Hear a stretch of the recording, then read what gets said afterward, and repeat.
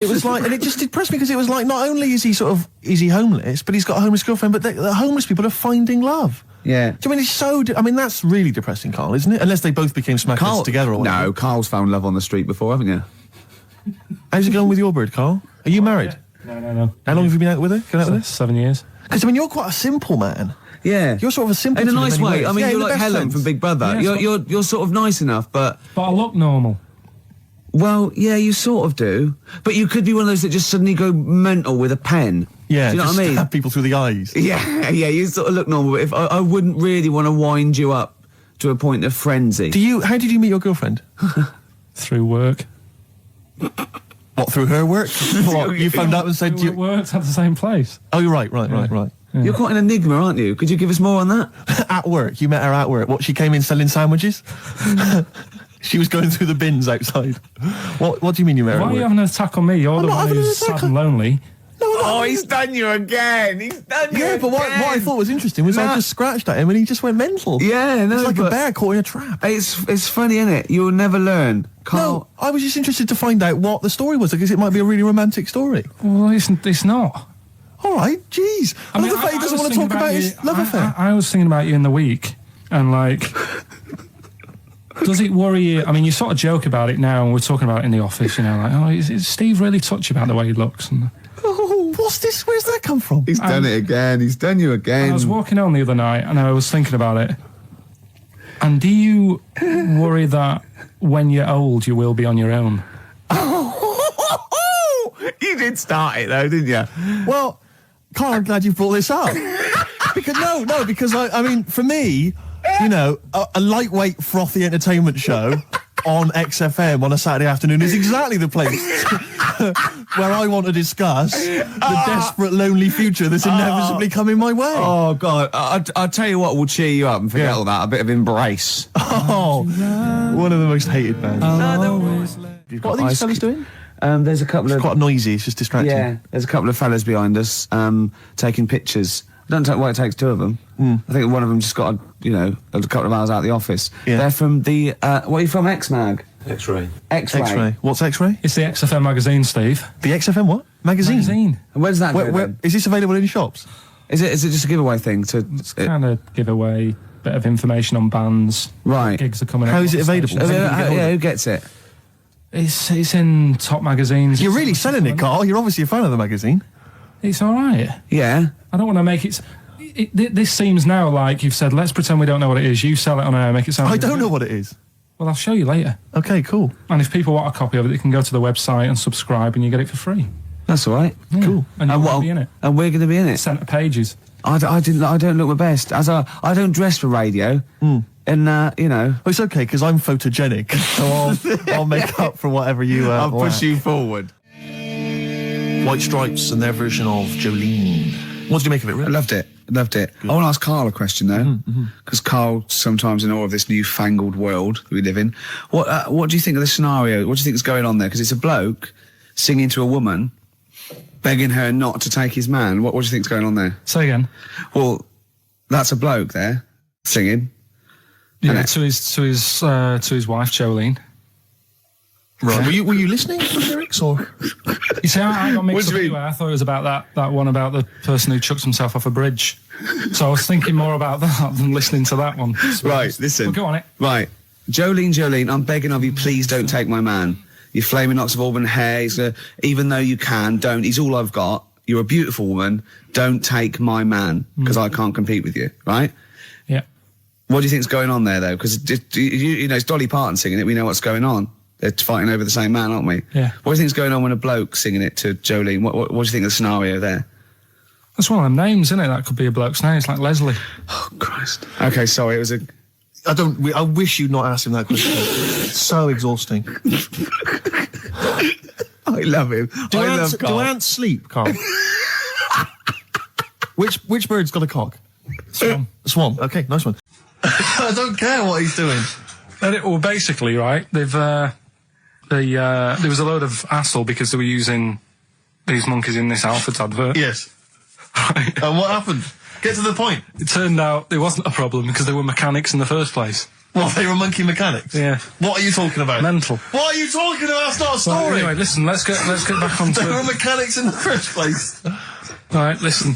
Right, so they're making this documentary. Right? And stumble across a little gang of... Come on! Get on with it, please. Little gang of monkeys. That's the first time I've ever laughed. I'll hear that. I know. Well, brilliant. What do you want, a cake? Come on. Can we play a song? Oh, I don't understand what is wrong with you, you freak. It's making me laugh. Just tell us the story. All right, then. All right. So anyway, right, so there's this documentary being made. They found a little gang of monkeys. Right, play a song. I don't know what's going on here. I apologise. It's as if you were looking forward to monkey. Got to hide your love away. According to the Beatles on XFM 104.9, I'm Ricky Gervais with me, Steve Merchant. Right, Carl, come on. Monkey news. Everyone's composed. The jingle, please. Oh, chimpanzee that monkey news. Excellent. Okay. Right, where were we? We were just start again. There's some people making a documentary. For what? Okay. Making a documentary in the jungle and that. Right. Stumble across a little gang. Okay, come on. All right. A little gang of monkeys. Yeah. Oh, come on. So the camera crew are there filming it. Yes. Everything's going normal. It's all fine. Nothing odd about it. Okay. They're not running a restaurant. They've not got any barber shops. Nothing. No. Just regular monkeys going about their business. Yeah. So anyway, what normally happens is the monkeys sleep with the partner. They already do what? They don't sort of sleep around and that. Once they find the girlfriend or the boyfriend or whatever, yeah, they stick with them, right? Okay. But anyway, they were watching this one, right? And it's going around a bit, sleeping around. Oily. And it was getting fatter. They thought, this is a bit odd. Yeah. Right? So followed it round and see it having it away.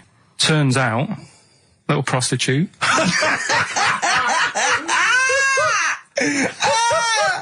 Oh, God! It's a little monkey prostitute. And it was getting fatter because it was charging them bananas. What a load of old rubbish. Charging them bananas! What was it, a boy or... It was a... Woman. Little woman monkey. That's the most extraordinary monkey news I've ever heard. Oh! That is genius! Has this documentary been televised? I don't think it's been on yet. No. And that's all the information you've got? Yeah. And is that's one banana for everything? Now, half a banana is for... Just oral. A poor job. Right. If you want full-blown monkey sex, it is 2.5 bananas. Sure. So, Let's just play a song. Okay. let's just play... All right, well, this is our penultimate show, so we're back next week. We're going to make it a barnstormer, I'm sure, lads. I want 100% behind it, 110% next week. All right, none of this giggling, none of this infantile giggling, like two schoolboys. Right. All right, we're going to come back, we're going to have some quality monkey news next week. We're going to have all kinds of treats, I would have thought. Okay. Some great prizes. All right, are we okay? Yeah, We all best show. behind that? Let's make next week the best show ever. Good luck. If you miss it, then you miss out. We're ending with a track from a couple of years back. I think it was 92, 93. Dinosaur Jr. Start Chopping. Play that. Start playing. Forget start chopping. Start playing. All right. All right. See you next week. Yeah. Anyway, it's what everyone's been waiting for. For the It's what last Carl time. exists for the last time. It's monkey news. Play the jingle. Oh, chimpanzee that monkey news. Right, are you familiar with 100th monkey? Keep The what? talking. 100th monkey? 100th. Yeah, like as in like, or more than 99. 100th. Yeah. The 100th monkey. Yeah, are you familiar with that? No. No. Anyway, thanks. That was monkey we'll news. leave that Next then. week, Adam and Jet. What do you mean you're going to leave that? Well, I thought it was a popular phrase or something. What, 100th monkey? Yeah. What do you mean a popular phrase? What, why? What? Because you're going to do songs and phrases with it next week. We've said it once before, 100th monkey. No, it's just, it says the expression 100th monkey. Well, do It's it anyway. where What's the comes from. story? Well, it's from the 1950s, right? And the way they got it because they were following some monkeys about, right? And they started Who was? Who was? It what? was. journalists Oh, yeah, why? Oh, yeah. just to see what they're up to. Right? Okay. So they're following some monkeys around, yeah. What was it? What, a documentary? Anyway, one of them Come on. Come on! washed some potatoes Right. Okay. Right, let's leave that. Right, let's leave that one. Come on. A monkey washing potatoes?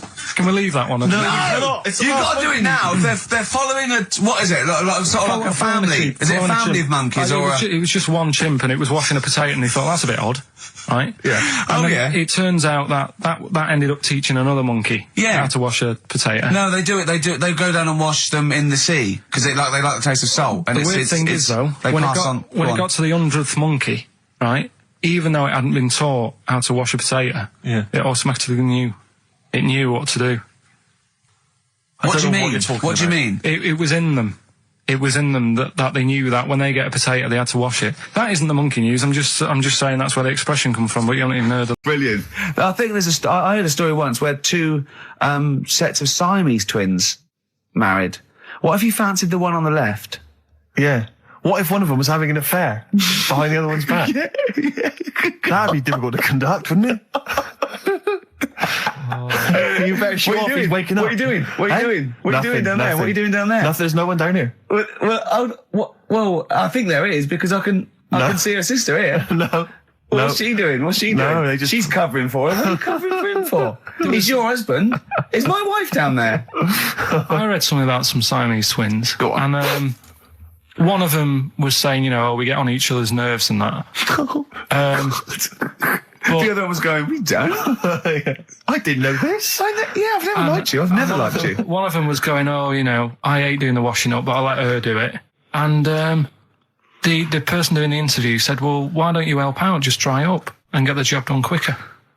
And she was like, no, I can't stand it. I prefer just to hang around there and wait for the other girl to do the washing up on her own rather than help and get the job done. Sure. Just selfish.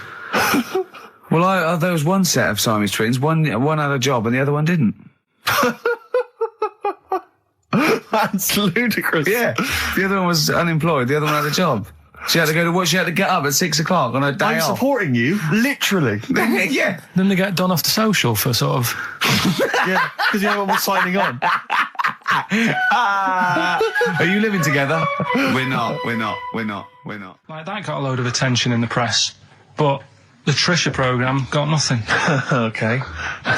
Which, I know, Steve called me up in the week, right? 10 o'clock in the morning, I was at work, and he goes, She thinks so at 10 o'clock. She preparing this show. Most people go to work about 8, 9. Are you watching Trisha and that? I said, no, what is it? He goes, you'll be loving it, right? Freaks, was it, Help Me, My Mum's a Freak? Siamese twins. Right, so I couldn't watch it, but he said, it might be on again, because they repeat stuff on ITV2. Right. So I had my dinner late, right, instead of having it at 1 o'clock like I normally do, I had it at 2:30, sat in the office, put the telly on, ITV2, these Siamese twins. Did it blow your mind? It was amazing. We talk about a lot of things on the show quite a lot. The Airy Kids crop up a lot. I was waiting. It's been 10 minutes and you haven't mentioned the Airy Kid. Right, and last week we were talking about Siamese twins, weren't we? So it was weird that this programme was on, but it was amazing. I mean, what I think you can't refer to them as Siamese twins. I think they're known as conjoined twins. Why? I think Siamese is maybe considered derogatory or as an old antiquated phrase. Yeah, I think it's because the first famous ones were actually from Siam. Right. And that doesn't exist anymore. No, it's conjoined, Carl. Yeah. Get the phrase right. But you think that if that's happened to you, that wouldn't be that sort of offensive. The names that you must get called. Right. You think that's least you Siamese twins, I'd say, well, that's, yeah. Now, were you stunned by where they were connected? Just live with it, we'd say. Because they were connected, of course, at the forehead. Oh. Sort of, which was quite extraordinary. God. What if one had bad breath? That wasn't a question that Trisha asked. Annoyingly, because I know that much of the audience was thinking that. There's a few things that didn't crop up. What questions would you have asked of them? Because what things did you feel weren't mentioned? I'd love to just watch Carl watching amazing things. Exactly. Do you know what I mean? It's like early learning thing. Mouth slightly open. Yeah, mouth open, dribble, looking round to see if anyone else has seen it. You know, I hate that. Like when a cat sees a bird land on the balcony. Exactly. It can't believe it's luck. I'd probably say, how do you buy her a birthday present? A surprise gift, yeah. Because everything's ruined. Sure. Right? I'd probably ask... Yeah. Well, did you not think it was interesting that one of them had a boyfriend? Well, that was a bit weird, wasn't it? Uh-huh. But what was the other thing I was thinking when I was watching it? Was thinking if one got into crime and that was sent to prison, Right. what would happen? How would you handle that? It's brilliant. It is brilliant. If a chimp could talk. And what was the other one? The other thing was, what did he talk about? Because it's not as if you can say, oh, guess what I did today? Do you know what I mean? Yeah. So...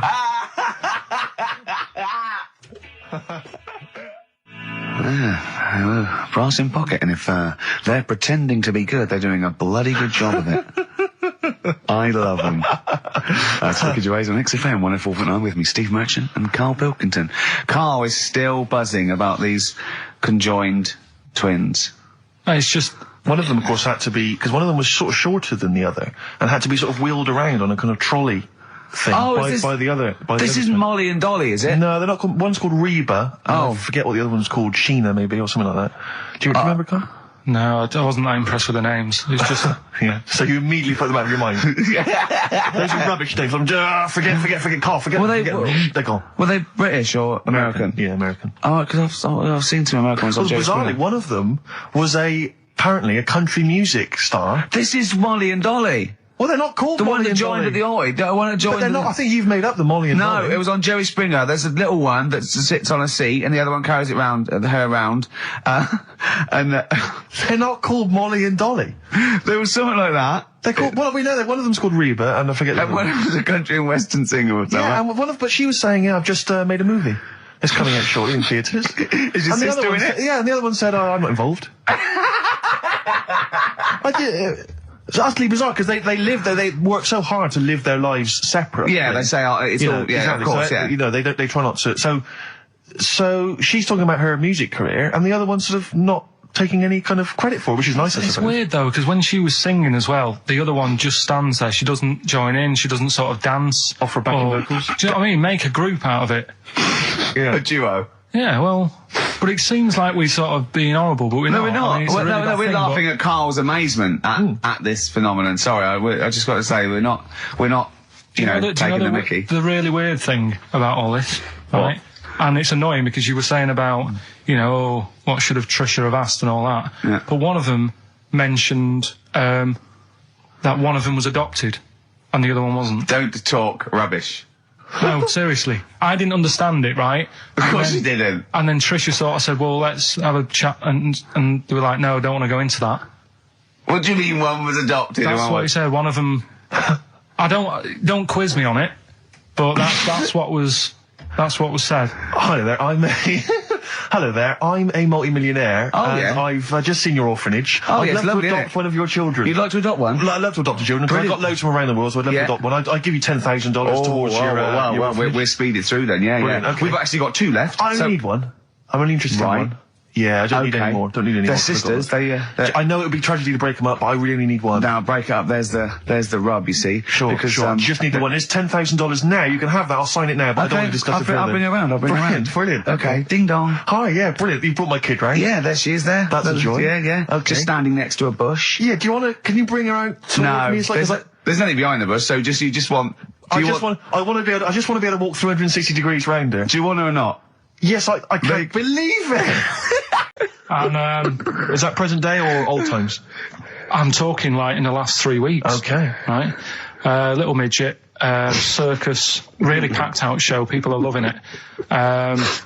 Steve, you're asked the same question I did. I know. So there's little midget jumping up and down on a trampoline.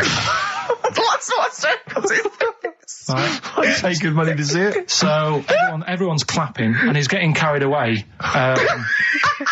Because he can't believe they're loving it. I didn't know they'd like a little person on a trampoline, but they love me. But you know what it's like when, if there's a crowd of people sort of encouraging you to sort of go higher and stuff. Yeah. And I'm sure he knew it was getting out of hand. But he was jumping and he was coming down the road going higher and he's going really high in the air, right? So he's doing this, crowd are clapping. There's a hippo, right, just sat next to the trampoline getting ready to come on and do his act. Oh, right. I thought he was in the audience. Getting ready to do his act, Steve. Yeah. So he's a ventriloquist. What do you mean he's sitting by the trampoline waiting to do his act? Because he's Why does he sit in the dressing room and they go, 5 minutes, Mr. Muss, 5 minutes, Mr. Muss. So anyway, right? So the hippo's there.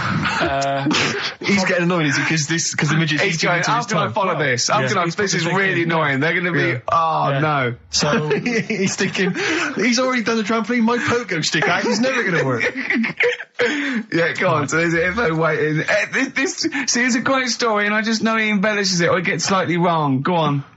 So there's a midget jumping up and down. The hippo's getting annoyed. The crowd are going mad. The midget's loving it. Can't believe his luck. Although you think he probably knows he's dicing with danger. Yeah. So next thing you know, they're all saying hi. He gives it one big, heavy sort of landing on the trampoline, goes really high, but goes off at a funny angle. Oh, hypotenuse. Okay. Yeah. And sort of flies up. Hypotenuse! Sure. Flies off at a funny angle. Oh, dear. Hippo's there, swallows him whole. Crowd are clapping, thinking that's why the hippo was waiting there. Rubbish. Rubbish. Right, that's Aqualung. Good time's gonna come, innit? Right, Carl, come on in, educating Ricky. So, don't let the cat out of the bag, that's where that comes from. Comes from a crafty butcher. Right, go on then. So the next little headline is, Wash Up With You. Wash up with you, go on. You want to know about that? Yes. It's a survey that they did. This week. They? Yeah, some university did some survey. Brilliant. Did a world test on washing up. Yeah. And each country were given 140 pots to clean. Brits were the quickest. Yeah. Turkey were the slowest at washing up. The Turks. It's not because the little fellas that work in the kitchens with no... Is it? They can't reach. Spain were the cleanest, and the Germans were pretty good as well. So...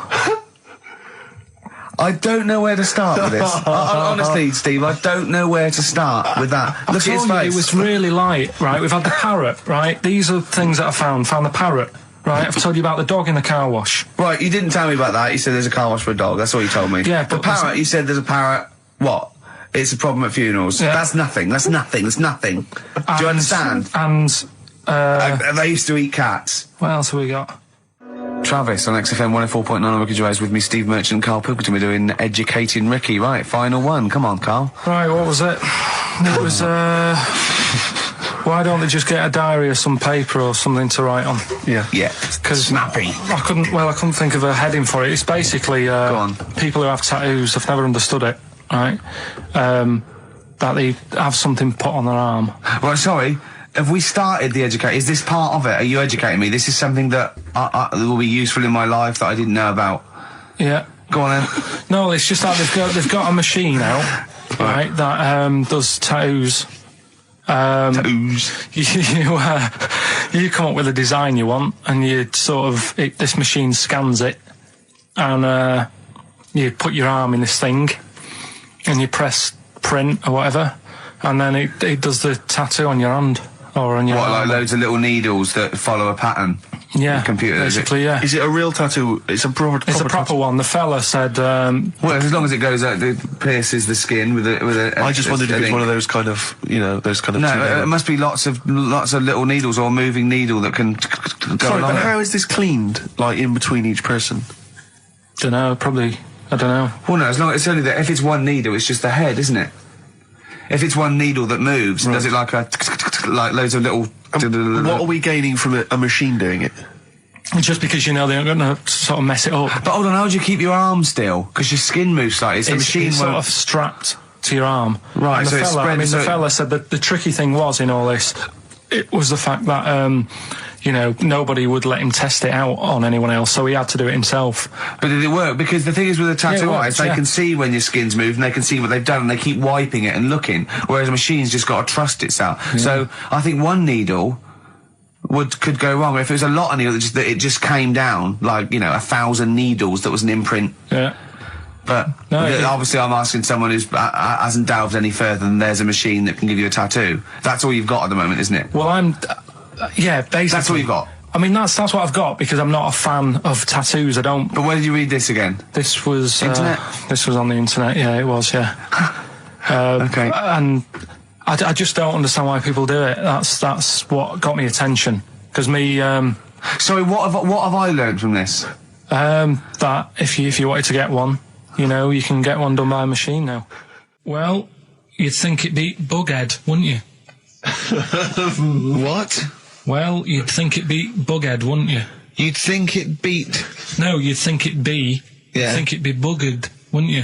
Bughead. Bughead. This can't be. If this is anything with a bug living without a head, I'm not interested because we've done it. All you've done is fun. Let's just do what a cat. So it is that. Do I do that one first? Which one are we doing? No, do the Bughead one. Right. Well, the Bughead one. Well, we've talked a lot about animals and that, haven't we? Without heads. Surprisingly, we have. I think a disproportionate amount on it. If you're a new listener, and this is the first time you listen, you'd be surprised. Yeah, we've done all that. We've covered worms. The way if you cut their head off, it grows back. If you don't cut too high above its neck. We've covered the chicken, the fella who blinked. Yeah, I can't go into it again. Right, let's not go into it again. We've had the chicken with no head that lived for 8 months. Yeah. And we've had cockroaches living for a week without an egg. Right, okay. Well, it's a bit more on the cockroach front, really. Right. They've found, right, that if you get a cockroach and you cut its head off, right, and then you find a cockroach that's still got its head, but it hasn't got any legs. Right. Right, it's not over for both of them, right? Because what you can do, you get the one that's got the legs, right, with no head, sort of running around. Get the one with the head, sit it on top of it, right. Get a little tube, okay, so that the fluids. So is this auntie's go out of the room? Finish. This is like Blue Peter. Let him finish. You could get this for Christmas. Right, you get a little tube. You sit that on top, so the bodily fluids are still running between the two. Right. The head of the one on the top will control the feet of the one on the bottom. Okay. What about that? Good. And will it continue to live? Yeah. Okay, you don't know that for sure, do you? That was just a question out of the blue he wasn't expecting. Well, what do you think of that? Good, yeah, it's great. Yeah, just a primitive nervous system that can, yeah. Did you expect us to be more impressed and excited by that? Did you fall off your chair when you read that? Did you literally topple off? Snowbird from Mark Heights are part of his covers album. He's so happy that the XFM listeners understand his stupid clues, and he knows it annoys me. We've got some right answers. We'll be getting out the answers just quickly, just in case someone sort of missed one of them. I'll just quickly do them, yeah? Yeah, go on. First one, there's a load of letters. There's a load of letters there asking for advice. Put them on Claire's desk. Oh, a Merry Christmas. Ask your mum if you should. Oh, a Merry Christmas. And a couple of people were arguing in the supermarket. It was Christmas, that's why. Counter, and that's B. Okay, we'll give those answers out shortly. Yeah, right. Here's the last clues of the year. You had, there's a load of letters there asking for advice. Put them on Claire's desk. That was F. That was for foreigner. Foreigner. I don't know what you mean. Claire Rayner, she took advice, she gave people advice, so that's a foreigner. That is shit. Right. I'm sorry, that might be Christmas, that is absolute dark. A lot of people got the right answer. I know, that annoys me even more. Yeah. What I found is, I found out like a lot of monkeys' names, like that's how I found out about Oliver. Yeah. What do you mean you found out a lot of monkeys' names? Well, there's a lot of monkeys out there, and you think they're just called Monkey and what have you, but they're all given names, right? So this one that I found about, bit of a weird name anyway, it's actually called Crap, its name, right? And so they're not born with those names. It's not like their parents give them those names, you know, they're just chimps. Yeah. Well, this one, right? And it's called Crap. Yeah, I know. Right, but do you know what it's famous for? What crap? Yeah. No. Go on. Is it involved with this show? It's the first monkey to have its name tattooed on its head. Yeah, again, I will say not by choice. There is no way that a chimp would go down to Camden Lock and go, are you a registered tattooist? I am, yes. Yeah, it's the cleanest, yeah. Go, okay, Can I have a look through your book? Can I have a look through your book? I'm looking for something quite gothic, but, I'd like, you know, What's your name? Crap. Oh, I'm not sure I can do that because you're not drunk, are you? I haven't had a drink. I haven't had a drink. I've had some umbongo, and that's all. But no. What are you talking about? The first monkey to have its name tattooed on its head. What are you talking about, There's got to be more information. Don't tell me you're leaving it there. There's got to be more information. That was it. And then I read it thinking, well, that's weird because that means there's loads of monkeys with tattoos on their head. If that's the first one. No, it could be still the only one. The first and only. Yeah, but would they report that? What do you mean, would they report it? This isn't the Washington Post you're reading. This is mentalists who do websites about themselves every day. What? There's got to be a third Why is act that to that news? story. Why is that news? How did you come across that? Well, First nut monkey with tattoo head. I mean, what are you talking about? But why did it have its name tattooed on its head? No, it didn't say that. I mean, yeah, I know, it's mad. But he didn't say why. Was that enough for you, though? Did you feel satisfied having read that? Did you not have other questions? There's no way that is in the Guinness Book of Records. There's no way that is cited in the Guinness Book of Records. I just read it as like, what a weird name for a monkey. And then, you won't have that on your head. What would be a good name for a monkey? I don't know, anything but that, really. Yeah. Dave. Ted. But what do you think of that then? Well, I don't know what to think about it because I don't know what you're telling me. I don't know that that's news. I don't know that it's true. I mean, I don't know where to start with that. Is that all you found? You found something about a monkey? I'll tell you, right, when I was searching for stuff on monkeys, right? Yeah. I was searching around like I always do, finding information, right? Yeah. And found out, are you aware of the Iceman? The Iceman? Yeah. Go on. Right? And to me, the monkey thing was more... What's the Iceman? Oh, the man that was found in the ice. So you're aware A of him? Neanderthal man. Right, yeah. Ricky, do you know Not a about the monkey, Iceman? though. No, but I just was looking at, like, info. Right. The 5,000-year-old fella who was preserved in a glacier. That one. Yeah. Right. Yeah. Do you find that more fascinating than the monkey? Well, I know that it's true. Yeah, it is true, but do you find it more fascinating? Well, simply because it's true, I find it more fascinating. I can't act on some... if someone... anything that's true is more fascinating.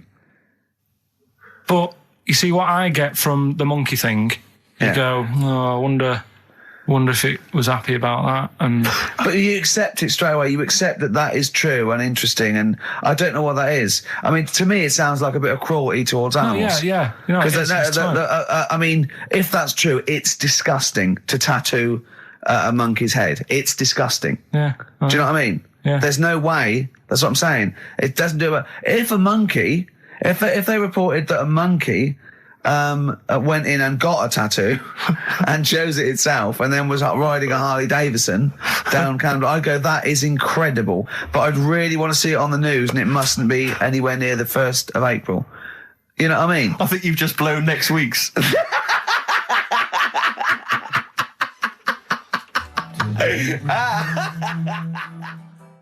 Well, listen, still to come, right? We've got the monkeys thing.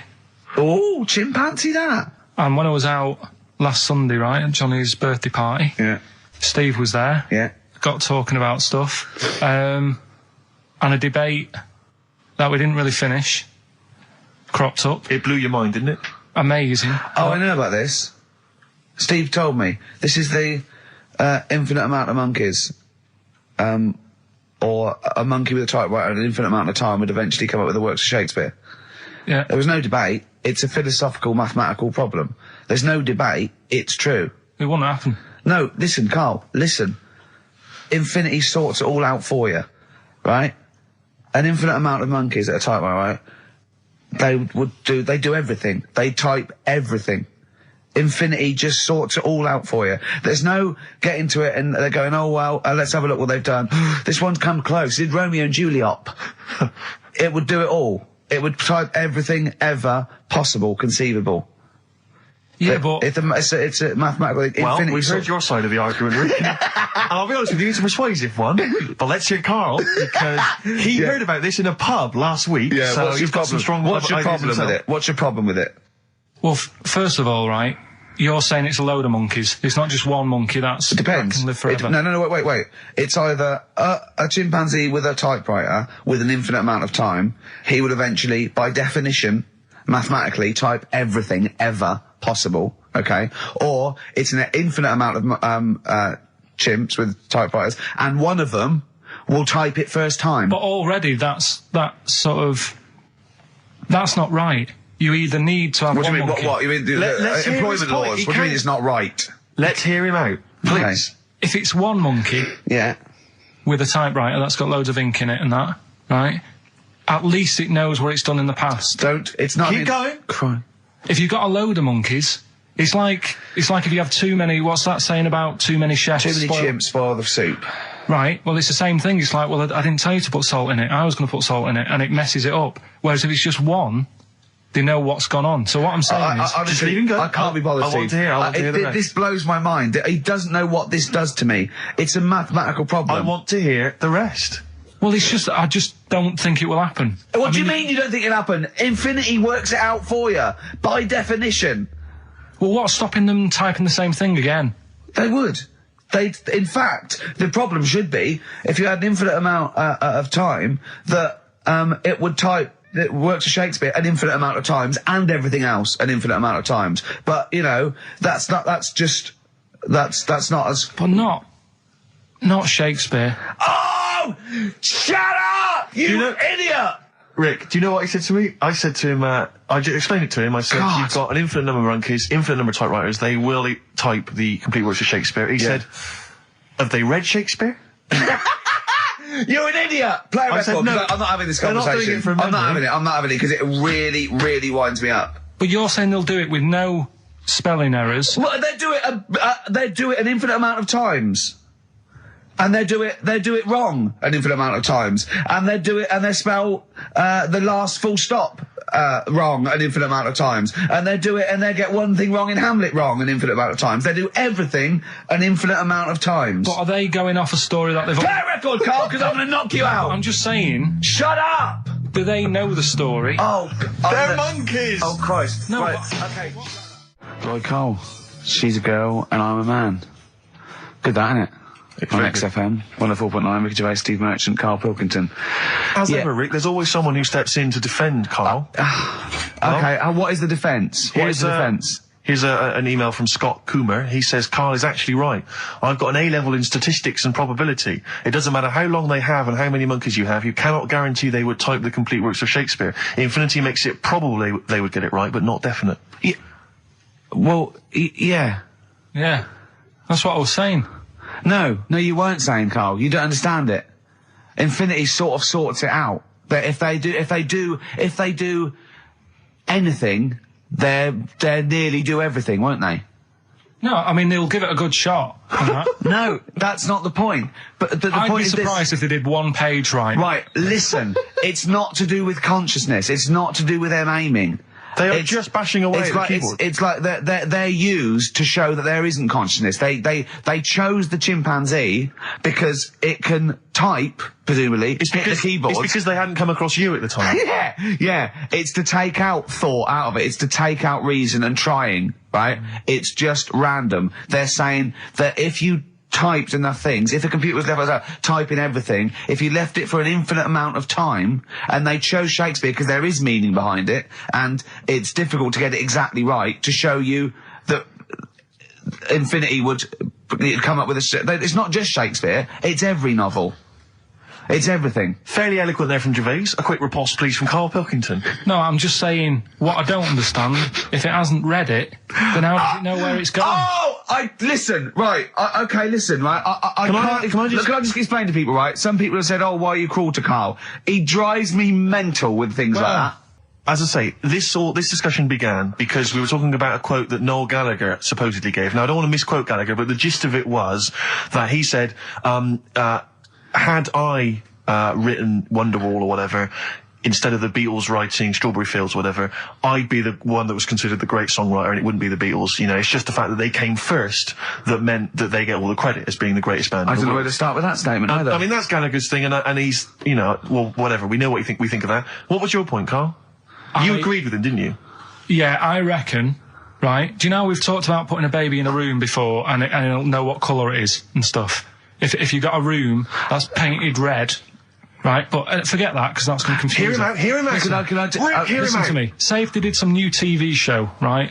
Like, what's that film with Jim Carrey in where The Truman Show. The Truman Show, right? So they make up a little room and some woman has some kids and you say, right, let's put the kids in this room, and they don't know what's going on outside. They don't know anything about, like, EastEnders and that. It's like their little world, right?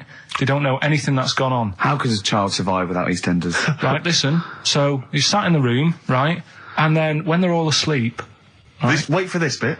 someone Have you heard this? Yeah, bit? wait for this bit. They're all in a room. Yeah. They're asleep. Yeah. someone pops in, puts a guitar next to the bed, right? Nips off out again. They wake up in the morning, and one of them goes, "What's this?" They don't even know it's a guitar because they've never seen one, right? They're talking English, though. Yeah, We just left guitar out of the vocabulary. right. So There's plenty more to come. one of them will pick it up, and they'll go, "I don't know what it is," and they'll start strumming. They'll go, "That sounds good, doesn't it?" Give them a few weeks, they could come up with Hey Jude. Whereas, type in Shakespeare, a monkey that can't even spell, I see that. can't answer it. I might come with you, Rick, if that's all right. We've got to sort out that Christmas special as well. Yeah, no, sure. Alright, I see that. I'm shooting off then as well. Cheers, Carl. Hang on, I'd love to have some monkey news, though. Go on then. Got any monkey news? Yeah, got some monkey news. Go on then. No, Rick, come on. Cheer up. Well, it's just sort of like, he moans that he's got too much time on his hands and he comes up with that Okay. shite. Monkey news. The jingle, please. Oh, chimpanzee that monkey news. Okay, There's excellent. been quite a lot of stuff going on. There was a few bits in that Guinness Book of Records book that cost me 20 quid. Yeah, well, that's not news, is it? They printed that probably last September. No, so that's there's one in there. new music, new monkey news from last September. You're a lord. Come on. Waster. Please, Ricky. Monkey news. Right, there was this monkey in a zoo in Brazil, Right. right? And there's a little man monkey, a little woman monkey, and You're a scientist, aren't you? Go on. and they said the people in charge were like, "Oh, wouldn't it be good if they had kids?" Brilliant. Right. So anyway, the chimps used to stand sort of, they'd have their little caves each, and used to sort of lean on the fence having a bit of a chat and stuff with each other. Right? With a chat, go on. Well, Just gossiping, yeah, gossiping. the equivalent sort of thing. Yeah.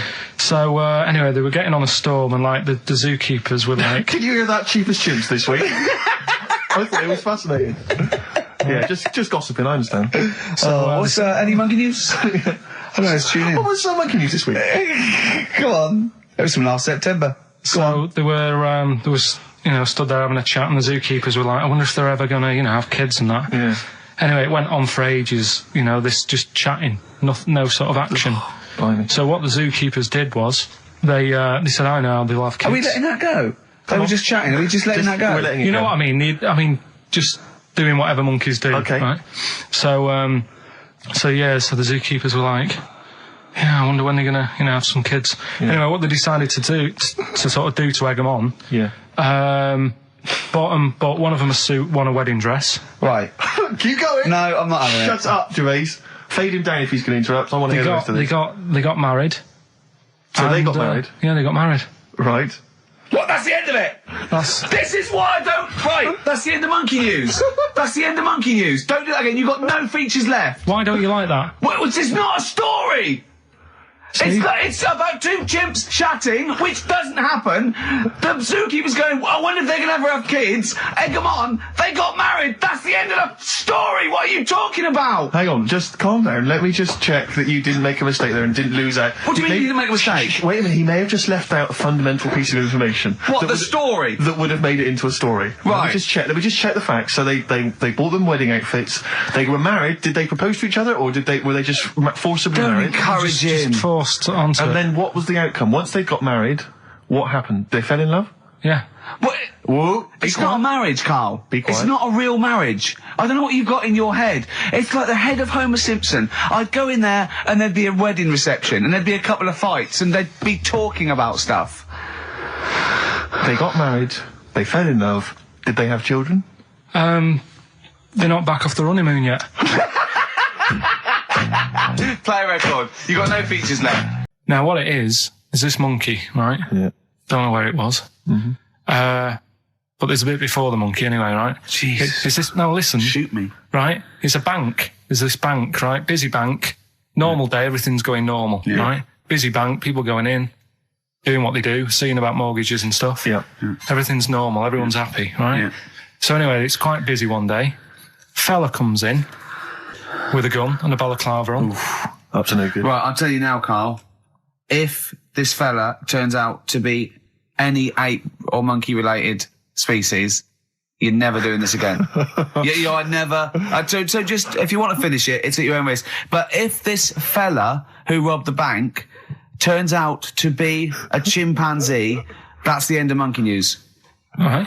Okay, let's hear the end. It's a lovely day in a lovely bank. Everyone's happy. Everything's normal. The man comes in the balaclava. Man comes in. Is it a man? Starts waving a gun around. Shut up, Rick. Let him finish the story. Starts waving a gun around. Yeah. Right? Up to no good. So everyone's thinking, oh, God, wish you didn't come in here. It's not going to be a good day. How tall is the man? Shut up. Let's hear it. Everything, oh, God. He's telling everyone to get down on the floor. Yep. In what, in English? In English? Yeah. In English? So. Yeah. So everyone's panicking. Everyone's getting on the floor thinking, this is it. This is, it's all over. Yeah. Just when you think, it's all bad news. Yeah. It's all bad news. Doors swing open. Little monkey wanders in. God, it's worse. Shut up, Rick. Little monkey wanders in, right? The robber's like, what's going on here? He's telling it to get down on the floor. I don't think he was taking any notice. No, right? it was just busy asking for coffee. It runs in. I don't know if it was kind of withdrawal or deposit or whatever. It wanders in, right? Goes up to the robber. Where did it come from? Shut up. Will you let him finish the story and then ask questions? That's only fair. Okay. Wanders in. Runs up to the fella with the gun, takes the gun and the bag of money off him. Everyone's like, yay, we've been saved. Then the monkey starts backing out with the gun and the money. Shut up. Sit down and I'm not having this. And Here's the end of the story. It does a runner with the money and the gun. No one's seen it since. You are an idiot. I mean, you have said some stupid things in your time. What are you talking about? It's a story that happened. No! What are you talking about? What do you mean it backed out? It came in, was it an accomplice? Was it an opportunist monkey robbery? What are you talking? Think, Carl. Think. I know it's mad. That's the idea of monkey news. We're telling people how monkeys are pretty, they're mental. They're up to no good. What do you think? They've never seen the monkey since. What, did he have a getaway car waiting? Did he swing his way to freedom? Where was this? There's no details. Don't talk rubbish. Well, yeah, Steve emailed it in. He's got it off the net. And the funny thing is... Can I see it? Have you got the information there? Yeah, the funny thing is, it wasn't just him who sent it. I had that a couple of times. So a few people obviously read the story and said, that'll be good for Monkey News. It doesn't say anymore. It doesn't say if he went off to Spain. It doesn't say, if he's on Crime Watch. Yeah. It doesn't say any of that. It's just saying that's what he did. That's the story. And that's what Monkey News is about. I've heard that they're making a movie version with Phil Collins. So I look forward to that and Julie Waters. So that's this week's Monkey News. If you've got any, if anything's happening don't bother. In your town. That's the end. No, that is the end. That's the end of Monkey News. No more Monkey News. This is bit of Queen. It says it here in this email, Rick. It's got to be true. Right. So that seems right. Oh, yeah. Someone emailed in actually and said, Carl, some years ago, did you die and they took your face and transplanted it onto that of a chimpanzee? It would make a lot of sense. I've never seen you. He always has t-shirts right done up and long sleeve. I bet he's hairy under there. Yeah. I bet you are hairy because you have to shave right up to your eyes. You're one of them, aren't you? And I can see the growth and it comes out the top there. Are you really hairy underneath? Pretty hairy. Are you really? Well, what's up with that? You're a humanzee, aren't you? That's why you're fascinated with them and why your IQ is sort of about 80. I think you might be. You might. I don't mean there was any. I think it was a genetic sort of throwback. Well, you're pretty hairy. Look at your arms. Just look, give me that banana and shut up. So we've talked in the past about snails who sleep for 13 years. No, you have. That's never been confirmed. In fact, the expert hadn't heard of it. Well, they do. Okay. I read it on different sites. Okay. So how much does it take to wake them up? Got you. What do you mean?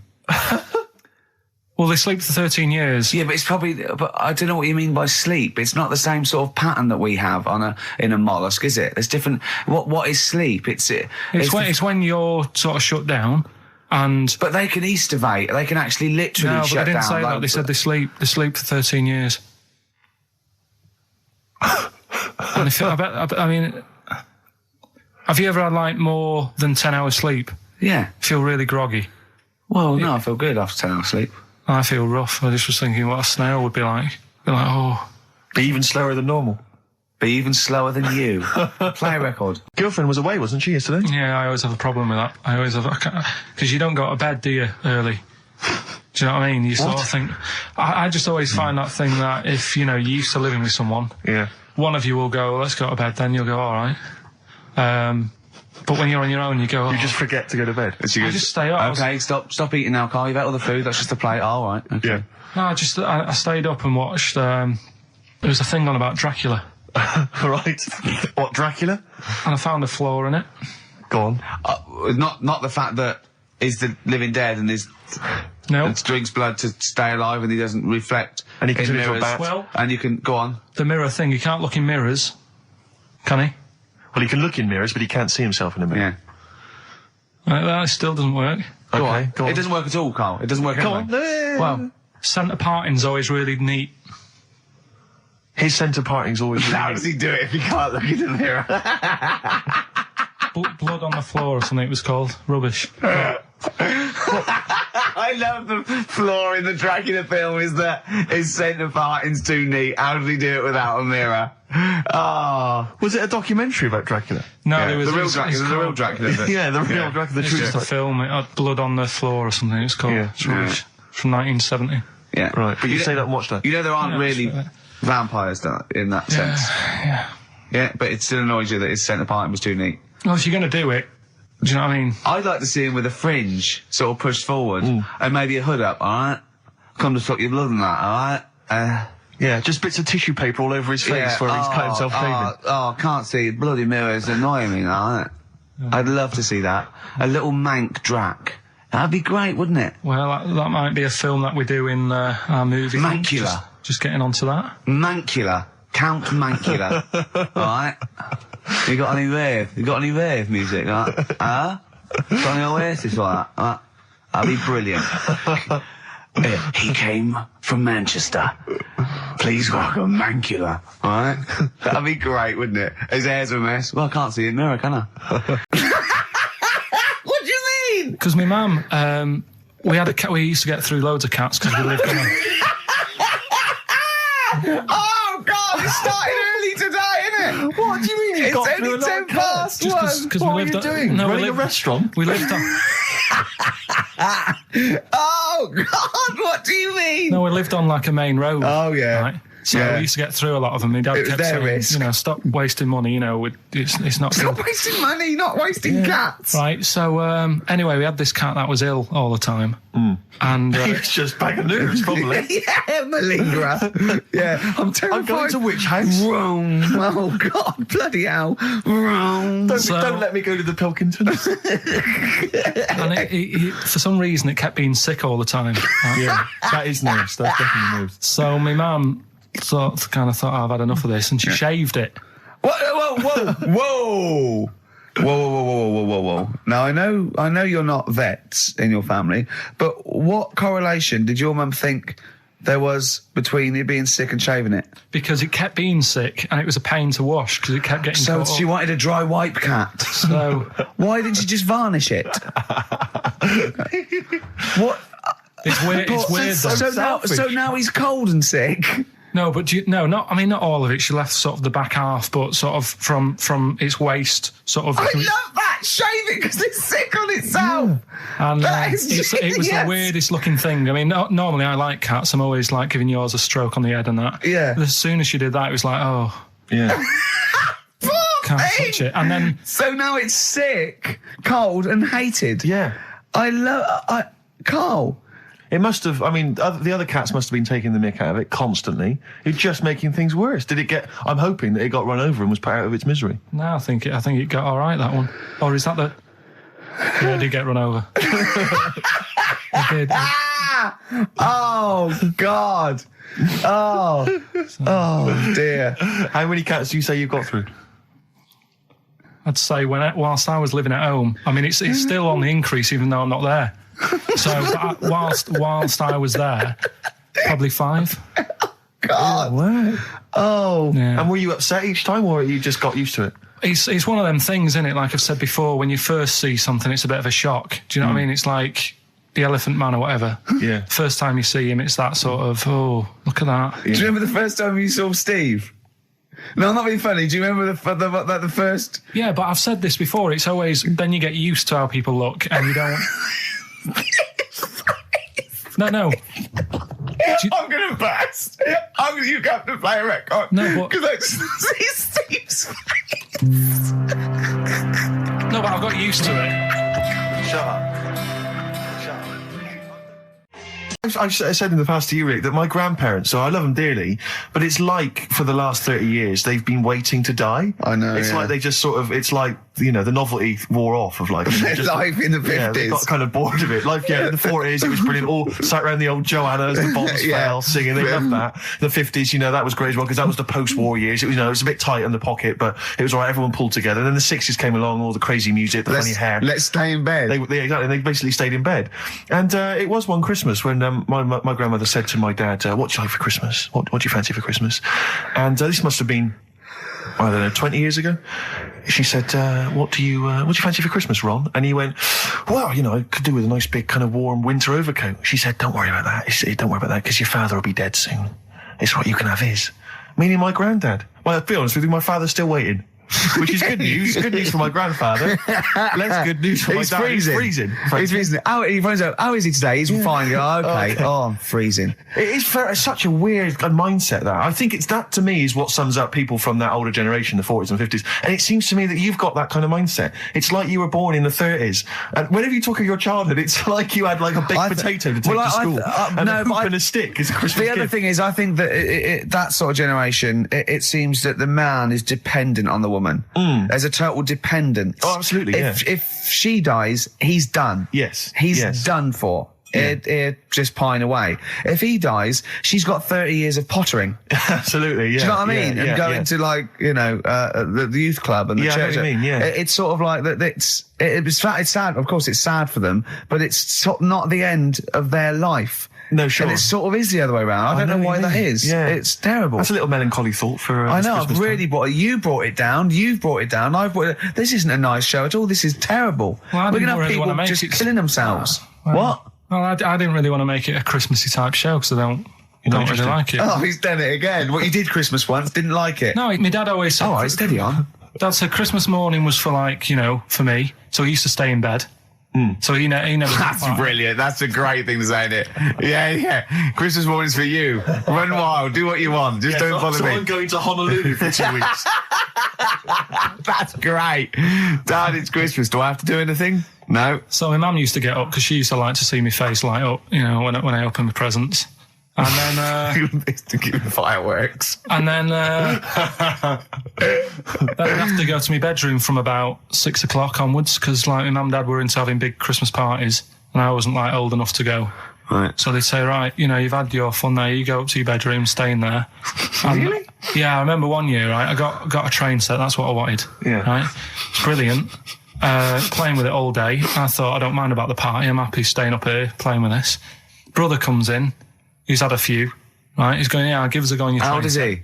He's a bit older than me, so he might have been like, let's see. Well, let him be 18. About, yeah, probably about 18, 19, and how old something were you? like that. I had a train set, so I don't know, about 14. something like that. Yeah. Right, so I'm playing on that, loving it and stuff. And then he comes in and goes, oh, give us a go. He turns the transformer up to like 14. He went really fast for about 5 seconds, broke it, and then he went back downstairs. Wow. So Christmas, I hadn't even got to Sounds Christmas like Day. the Conservative government with British Rail. Satire, that is. Rick, I just thought that there's satire. If there's any satirical shows listening or it doesn't work in any way because there's the analogy falls down No. apart from there being a train. Think it through, though. British Railways trains. Yeah. And the government broke the trains in many. Well, they didn't break them, like, not officially breaking them, but they kind of. It does work. It's perfect. Oh, I'm very pleased with that. And I can't. And no one's asked him to be on. Have I got news for you? It's weird, isn't it? Because it is strange that when you've got a satirical mind that's as quick as that. Yeah. All and right. it's broke your little train set. So what did you do? I just like watched telly and had some sausages. I bet you were happy with that, though, weren't you? Oh, it's a bit annoying, though, isn't it, when your main present of the year's been broke. And then, did it ever get it fixed? No, that was it. That was it. Put away. I'm intrigued why your parents wouldn't let you come and join in the festive fun. Was it like really debauched down there? Was it like eggnog everywhere? this- Well, just no, a lot. but I mean, that's fair enough. 6 is a little bit early, but I just think, you know, if you're a kid, he had his fun, put him to bed at 8, maybe. And Do he you think won't. so on Christmas Day? I thought that was a day for family. Well, not if there's a party going on. And Well, then don't have the party on the Christmas Day. is Well, my point. that's another option. Yeah. Your parents are weird, aren't they? A strange breed. well, Absolutely. The Ricky Gervais show with Steve Merchant. Hello there. And Claire Sturgis. Hello, Indeed. boys. Carl's ill. Well, he's not here. I mean, I never believe people when they're ill. I think they're always malingering. I never take any days off work. I just think you can drag yourself in unless it's life-threatening or... To be fair, Rick, can I just stop you there? It's not so much that you take days off as you'll just suddenly decide around lunchtime that you've overeaten and you need to go and lie down. But I'm my own with boss. a cold compress. Yeah, and but a I'm my Swedish own... masseuse.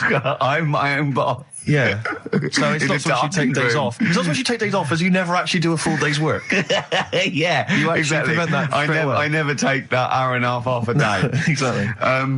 XFM 104.9. So what's the story, Claire? Do you know anything about Carl? Do you know what his illness is? I think he's got this sort of cold virus that's going around. He phoned me yesterday. He did sound poorly in his defence. A little Poorly. bit croaky. Well, I'll tell you what. He I'm coughed a bit. I'm not being funny.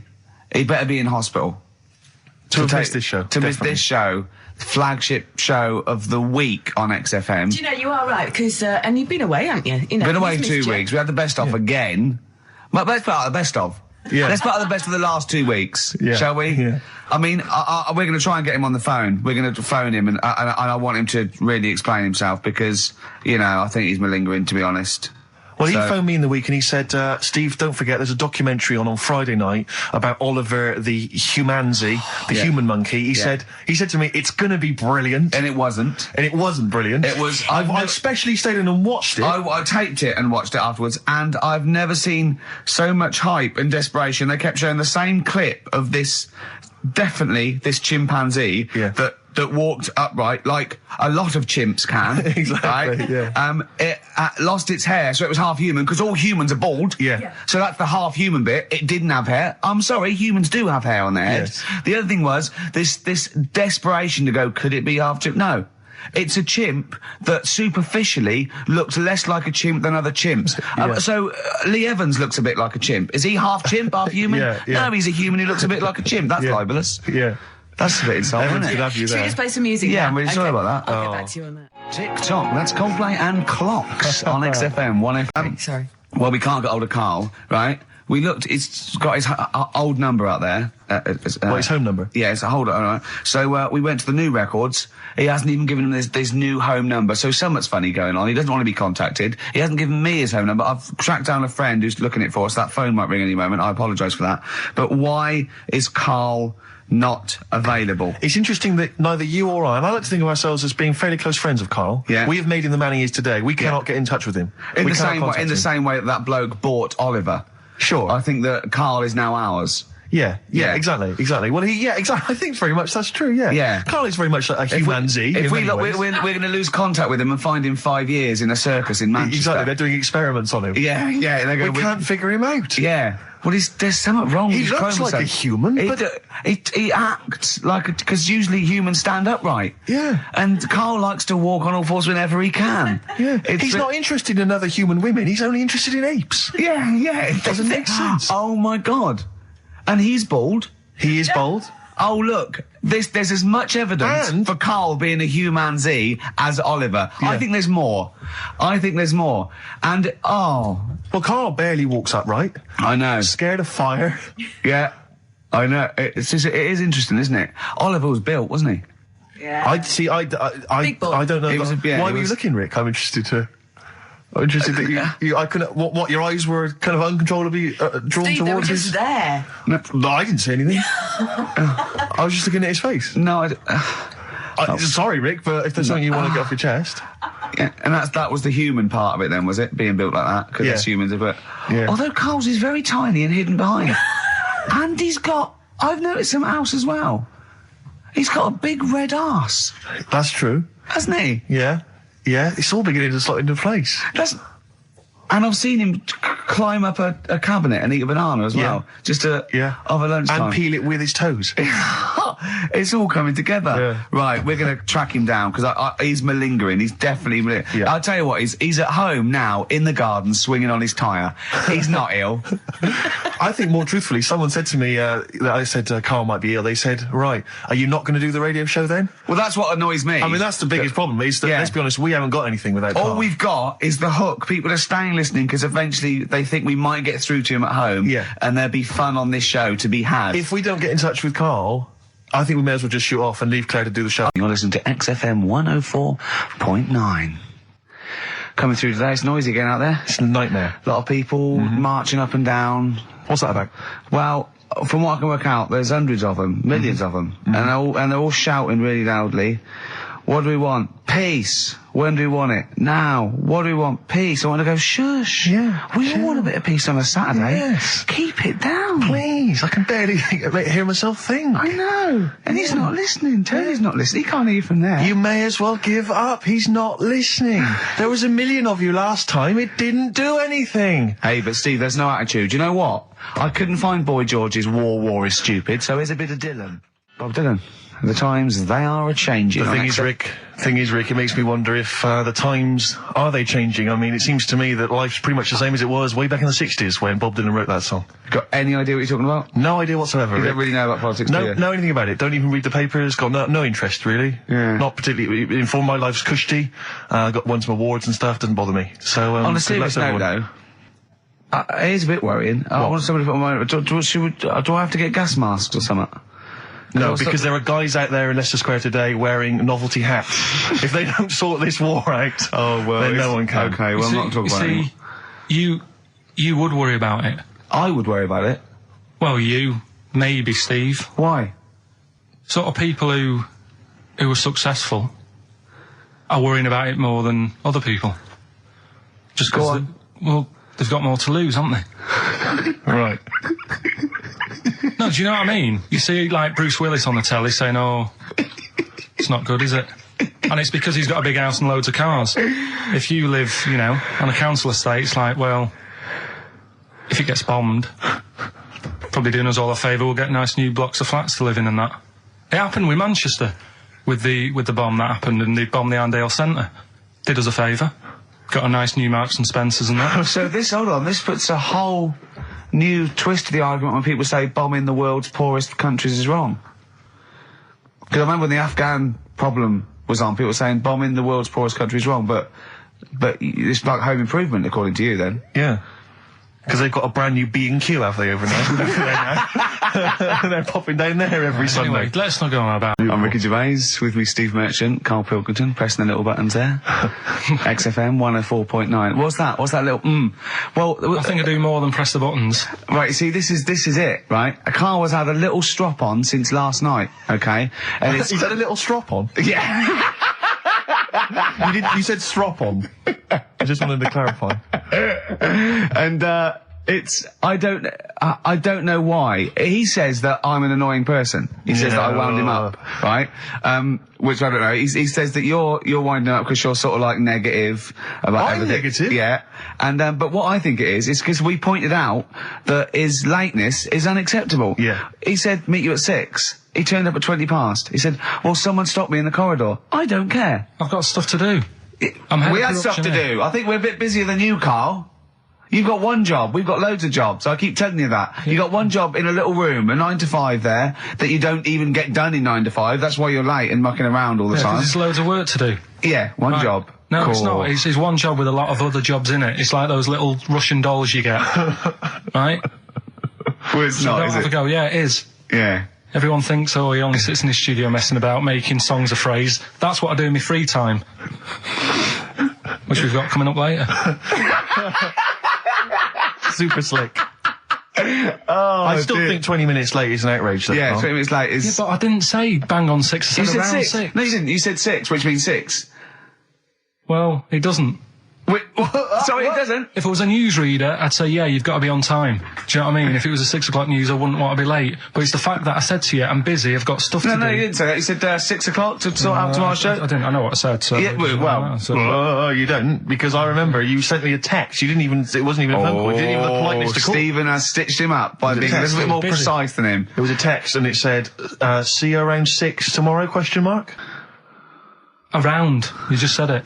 Well, Around you were 6. That doesn't count. That doesn't mean anything. Well, yeah, no, he does. What? So all right, You told me he said 6. Well, he did. I'm paraphrasing. 6 o'clock, Rick. To me, even if it was around 6 o'clock, that would be 5 to 6 or 5 past 6. It would not be 20 minutes after the event, because that is late. Well. Well, you've got nothing. You see, you haven't even got an excuse. Yeah, but then I turned up, right, and I said, right, well, I think at one point you were trying to be sick on my leg. I do remember that. Yeah? Why? Just for fun? Yeah. All right. So that's when I started getting annoyed. He was very annoyed last night. No, yeah, okay. Yeah, I can see where that could be annoying, but you just got to think, hey, look, so what? It's, Well, I think you rub each other up the wrong way. Yeah. That's the problem. well, no more cheap as chimps today. Right. Nothing to replace it because we didn't have a chat. Songs of phrase, we're doing that. You can win some stuff. Yeah, we've got the film that we haven't done for the last 2 weeks. The final film, we won't be doing Let that. him down. There's 2 weeks. So you're 2 weeks late on that. Can I just ask, guys, is there going to be some great music? Yeah, well, what I've got about something from the Only Ones? Yeah. The classic, No, they're doing Another Planet. Brilliant.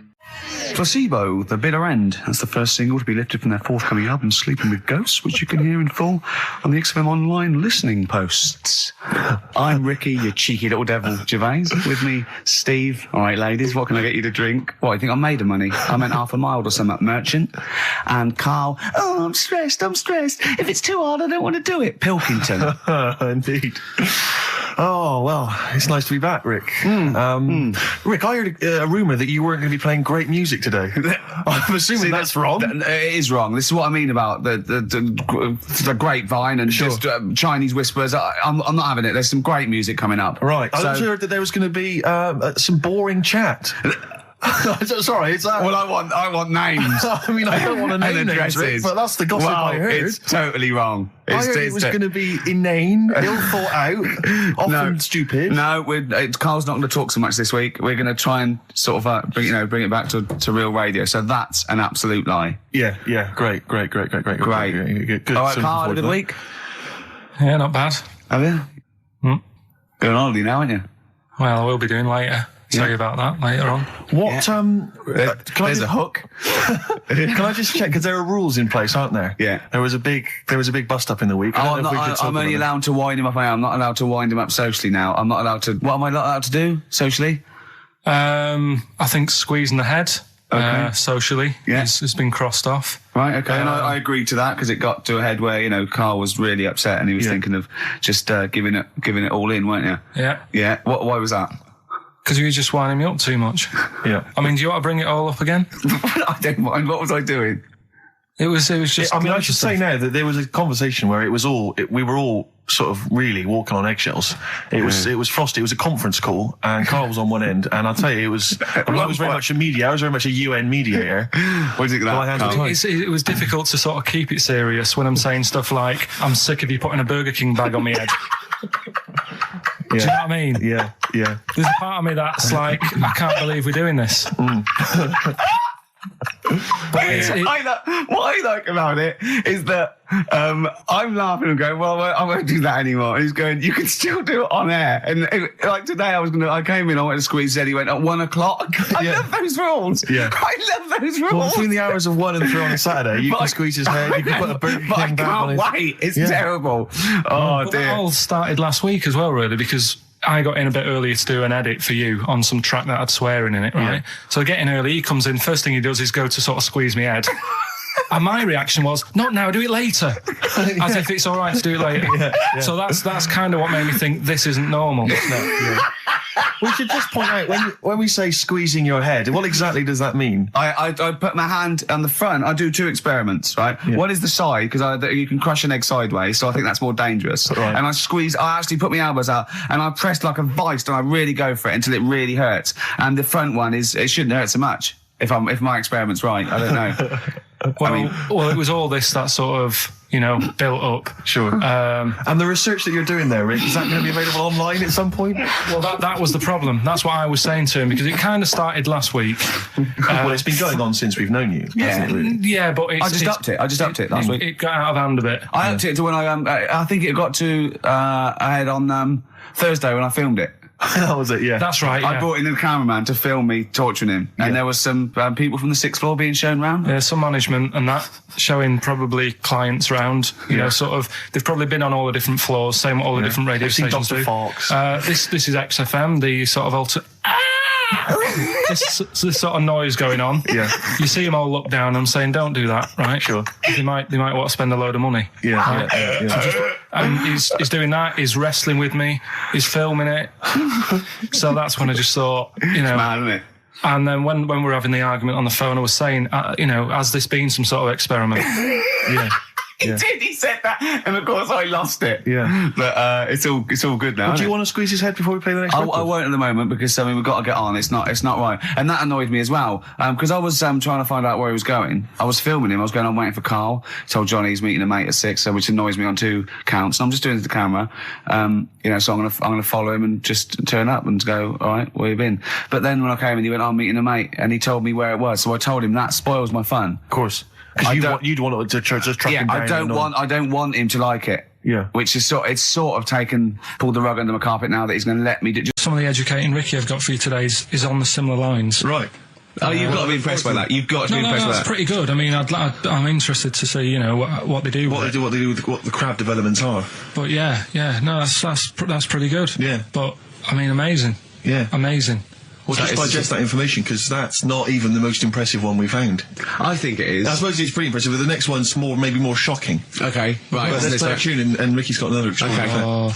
Have you actually punched anyone yet? Have you actually? No, I haven't punched. I've punched pads, and I've punched the bag, and I've sort of sparred and that. I know you're going to get a chance to punch someone. As I suspected, my punching power's all right, but my fitness is. I mean, I felt like I was smoking. Yeah. But there's bits of lung that haven't had oxygen in them for 20 years. Yeah. And it's ridiculous. And also because it's not only it's being filmed, but there's other fighters there that are ridiculous. They're like machines, right? And it's that thing. I can go right. I can come out on top, but die now of a heart attack, but never give up. Or I can sit down and go, I'm sorry, I feel ill. And I chose that one, and of course they took the mick. Well, of course. But I mean, soon. As I said, I haven't got the respect yet of the boxing fraternity. But how long have you got then before? 4 weeks. Okay. So and do they think that they can turn you around health-wise in that time? No, they're being realistic. No, they're going to they're going to teach me the basics and see how it goes. Right. But I mean, and each round is 4 seconds. Is that right? Yeah, 2 4-second rounds with a 2-hour break in between each one. Sit down meal. So give them a number. I want serious suggestions of my fighting name. Nothing insulting. So we can actually use. Well, let's give out the email. That's always the easiest. Ricky.Gervais at xfm.co.uk. What's the number, Carl? 08700 800 1234. And it doesn't have to be in the middle. It could be at the beginning, like the Rage. Okay. Ricky the Rage. Ricky the Tits. Yeah, sure. Ricky the Man. Play a record. It was a good day, Ice Cube talks to me about my life in the pub. Yeah. A couple of emails are already coming in, they're flooding in, Rick, inevitably, as boxing name suggestions for you. This is one from Matt, I think. He's given a couple, actually. Ricky the Pudding Gervais. Ricky Big Mac Gervais. There's a theme here. Ricky Pasty Gervais. The pasty. I quite like the pasty. Here comes the pasty. As Karl said, he said the thing is, if you have a really good nickname, it's embarrassing when you lose. Whereas if you just call yourself, it's not so embarrassing when you lose. Karl, this is doing no good for my ego. Do you know what I mean? If you have like Killer Gervais. Yeah, and then you end up like vomiting, choking on your own vomit upside down, hanging out the ring. What happens if you win? Do you have to do something? Whereas there goes the pasty being stretchered off in the first 2 minutes. Yeah. It's not such a problem. There he is, being lightly basted. And chucked down a mine. What do you mean, what do I have to do? Say if you beat Grant, say if that happened. Yeah, what happens next? What do you mean, what happens then? What? Do you think, this is a contention fight for the big one? But do they, Well, then we make Ricky 2. No, but do you know if they're planning on making more money? Because it's for comic relief, isn't it? So what happens on the night? No, it's for a charity of our Comic choice. relief would make sense. Yeah. Well, Yeah. Whatever, right. Yeah, it was last time. I think it was last time. Is it sport relief? It's not sport. It was last time, yeah, but I think this is a programme where And how do you make money for charity from this? Do we pay to sort of, for how many punches to the head you're going to take? Or No, I just how think long you're going to last? I assume the BBC donate money, or someone, or a sponsor or whatever, I don't know, just donate money. Because it's actually a programme, this is more about a programme with a charity angle. So, yeah. So as if you get, killed, there's more money and food to go around. Maybe. But no, I mean, the thing is, what's the next step? Because if they go right, yeah, well done, you've won, thank you very much. Well, Carl, what do you expect? That its winner stays on? Yeah. Like in a fair, where I go out there and I let people punch me. On Bernard Manning. Yeah. And then my twin gets up. Yeah. It's just it's a programme. He's not going to turn pro. It's like faking it. Yeah, but what's the point if it's not going to go anywhere? Well, sorry, him fighting Grant Bovey in a ring is not entertainment enough. Yeah, what's the matter with you, Carl? Grant's going to get his face pummeled in. That's Coldplay, The Scientist on XFM 104.9. Right, competition, isn't it? No, it's Educating Ricky Part 2. Oh, is it? Yep. I wasn't even listening. He's doing all the work, I wasn't even listening. I want to spill some water down that. Right, what's this one again then? Right. What's the teaser headline?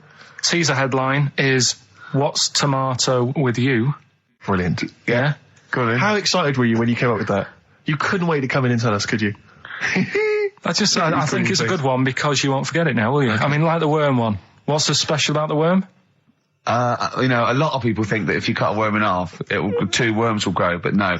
What happens is if you cut the head end slightly nearer the tail than the tail will die, but the worm with the head will be okay. So, it's exploded a myth, and it taught me something. Right, so the second one, part 2 of Educating Ricky. What's tomato with you? Yeah. What this one's about is, ages ago. This is scientific. There's never a date. There's never a country, a location. Okay, settle down, children. This is A-level history. Right. Once upon a time. Yeah. When a mental place with swords was a king, forget his name, but he was a loony. And it was literally ages ago. Yeah. So, good luck in the exam. Yeah. Right. So, alright, many years ago. Oh, yeah, cleared that up. Go on. They thought tomatoes were poisonous. Right? Okay. Because what Hold on, are they going to be proved wrong at the end of this story? Well, because I don't want to give away the ending, but is it something to do with the... Are they poisonous tomatoes? No. Oh, you're having a laugh. I don't believe it. Go on. They could have been eating tomatoes all this time. Oh, Steve, what's tomato with you anyway? Okay, so hang on a minute. Let's just recap quickly. Many years ago, when people thought tomatoes were poisonous. Yeah. Go on, yeah. Well, they didn't know they were poisonous then because they were still eating them. But what was happening? Well, they're not. But they're not poisonous.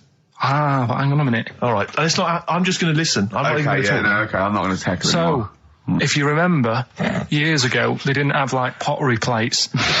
They had lead plates. Right? What are you talking? Just let him talk. Sorry, what year is this? Let him talk. Come on. Plates made out of lead, and what they'd end up doing, they'd say, right, do you want a tomato? And they'd go, yeah, all right. And they'd put the tomato on the lead plate and cut it. And because of the acid in the tomato, right, it would sort of make the lead runny, and the lead would go into the tomato, and they'd say, oh, it's lovely this, and they'd be eating it. They'd get food poisoning, lead poisoning, what have you, and they'd be really ill. So they thought tomatoes were poisonous, so they didn't eat them for many years. And when you say they, do you mean the people of Narnia? Yeah, this didn't happen. Where was this happening? Sort of in Britain and that. You put put him on the spot there. Oh, I hope there's no uppity pupils at this school when they go, what do you mean, sir? Oh, if you're going to... Oh, I'm fed up with you. Do you understand? No. So the No, you've got... No, right, okay, first of all, Carl, where'd you get this information from? Where did 14 I get times that? as well? Do you know, You can't remember. I don't know where I got that from. I don't know where I got it from. But why don't you think that makes sense? But what? Someone once got lead poisoning from a tomato? Not just one, loads, and then all of a sudden...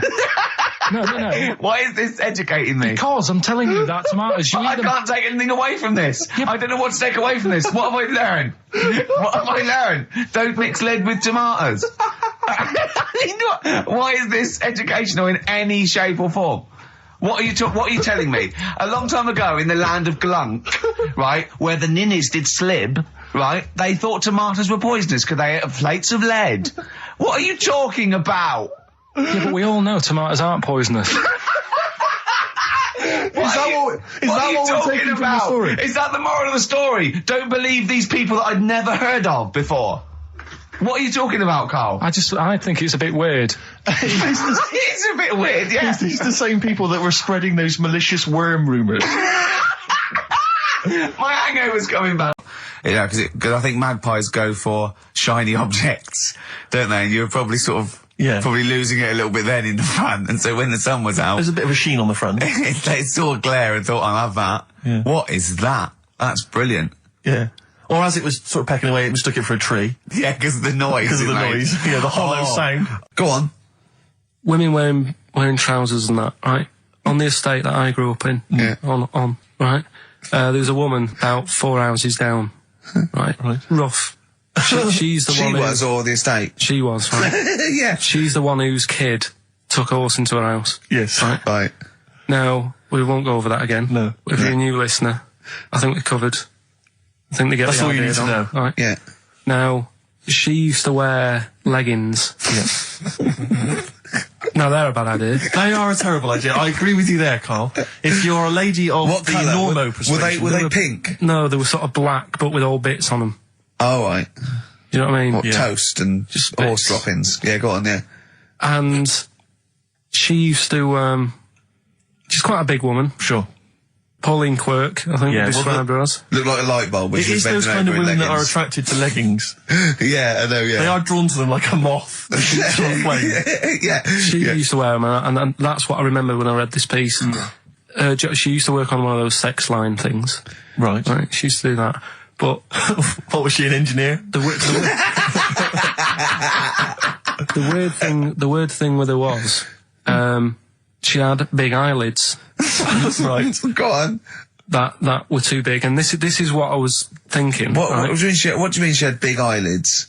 How big do eyelids have to be for you to go, they're big eyelids? What was she shoplifting with them? Would she come out of Dixon's with, like, radio stored in them? What do you mean she No, had big eyelids? It was another one of them popular things around our way. Do you know? Like, What do you mean popular things? think They people have go, oh, I say, well, all the rage. Can I get some big eyelids, please?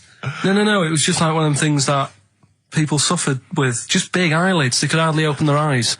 What do you mean? What do you mean?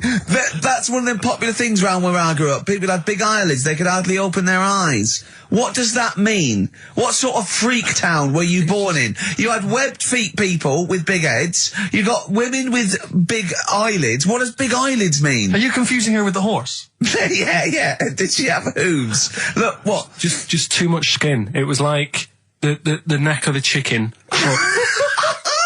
but on the eyes. Well, what's your point? Anyway, so there's this big eyelidded woman with the And leggings. that's what I'm saying to you, though. That's when I read that story with people with trousers. Yeah. I went from that. Yeah. To into a that. woman who used to have big eyelids. I still not the point. But then, and also the other bloke who had the eyelid problem was a mate of mine. Right. His dad had it, and same problem, massive eyelids. I don't know what that means. I don't know what that means.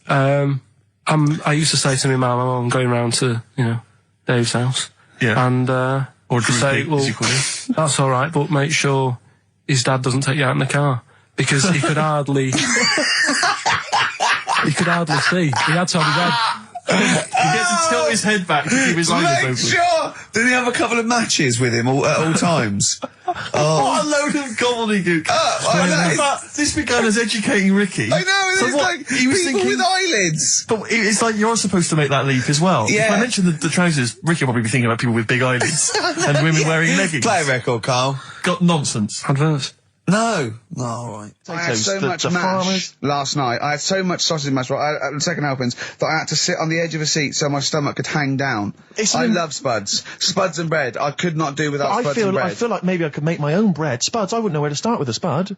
Yeah. And it's like, they're amazing. You can boil them, you can broil them. Yeah. I don't know what broiling is, Nor do but I. I suspect it's tasty. I don't think it's as good as... I mean, obviously the chipped potato is... For the working everyone's classes, favourite. the chip. It was always on. The chip fat fryer was always on in my household. The ceiling, the death trap fire, polystyrene ceiling was yellow. Exactly. Come Wednesday in our house.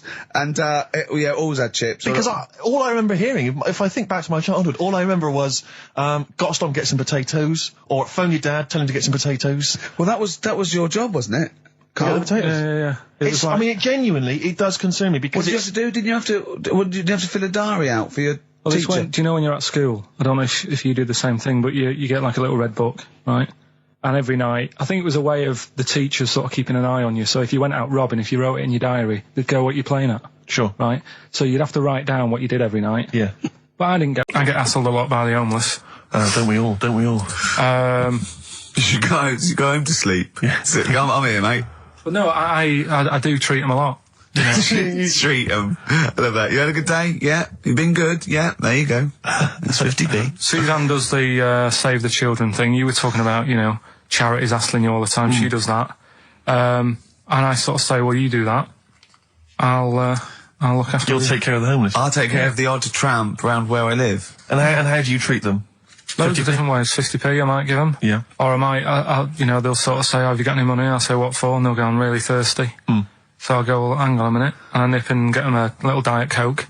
Sure, Diet Coke. Yeah, they want to watch their weight. Yeah. They're going full fat. Oh, what an insult. Yeah, exactly. To a man like me. Yeah. Yeah. I'd rather treat them than... Because a lot of people spend money on, problems abroad and stuff. Right. Oh, I just think, Yeah, I'm just saying. Oh, God. Like what? What do you mean? Like famine relief? Well, you do get sick of it, don't you? You know what I mean? It's not... You get sick of it. No, I'm just saying. Wait. Go on. I'm just... I know, just let whatever you do now, Steve, don't interrupt, because I'm scared, but I just think it's worth it.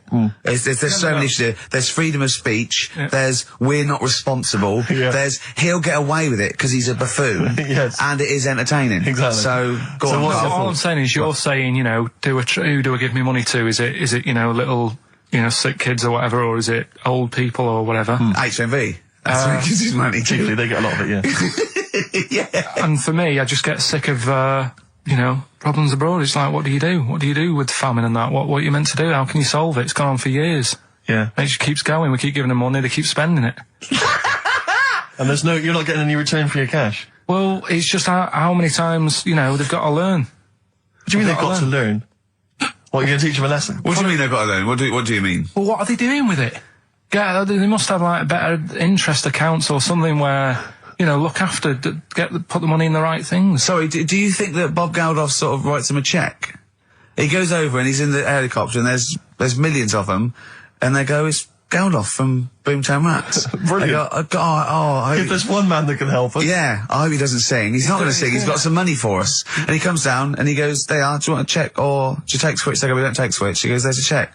They get things He's doing like... it again though, isn't he, as well? I mean, he? I like, he used to work here, Bob. He's a lovely fella and that. But, Yeah, he's a lovely man.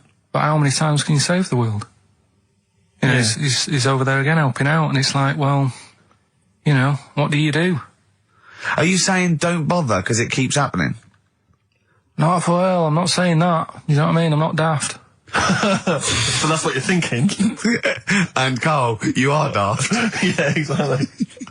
I don't know what the answer is. Do you know what I mean? So you're just saying wash your hands of the whole affair, leave them to it. Yeah. Sure.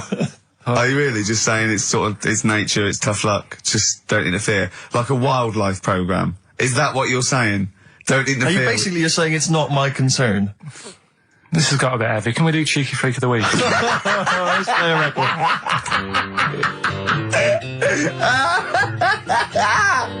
Oh, God.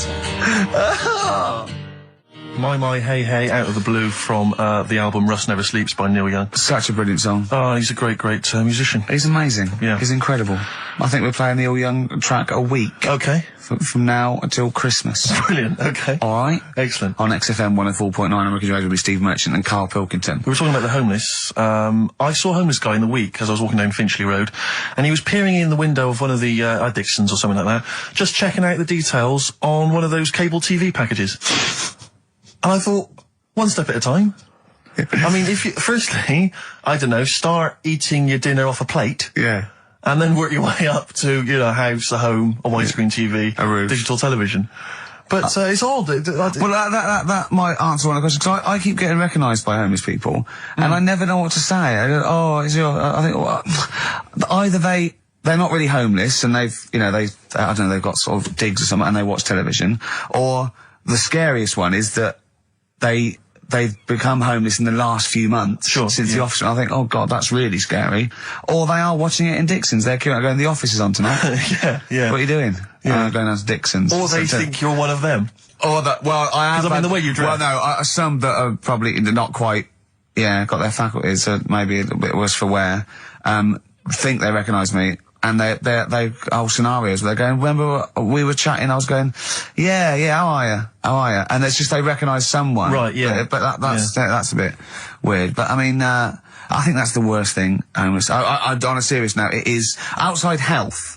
Well, we're talking about charity, and I don't know, I sort of, got these stand orders where I've been sort of caught in the street. But the ones that I'd choose, I'd always think, charity is what touches you. You can't change the world, but you can change your bit. So cancer, obviously, because I'm so I give to cancer. And I think outside health, the next one must be being homeless, because there's nothing you can do. It's got everything.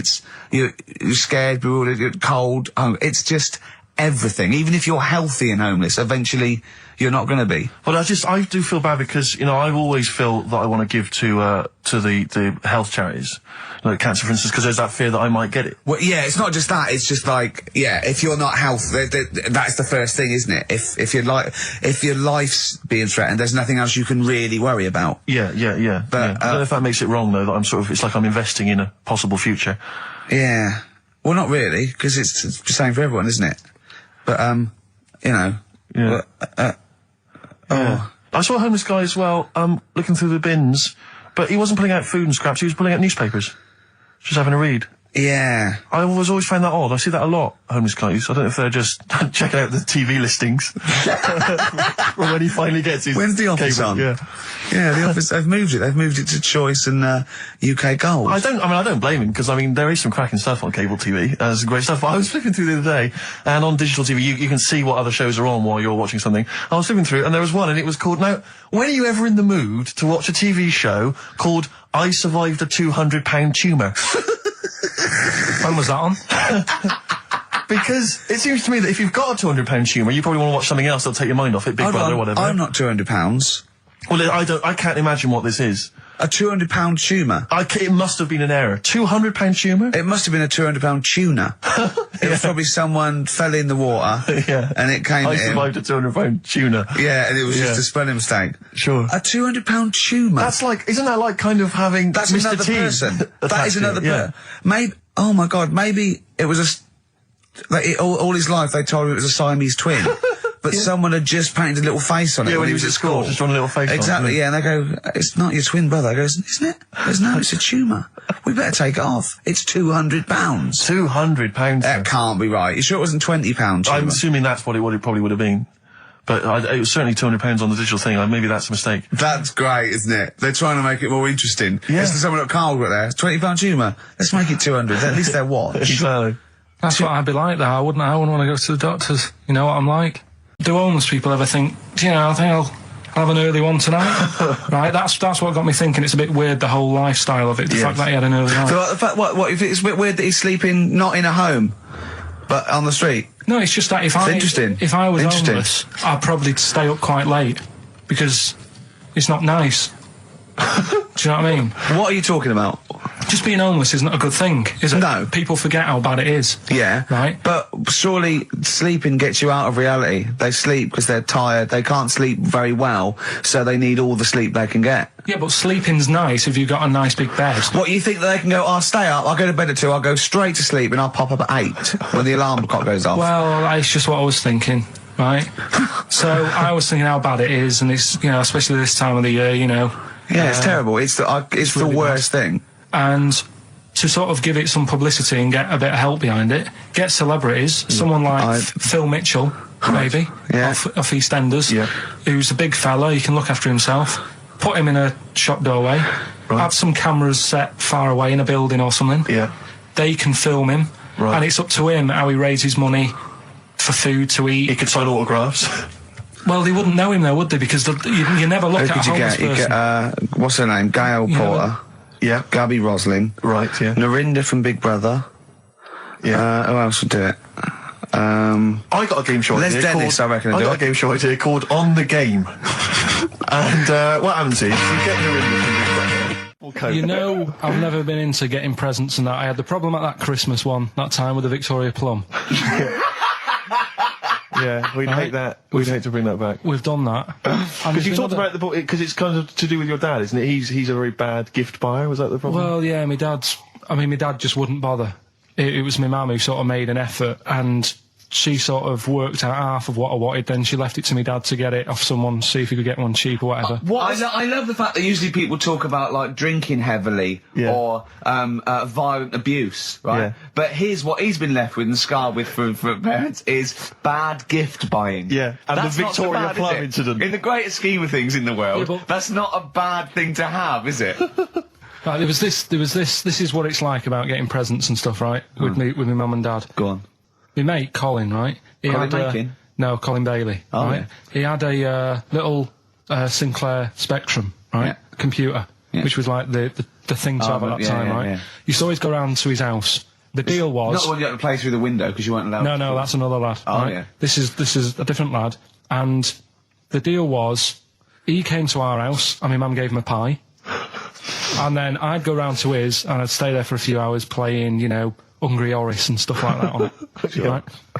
Now, my mum and dad knew that I really wanted one of these computers, right?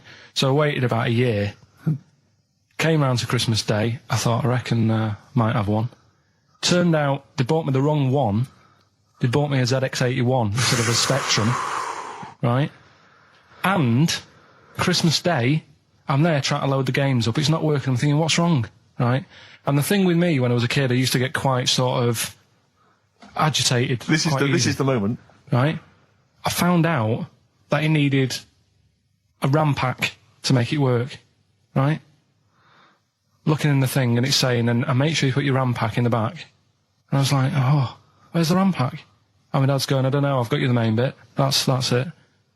So I was that wound up, I just was sick, right? Just sick. I didn't feel sick or anything. I just was like, oh God. Went to the sink, just sick.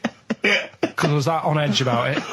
I said, come on, we've got to get one. And my dad's like, Tandy's shut. We're not gonna get anything today. Ruined again, Christmas Day. That was after the year when my train set got blown up by our kid. The following year, no RAM pack. And now you ask me, why don't I get good presents? He's scarred.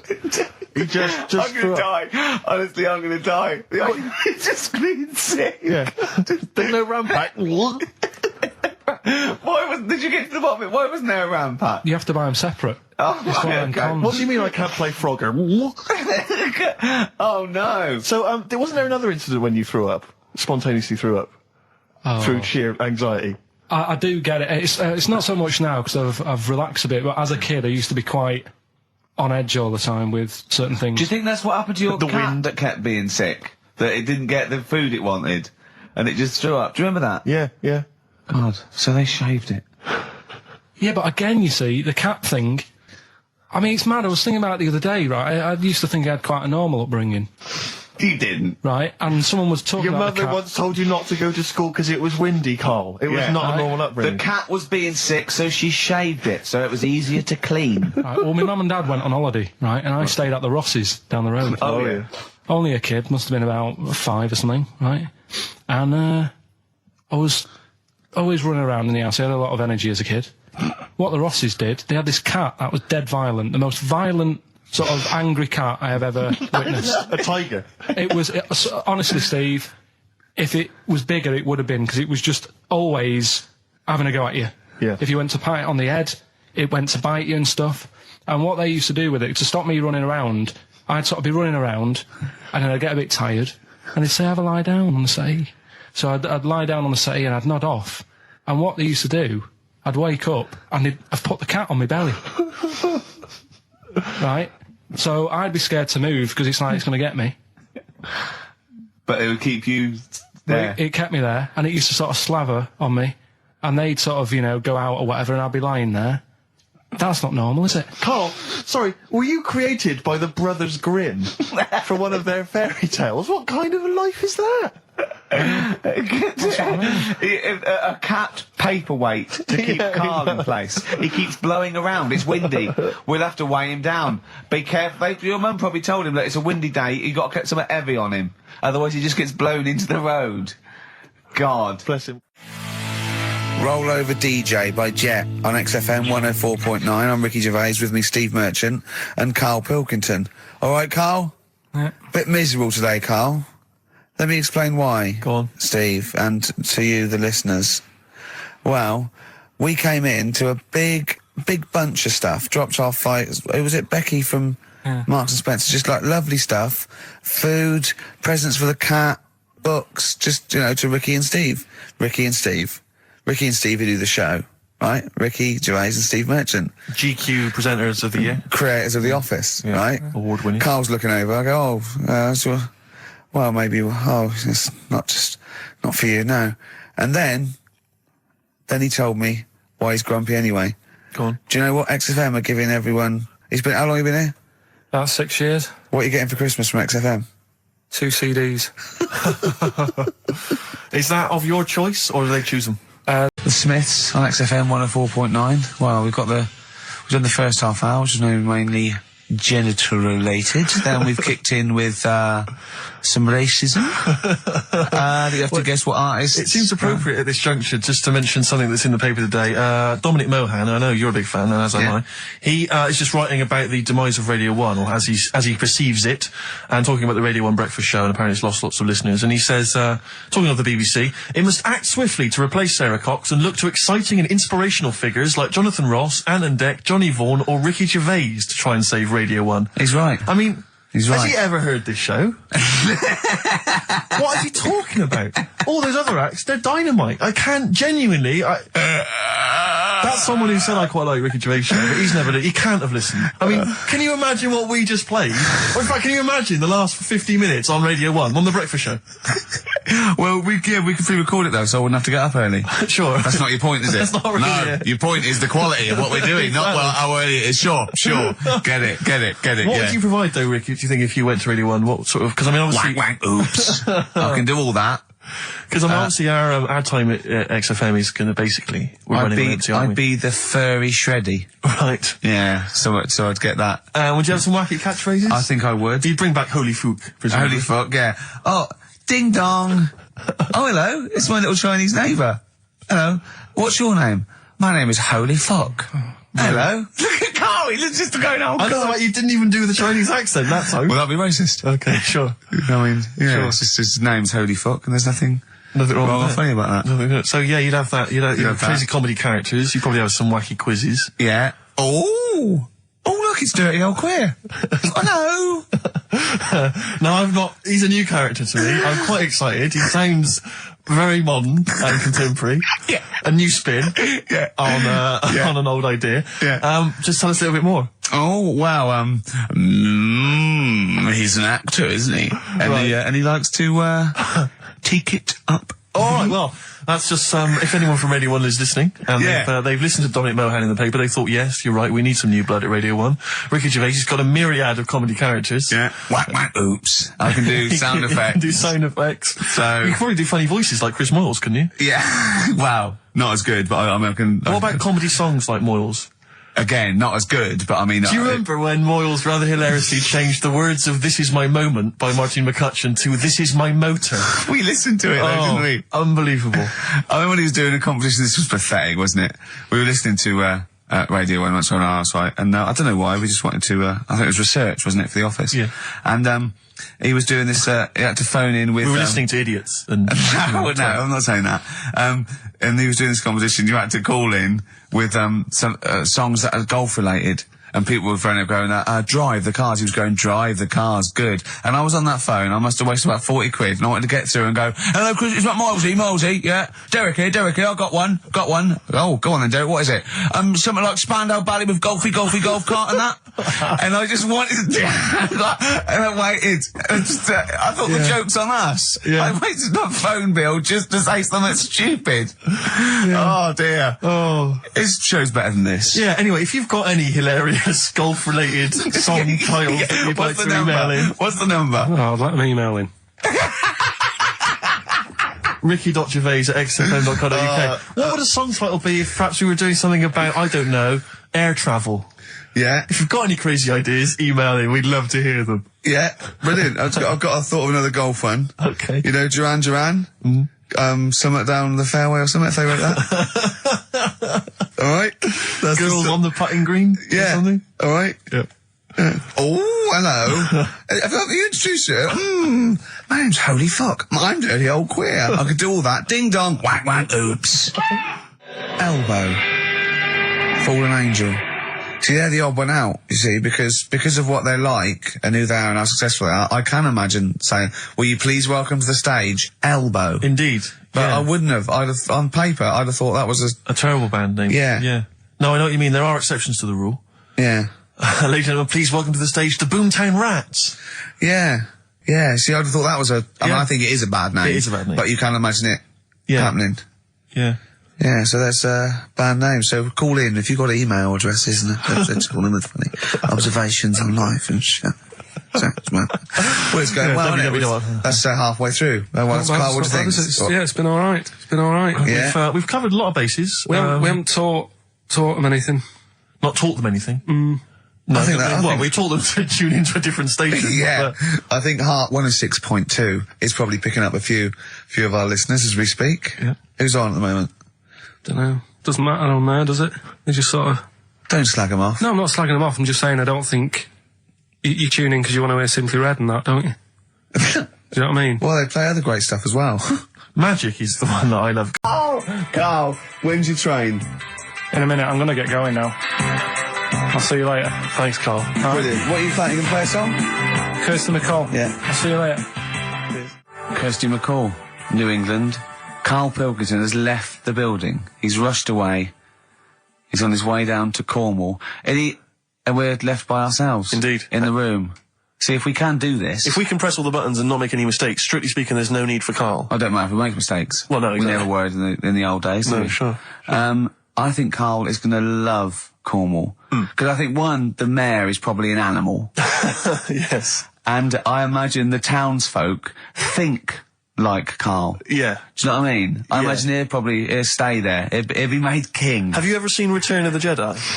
In Return of the Jedi, the Ewoks, the little furry creatures, they see C-3PO, and because he can talk and he can speak their language, they actually elevate him to godlike status. What are you doing here? Hooray! He's back. What are you doing? You could have stayed till the end. I'll see you later. What are you doing? What are you doing? Right. Right, well, there he is. He's on his way. Yeah, down to if Cornwall. you're listening online in Cornwall, I mean, I can't imagine that's ever going to happen. But, you know... on a clothesline with a bean tin at one end and a big bean tin in London. Or if I'm cool in London. Yeah, or if the foil helmet you wear to fend off laser rays from aliens out of space are somehow picking up the show, then Carl's on his way. Look forward to the bold one. Because he's got a sort of like, you know, the obligatory sort of red face that would go well down there now. Because I think he's been out in the sun, or he was... pre-boiled when he came in. But he's rushing down to Cornwall now, going from Paddington Station. So, if you're in the Paddington Station area, you want to pop down there and sort of wave him off, then do. Yeah. Don't be afraid. That's not a dirty sexual act. Wave him off. Yeah, I'd love to wave him off. Did you have a good holiday, Carl? Yeah, it was alright. It's alright. Went down to Cornwall. Now, Tell you're you going what, to the monkey some odd sanctuary. people down there, Steve. Well, don't look at me. I'm not from Cornwall. Well, you're from that sort of area. Well, not really, but never mind. Genetically means. Right. They're weird. Well, you must have slotted right in. What are they weird? What do they look like? Just all sort of odd people. A lot of old people, but not just old, sort of messed up old. What do you mean messed up old? You can't just say that. There's. There was a woman with a funny neck. Okay, in what way was it funny? What did she have a funny neck? If you were writing an essay, you wouldn't say there was this woman with a funny neck. How would you describe it? She sort of had her head like pointed down all the time. Like, Don't do it. This is radio. no, but just for you, I don't like that. Yeah. Walking about like Yeah, okay, right. So brilliant. that. I don't know. I was saying to Suzanne, what happened? You know, what do you think? Because Suzanne knows everything. That's the good thing about her being with you. You just ask her what happened to her, and Suzanne goes, "Carl, I don't know. Yeah. I haven't been here before." Suzanne, your girlfriend, or mummy as you call her. Oh, sparks are flying. I got a little bit of chocolate. Can you just lick a tissue and wipe it off? Oh, Well, she said it might have been like because back in the olden days they carried stuff on the. the olden What days. do you mean the olden days? This woman was probably what, 50? No, she looked about 70. Yeah. But like I do on Cheeky Freak of the Week, right? I always turn it round and we get like something good out Something of it. positive, yeah. I said to Suzanne, I bet she finds a lot of money. Always staring at the ground, yeah. Oh, It was dear. always Oh. good. So, you're Maybe back. she just had new shoes and she was admiring them. Yeah. Did you think of that? Before you point the finger and judge? Or a necklace was too heavy. Exactly. So, you're back refreshed. Well, me and Carl got a joint favourite lyric now. I love you like a fat kid loves cake. Yeah. That's great, isn't it? Brilliant. I mean, I like it because it's funny and humorous and cheeky. You like it because it means something, don't you? You think that's the absolute truth. If someone was to say that to you, that would be the most romantic thing they could say in it, because it's... I don't know, I'm just thinking that's, you know what it means. It's like the Elephant Man, right? The Elephant Man, that's what he's called. Again, you know what you're going to get. The fat kid loves cake. You've said it all, you don't have to say any more. I can't believe it. I'll tell you what made his day the other day. I love it. Jonathan Ross said The Elephant Man is one of the best films ever made. Yeah. Endorsed by a celebrity. I know. Well, by a film buff, really. It is good though, isn't it? It is a very good film, yeah. We have got Cheeky Freak of the Week coming up. right. There's That's been your subject a of lot freak. of stuff going on this week. In a freak world. Yeah. Is it really? Yeah, there's loads. I mean, stuff that we can... The one that hasn't made it, God, this is one that hasn't made it, so we'll judge it on that. Go on. there's a woman, right? Do you know how... I mean, in a way, I thought Elephant Man, it was a bit tight because, you know, they sort of took him on a freak show, did a bit of a road show with him and stuff. Yeah. There's some woman, I think she's in India, like now, who makes a lot of money because she's got 3 legs and like 7 toes stuff. And she was saying people pay quite a lot of money. Not I mean, Swiddy Patel. it's not that much money like compared to here, but over there it's like loads of money. Sure. And all you do is you go around to her house and you pay this lot of money, and people just go, oh, look at that, Extra leg. extra leg. Right. It's quite a lot of money in that. So she hasn't even got to go out on the road anymore, like in the old days. No, People come to that's her. what annoyed me. It's like, well, you could get to them faster. You go and see them if they're paying the money. Sure.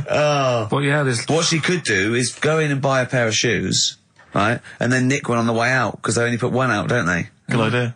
So she could get, 3 for the price of 2. Just Offer. one of the many perks of having Just 3 one legs. of those having 3 legs. The other one is, keepy uppy. But she'd be good at that. Shouldn't wouldn't do she? that. She just stays at home, puts her feet up. But anyway, that's not even Cheeky Freak of the Week. His homework was to come up with one of those stupid lateral thinking problems. We maybe should give an example of the. sort of genre. Romeo and Juliet. Right, Romeo's asleep on the bed, Juliet's on the floor, covered in water and broken glass. What happened? And you ask all these stupid questions, and it's Romeo's a cat and Juliet's a goldfish.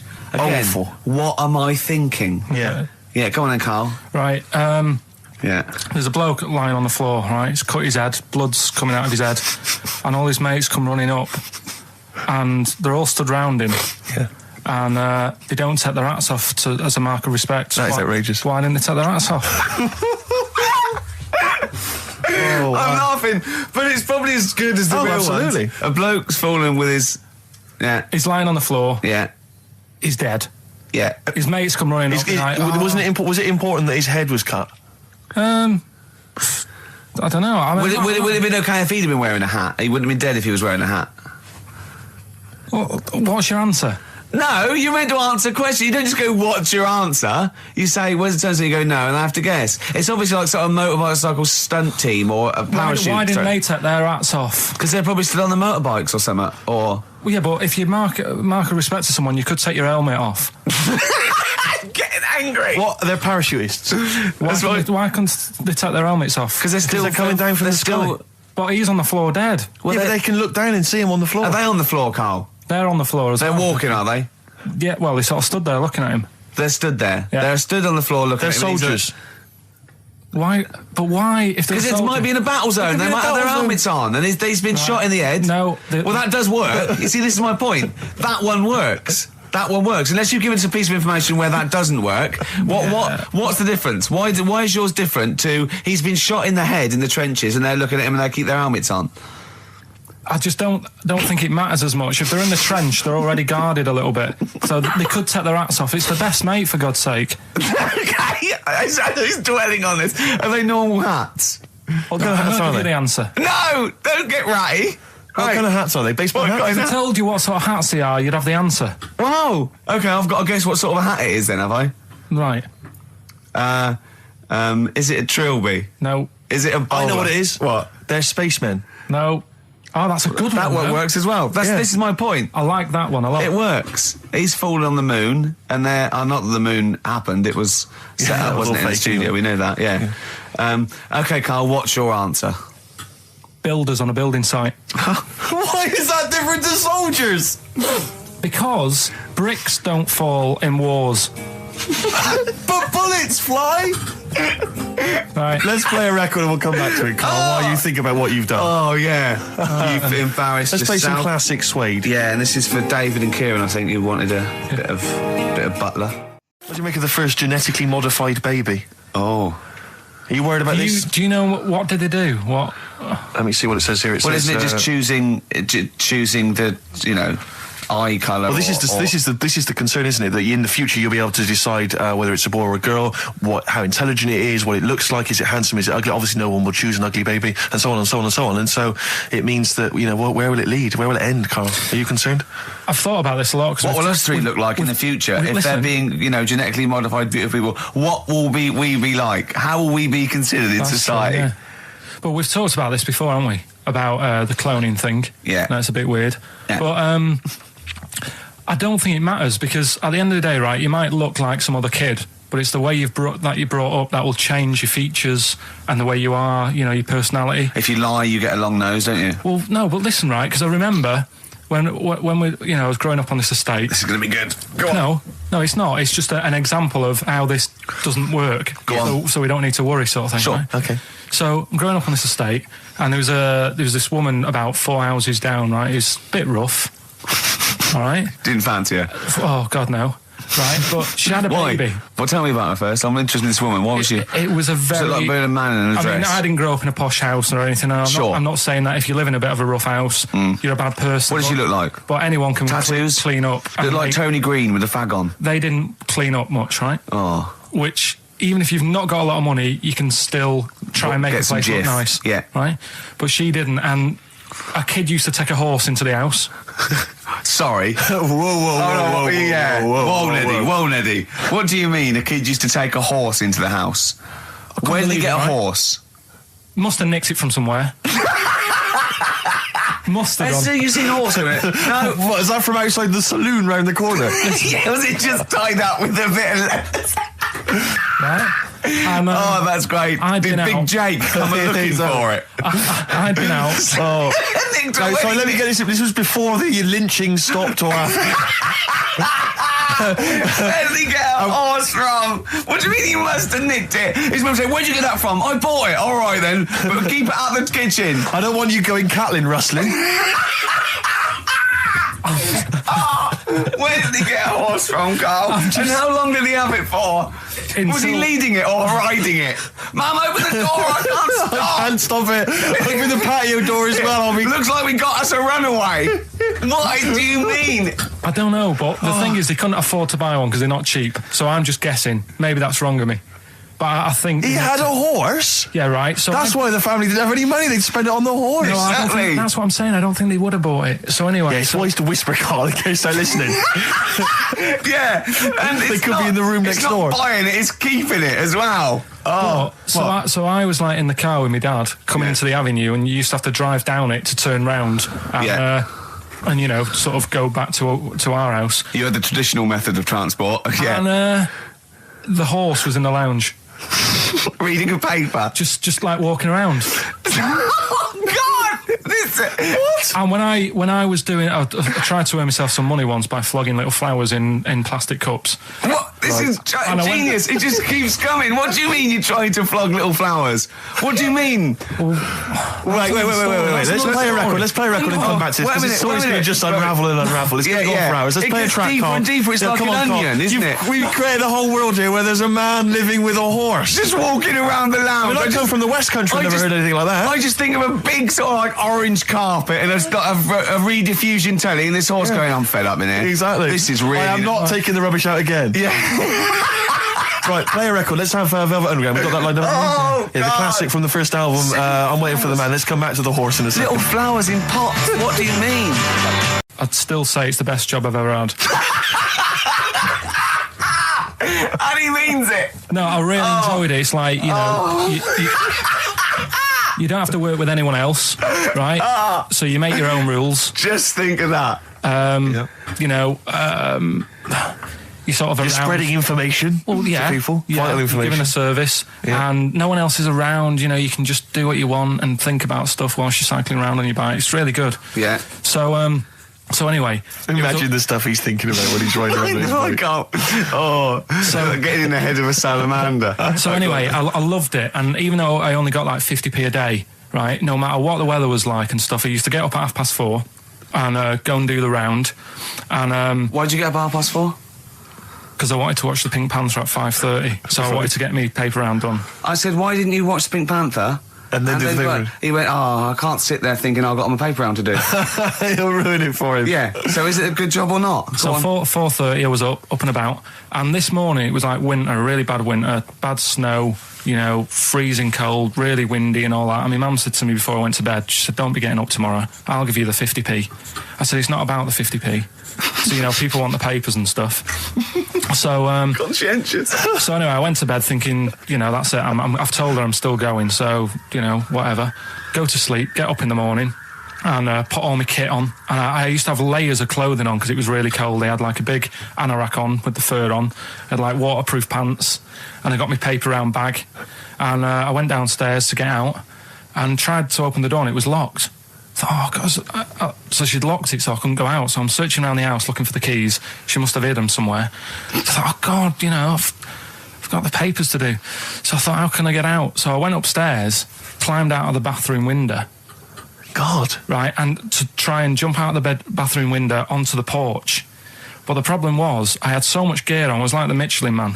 So I could hardly move as it is. Yeah. And I'm trying to get out the window, and I'm like, trying to stretch down like that, get my foot on the porch, and my bag got caught on like the hook of, do you know, like how you have a hook so you can put the window open? Right, yeah. The little arm goes on. My bag had got caught on that. I was holding on to the wall and my foot on the thing, so I couldn't sort of pull it away in case I pulled it away and then fell on my head. Yeah. So I'm stuck there. Dangling. My dad comes back from working nights. Yeah. He thinks I'm a burglar. Gets out his gun. So he's shouting and stuff, going mad and going, Dad, it's me. And he had to give us a hand using a... He's heard that wily trick in Manchester before. He had to help me using a washing prop thing, a big stick. What did he do? Well, he said, just hold on for your dear life, and I'll sort of push the paper bag off the hook. Why didn't he go upstairs and sort it out? It was at that point where I was in the middle. There was nothing you could do. Do you know what I mean? It's at that point where you've just got to make a decision. Yeah. And by the time you go upstairs, who knows what might have happened? Sure. Do you know what I mean? You've got to act there and then, no messing around. Yeah. So And you could hear downstairs, now here he is, the Pink Panther. Yeah. Dad! Hurry up. Pink Panther, ever so pink. Oh. so that was close to death, because I must have been about 30 foot in the air. So, to cut a long story short, he gave me about 4 or 5 near-death experiences, and he went, and the whole point of this, he went, so that's why I think I'm going to die of something horrible, like cancer. And I went, why? He went, right, you ready for this? Yeah. He said, well, I don't check my balls. Wait. He said, I don't like the feel. Carl, always check your balls. Do you I check don't like the yours? feel. Why don't you like the feel of your own balls? They just, I mean, you know that I don't like bodies anyway. Right. Do you know what I mean? It worries me a bit that... Discussion. Let's play a track. Let's come back to it. An email from Suzanne talking about your tea that night. Was Suzanne out on Wednesday night? Was the an England game, something? Yeah. So you were alone. You were home alone, were you, Wednesday night? Yeah. Did you enjoy your meal? Was it a quiche? Go on. Right. From Suzanne to Carl. Take the quiche and put it on the baking tray. Cook for 30 minutes on 190. Take lettuce and put on plate. Take 3 tomatoes, wash and chop into quarters. Place on lettuce. Take an avocado, chop in half. Remove the stone. Peel skin and slice. Place on salad. Put salt and pepper on and a dribble of olive and balsamic vinegar dressing. Right? In brackets, small bottle behind the cafetiere. Right, in case he's reaching for bleach. Yeah. You know what I mean? That's it. Should have put everything else away. Right? Then sprinkle a smidge of parmesan on top. Remove quiche from oven, cut into quarters and put on plate. Eat. Oh, wow. Does she have to do that Look at every his single face. time? She's like, No, it's just that I'm not that good at cooking, right? And to be honest, that was a lot of hard work. I didn't bother warming it up. And I did without the avocado. Why? Too much messing about. He didn't even do that with instructions. It was too much. But yeah, I'm not that good at cooking. And did that. you that's not cooking though, is it, Carl? That's Heating up a slicing. quiche. That's cooking it is making the quiche. Yeah, but I'm just. Could you have figured that out if she hadn't left that note for you? Why did she have to tell you what the olive oil and balsamic vinegar was? Because I've put sort of cooking oil on my food once, and I said, oh, it's a bit. It's ever since, right? Years ago. I'm gonna die. Years ago, leaving Mr. Magoo at home. It was ever since I put sausages in the toaster that What do you mean? I nearly set the What do flat on you fire. mean? Because do you know, like when you're grilling food in a pan and all that, Yeah. sort of sausages spit and it goes everywhere, doesn't it? And it makes everywhere greasy. In the toaster. So I thought, well, just want to warm them up. Yeah. Bung them in the toaster. Yeah. What And happened? she sort of caught. Well, They got she stuck and it got caught on fire, I imagine. She came in just as I was sort of plunging it, and Marty came in from work. She said, "What are you doing? I said, I'm in sausages." Well, the oven isn't on. I know they're in here. What? You turn it off? Panicking and that. But I've never been into it. I've never been into cooking and that. At school and stuff, I didn't bother doing it. Oh, every time Suzanne comes home, she must think, please be the house still there. Yeah. Please not let me hear a fire engine as I come round this corner. Oh, God. She comes and goes, oh, God, thank God. I bet she's always happy to see you when she gets home and you haven't burned the place down or introduced some howler monkeys or something. Unbelievable. What I find extraordinary is there are people who are in sort of care in the community who don't need instructions No. on how to prepare food. Oh, they do. They can do it. Yeah, you show them once. Yeah, they and they've learned don't. it. Whatever you do, don't put sausages in the toaster, Johnny. Do you know what I mean? Yeah, and they've don't- learnt it. They don't put sausages in the toaster. What did they put their fingers in? But, yeah. There's a picture of a beautiful barometer being held by a beautiful lady. Lovely. Who's definitely his daughter. Yes, Definitely. Come on, Kathy. Oh, that. Dad, no. Come on. Undo your top a little bit. Dad, definitely made to do that. Yeah. Oh. That slight look of I hope no one I know sees. Yeah. Just check out Barometer World. Barometer World. Yeah, that's available. If you want to check that out, www.barometerworld.com. That's Now, all the... barometers. Now, do they work? They're to do Two. with checking, is it the air pressure? Well, everything. But I think that's what it's based on, isn't it? Sort of low and high pressure, so it's going to rain, it's not going to rain. Yeah.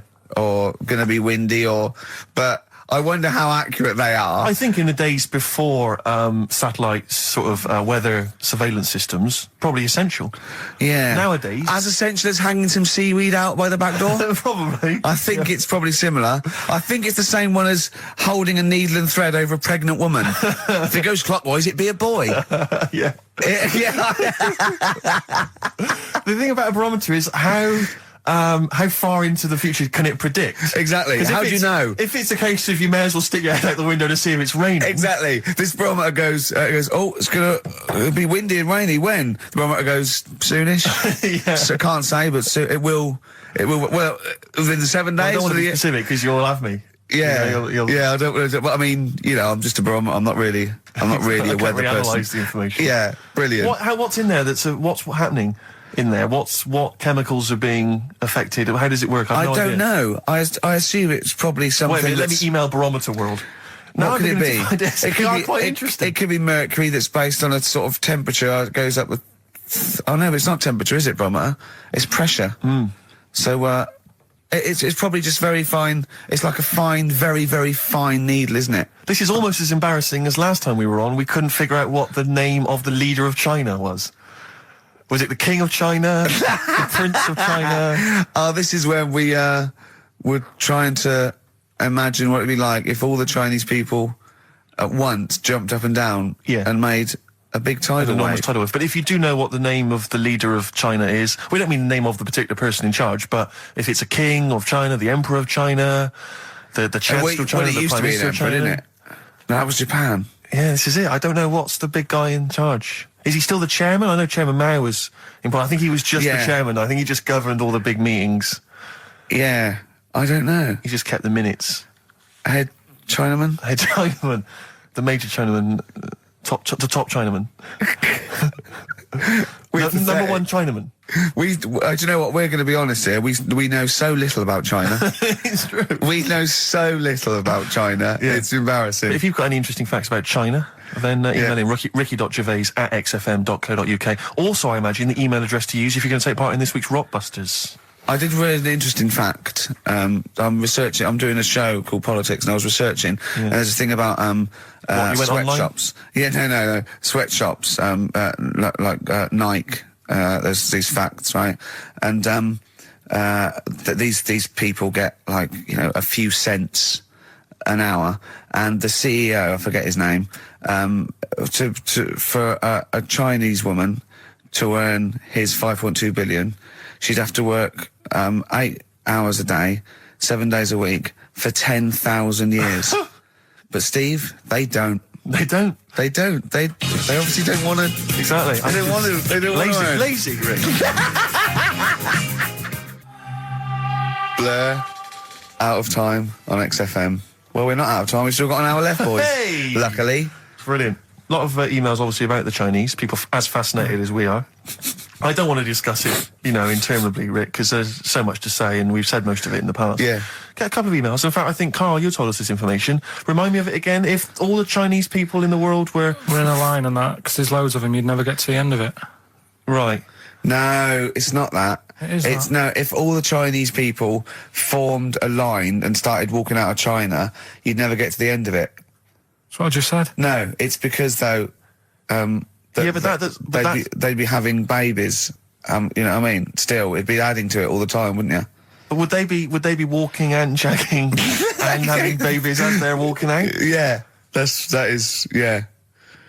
I'd love to see someone organise that. Maybe the Record Breakers team. I tell you what, I'd love to see Ross McWhirter or Norris, who is it? Who's the one that's alive? I forget, Norris, I think. Norris, right? I'd love to see him to coordinate that. Yeah. 1.2 billion little Chinese fellas. Boy, girl, boy, girl, boy, girl. Yeah. And where are they walking out of China? Which exit are they taking? They're taking the... Through Tibet? Or? I think it's the Gate 9 Slip Road, the M43, Right. to St. Petersburg. Right. And they go, and walking, and shagging. Yeah, exactly. Yeah. Because some presumably are dying as they're leaving. No, but they live to 120. That's true. So they claim.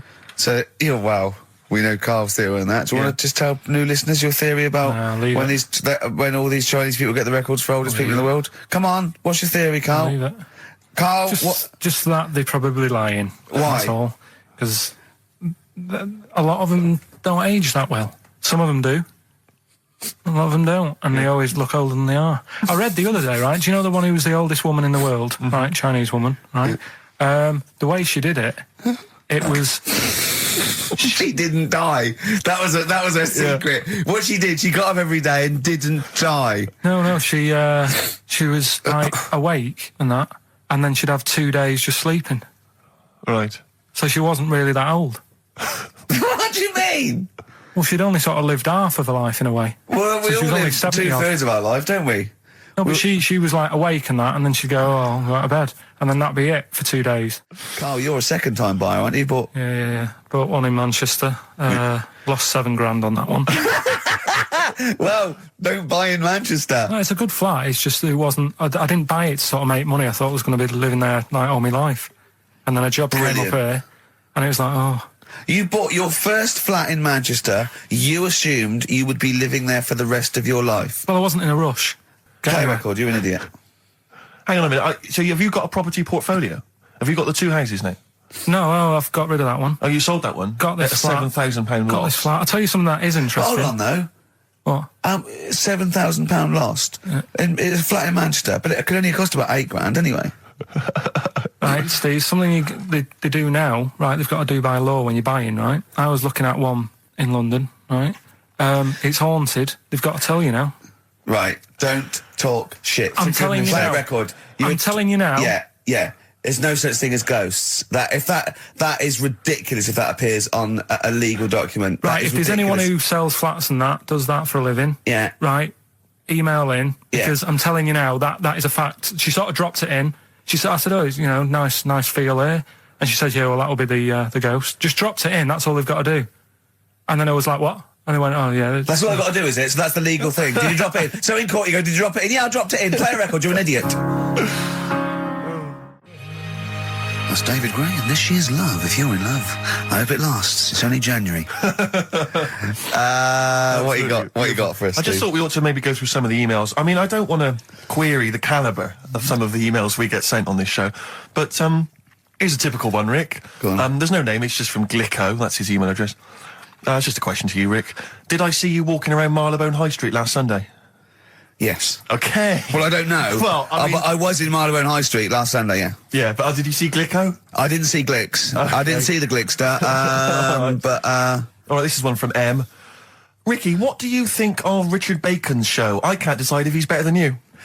Nor can I. Any thoughts? Nor can I. I can't help her out on that one. Sure. That's a really personal thing. She's got to dig deep. She's got to look at both of us. She's got to find out what she likes. Yeah. And then whether I provide more of that than Baker's. Yeah. I mean, Baker Foyle's brilliant. Yeah. I'm not going to put myself up against him. So I can't help you. Next, Steve, next. Well, there's a lot of emails last week which were saying how much they enjoyed the Christmas specials. Thank you very much for that. That's very flattering of you. There was also a couple.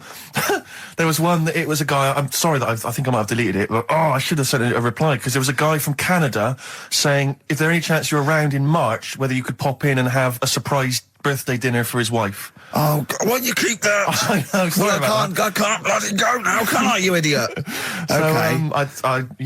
So, I really apologise for that. Yeah.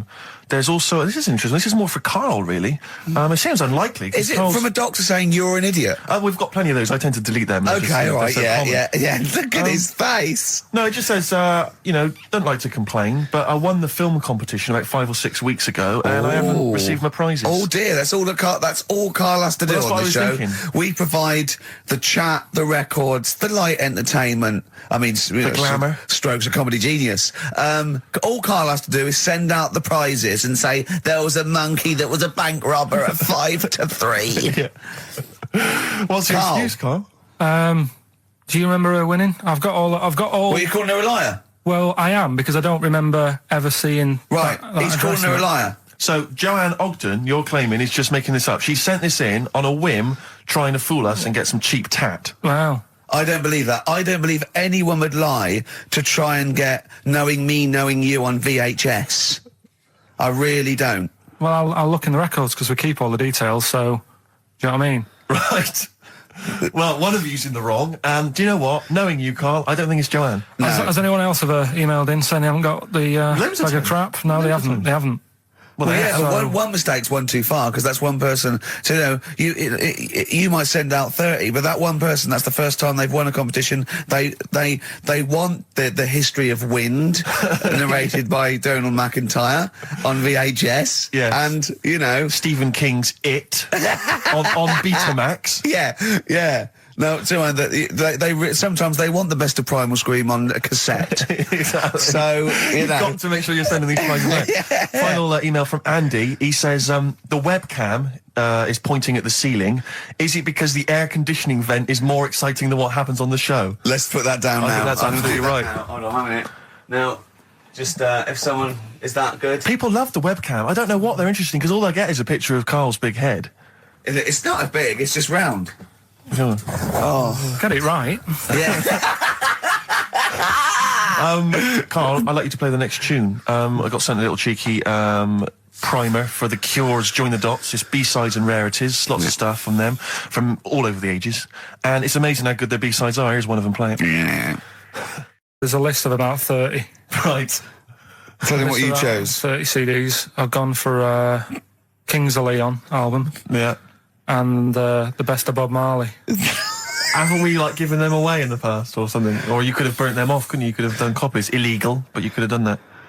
Anytime you wanted. I don't think Bob Marley minds if you No. bootleg his CDs. It's out of order, though, isn't it?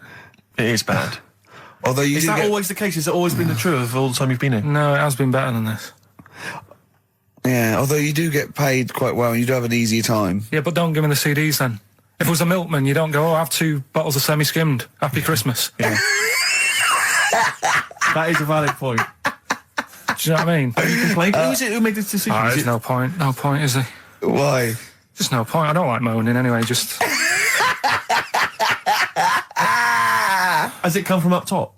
Is it from the capital people? Just everyone, that's what everyone gets. Yeah. Yeah, but will Christian get 2 CDs for getting up at 4:30 every day for about 5 years? And keeping this station afloat. Probably. Yeah. So, that's why I'm a bit fed up. What you listen to first, Marley or Leon?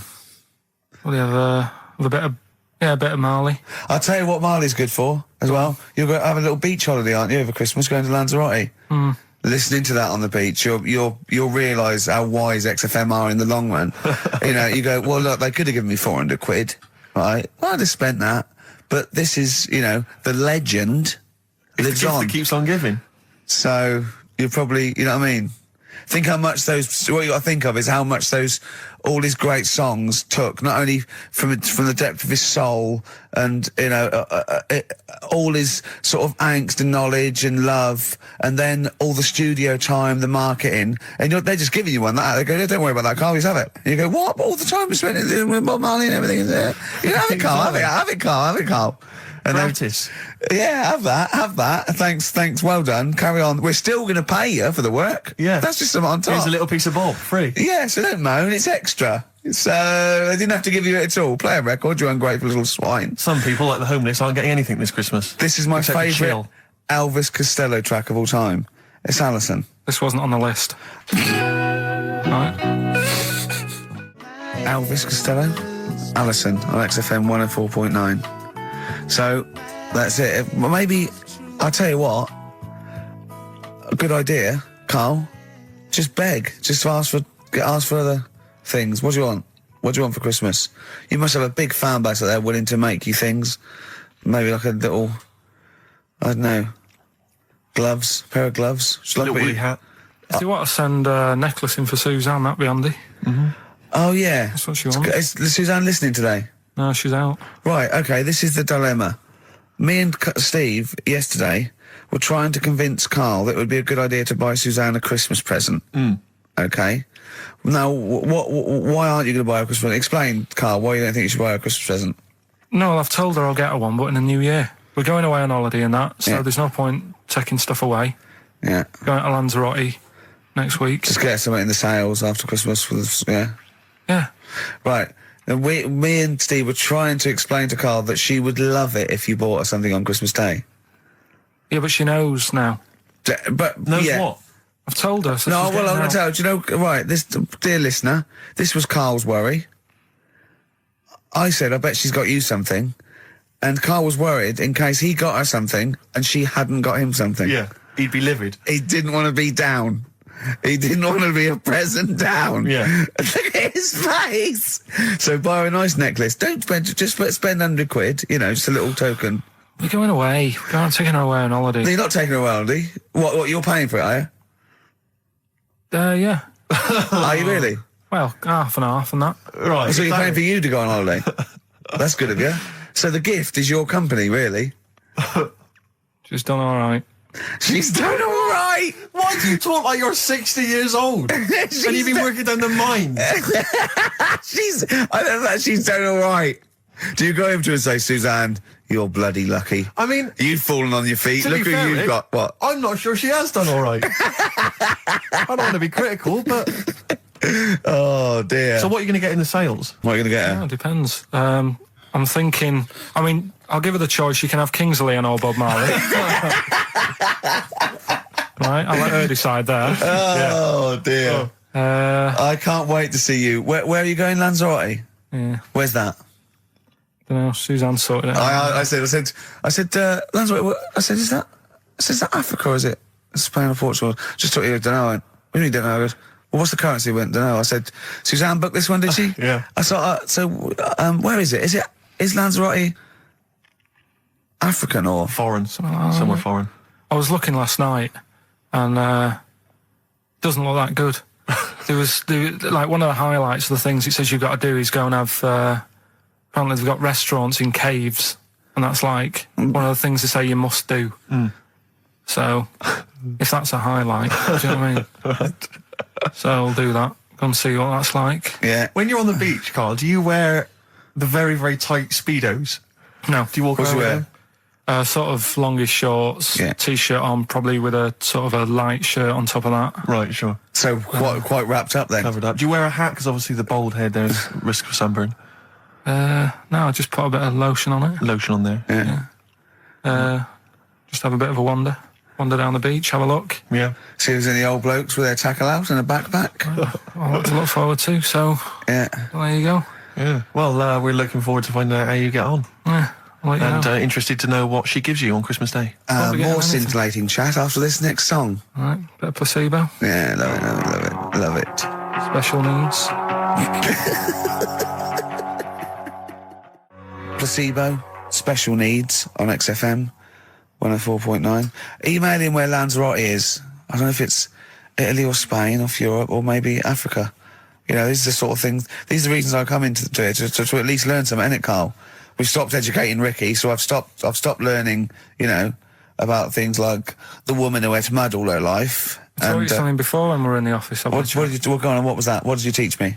I used to just go on my errands. Yeah. And it was my job to like... I haven't heard errand since the 70s. nice to hear that. I went to Gervais, right, the little local supermarket, and I got... What's it called? Euthanasia? What? I did... Gervais. New phase. Gervais. Yeah. H-U-G-H. Gervais. Oh, Hugh it's Face his is his name. name, right. Yeah. And I Gervais, just had to get like a bag of potatoes. Of course you did, yeah. And a Essential. loaf. Staple. So I used to put that in my diary every day, and it got to a point when like even the teachers were like, just make something up. Yeah. Stop putting the same thing in. Sure, start joyriding or something. Live. I love the fact that he was fascinated by the strangest village in Britain, but the stories he's told us about where he comes from, there's him going around with two fellas with big heads, webbed feet, a little pigeon-chested bloke, him on his grifter with Maggie pecking at him, his dad in the telephone box nicking groceries, and a horse in the house next door. I mean, how strange was his upbringing? Yeah. And him hanging from his satchel. Unbelievable. There's Feel another free. woman who I remembered. Actually, I'll tell you later. Go on, Right. what? No, I'll Another one? tell you later about another woman who I remembered. Give us a teaser. It's just a woman who rode around on a three-wheeled bike with her husband in a basket. Right, I'll tell you that. Right, and the final You don't get clue. teasers like that on any other radio That's a hell of station. a funeral service. Right, listen. Right, tell us about this woman. Well, it was just because you were saying about the, you know, our living. We are broadcasting now, aren't we? This is actually going out. This is live. This isn't us sort of like... Yeah, sort but of- you were just talking about how I lived in an odd village Yeah. with kids with big heads and all that, right? And what I wanted to do. What is that again? There's two kids with big heads. Yeah, they just had sort of big heads and webbed dams and that. They went to my school. And when I spoke to my dad the other day, because I'm going out to see my mum and dad tomorrow. Oh yeah. So I said, have we got any school photographs with the big-headed kids in? And he said, no, nobody bought those sort of school photos because they were in it, so it was always a bit ruined. So I said, well, no. He said sales would, because he obviously talked to other dads and stuff like that, and he just said, oh, no one bought them. But anyway, so I would love them. Yeah. That's why I'd buy them. Yeah, but I wouldn't stand out, would I? If it's on the mantelpiece. Yeah, well. So, but anyway, so I was talking about, When you say they had big heads, what do you mean? Do they look like someone from Doctor Who? They were just quite big. But they weren't related? No. So why did two blokes with big heads and webbed feet? I lived in a weird area. There was a chemical plant close by. I can't believe you've never told us that before. That explains a lot. Not just the freaks in your neighbourhood, but there was loads of weird stuff going on. There was this, like I said, there was this woman who used to live in one of the council flats, right? And she had a three-wheeled sort of big, what do you call it? Three-wheeled son. He was the weirdest bloke we ever knew. What do you call it? Like a big tricycle, but for an adult rather than one for a kid. It was a big one. It wasn't a motorbike though. It was it was a push bike thing. Right. Yeah. And she used to sort of ride down the road with a fella sat in the basket on the back, with his legs dangling over, and they'd be going to the pub and what have you. Was it a different fella each time, or the same one? No, same little sort of bald-headed fella. So it was in collection for organs and things. Bring out your ill. And then people just throw Grandad just in the back and go, right, we get £4 for Grandad. But she's got a lovely pair of testicles on him. They're very low, but they bring out your dead or nearly dead. She used to pick on her husband quite a lot. They'd be in the pub and what have you, and they'd be sat by themselves, but she'd always be sort of, having a go at him, moaning at him, sort of pushing him about and that. So my dad and his mate, right, they went round to their house, knocked on the door, she answered, and he said he was a copper, right? He said, Detective Pilkington, can I come in and have a word? So I'm just going to make a note of impersonating a police officer. Yeah, but for the good, he went in and sort of, now I've heard, superhero. Yeah. I've heard, you picking on your husband a lot. Yeah. We'll be keeping an eye on you. Do it again, and there'll be trouble. And she backed off after that. She was all right. And how was the husband? Was he still in the basket though? Was he allowed to ever sort of ride up front with her? Or was he just always in the bar? She'd sort of stop picking on him in public places and stuff. That's good. You can't get done, can you, just for doing that? I think impersonating a police officer. Well, you probably did. There was no gain. I think you can't impersonate a police officer full stop, but I think they'd probably be lenient on him that he was, But let's face it. He's not going to be caught because why would anyone know about it? It's not like his son's going to say it on a radio station, is it? And stitch him right up. Is this something you did generally? Kind of a little bit of light vigilante work? Just whatever, him and his mate, just, if they saw something going on, they go, what can we do? Sure. What little scam can we do, or whatever. That's fantastic. Yeah. So, I went to the toilet. Now, I'm not being out of order here, it just got me thinking, right? I went to the toilet. The gay fella in there, right? There was a gay fella in there? Gay fella in the toilet. Now, how could you tell? How did you know? Just typical, everything about it, right? Everything about it, right, yeah. Oh. What, large handlebar moustache, leather cap. Butt plugs, amyl nitrate. Could I just say that these views do not reflect the views of the management of XFM or me and Steve. Or most of the people in this country. Go on, Carl. What's your problem? Yeah, but this is what I'm worried about, really. But this is why I only got Danny Minogue right. Right? Because this was floating around my mind. Went to the toilet. Now, go into the toilet. They have men's cubicle and they have women's cubicle. Yeah. Now, without sounding out of order, is it wrong for me to think gay men should have their own little cubicle? Go in. They should have their own. Well, not cubicle. You mean an actual toilet, I suppose. When I was at the urinal, normally, there's a fella there, and then you go, all right, and there's no pressure. But I couldn't go. I was thinking, should I wait? If I go into the toilet, it'll look obvious. Yeah. I had loads of pressure, and this was going on. What were you worried about? I'm so sorry. What were you concerned about? Viewers? I'm so sorry. Well, it's right, listen, when I was a kid, right, And it's all right for you to go into women's toilets when you're a kid. It's like, oh, it's a bit cute, right? As long as you're not like over 15 or something, right? Right. But when I was a kid, I went into a toilet, and women, when they use their little cubicles, they don't shut the door. Some of them just sit down on the toilet, right? And you see everything. And, no, seriously, that's probably one of the first times I saw like a woman. Yeah. That, right? And my Auntie Nora when she was staying over. What happened with your Auntie Nora? She was, she's into wearing caftans. Into wearing what? You know, caftans. Oh, yeah. What caftans? Big, bellowy sort of dresses. Right. And, yeah, I used to sit on the floor at home in front of the telly. Sure. She was on the chair behind. Yeah. She did a bit of a sort of a Sharon Stone scene. Oh, God. Yeah. Did you see it? There was no underwear. No. What age were you? What was it like?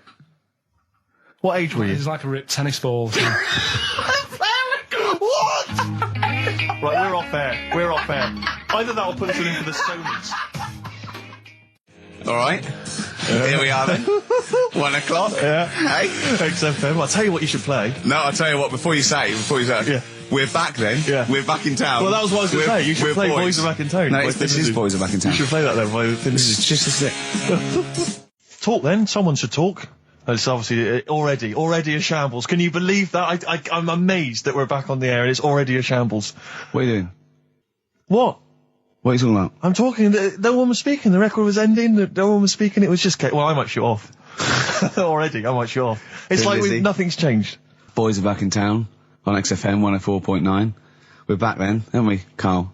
I'm Ricky Gervais, with me Stephen Merchant and Karl Pilkington. I'm not coming back. I'm definitely not coming back. Oh, care someone. Care that I'm not coming back. Rick, I seem to remember the end of the last time we were on. What was Yeah. that? 3 months ago. Yeah, 3 months Carl ago. said he's never going to do the show again. There was Yeah. nothing that was going to bring him back. Yeah. He didn't enjoy it. Wasn't going to do it. All the ruse, right? Really? Yes. I've known him been coming back for about 2 months, you know, because he's got our agent now representing him. I thought he was a I fool. haven't but- really. Why? Well, what's he done for me? What's he done for us? No, I know, but I mean, he's your agent, so and he's sort of calling. I thought you were going to say something. Really? Sorry. 3 hours. Yeah. I mean, I suppose for you two, at least, you know, you were going to get something. Sure. Yeah. But with me, it's like, I mean, I've never graduated or anything, so Have you not? I'm trying to think of a situation. Basically, I sat there for 3 hours knowing that I'm not going to get anything out of the night. Yeah. Right? Now... no one Did you? told Sorry, me. when we invited you and you said yes, did you think you were up for an award? No. I thought we were going to be sat round tables, having a nice bit of food, Yeah. whilst people are going up there winning awards. Yeah. But 3 hours of the same thing over and over again. I mean, if a film's 3 hours in the cinema, Yeah. you go, well, it's long, but, you know, I wonder how it's going to end. Yeah. But this was just like the same thing over and over again. Some guy going up, thanks a lot, cheers for the bit of brass. And then going down, sitting down, the same thing over and over again. Honestly, right, I'd say it was one of the worst things I've ever had to do. No, I enjoyed the night afterwards when we did have a bit of lamb and a nice bit of veg and that. That was all right, and I went home and I was happy, and I got the little freebie bag that you're talking about that we're giving away, which wasn't much good stuff in it. Oh, All right. Christ. No, What 'cause would Suzanne- you have done on that Saturday night? Suzanne What said- would you have done or the Sunday night rather? What would you have done had you been at home? I would have stayed in with Suzanne, right, watching telly, having a nice bit of pate on toast or something, cup of tea, watching 24. But instead, I had to buy an expensive suit, so I didn't show you up, right? Yeah. How much did you spend on your suit? Well, in total, right, because, you know, the shoes and the suit and the shirt and the tie, it was about 600 quid. That's the most expensive evening ever. And that's what I'm saying to you. And the daft thing is, it's dark in there. I don't know why you've got to wear a nice suit. You can't wear a tracksuit, for goodness sake. dark in there. No, just the shirt and that. It doesn't make you a better person wearing a suit. No, doesn't Do make you you know a what I better mean? person. No. We're not claiming it made you a better person. No, but that annoyed me. Yeah. I mean, it was an experience, isn't it? That's why I went, because you think, if I didn't go, if I would have said to you when you invited me, no, Steve, I don't want to go, then I would have never known, right? Yeah. And that's my sort of thing in life, right? If Yeah. something comes up, you should take it, even if, You're not going to like it. It's a bit of an experience. Right. Do you know what he said to me? I phoned him up because we had to meet up, and obviously he had to pose as my gay lover. Yeah. To get in, right? Yeah. He phoned, what? You said something to me like, I bought a suit, I'm looking good. He said, I'm looking good. People will think, how on earth did he end up with that good-looking guy? So he got into the role. That was what he said to me. He started getting into it. Such an insight. Fair record. I just must say that we've had an email from Daryl Foss. Lots of people have emailed in and said, well done on the BAFTAs and well done on your Room 101. They really liked that. Thank you. There's one guy, and it's Daryl says, Ricky, has your dad only got one D-Mob suit? Because I don't know if you noticed, but Ricky wears the same suit every single time he appears on TV because he spent a fortune on it getting it tailor-made. I've only got one. It's a good suit, and I he wears it all the time. And it's winter as well. It's like a pure wool, so I'm sweating everywhere I go. Anyway, usually it's too much cheese. I won't be buying another. Huh? I won't be buying another one. Ever. Yeah, that's it. Yeah. Suzanne told me today, right, because I've handed it in today to have the trousers turned up a bit. Why? Because it was a bit of a bodge job for the night. Yeah. Right. It was just some pins sort of holding it up the other night, but you didn't notice, and I didn't tell you because I thought you'd be getting on the stage and saying, "Look at that freak over there with his pants hemmed up." But I took it to the place to get it done. Suzanne tells me that I'm going to start shrinking now and getting to that age where you start going smaller. I know that must have been a revelation to you and a worry. Like, how small do you get? How small do you get? Oh, Right, what are we playing now? I thought we'd have a bit of Marley music. Marley music. Oh, Okay, go on. If These Old Walls Could Speak by Jimmy Webb. Might play another track off that later if we've got time. What, today? Yeah, well, maybe, or maybe next week. We've got lots to pack in. We've got things like New Order, Cure. Oh, I'm just hoping that all those kind of new metal fans, Rick, can just calm down for a second, you know, Yeah.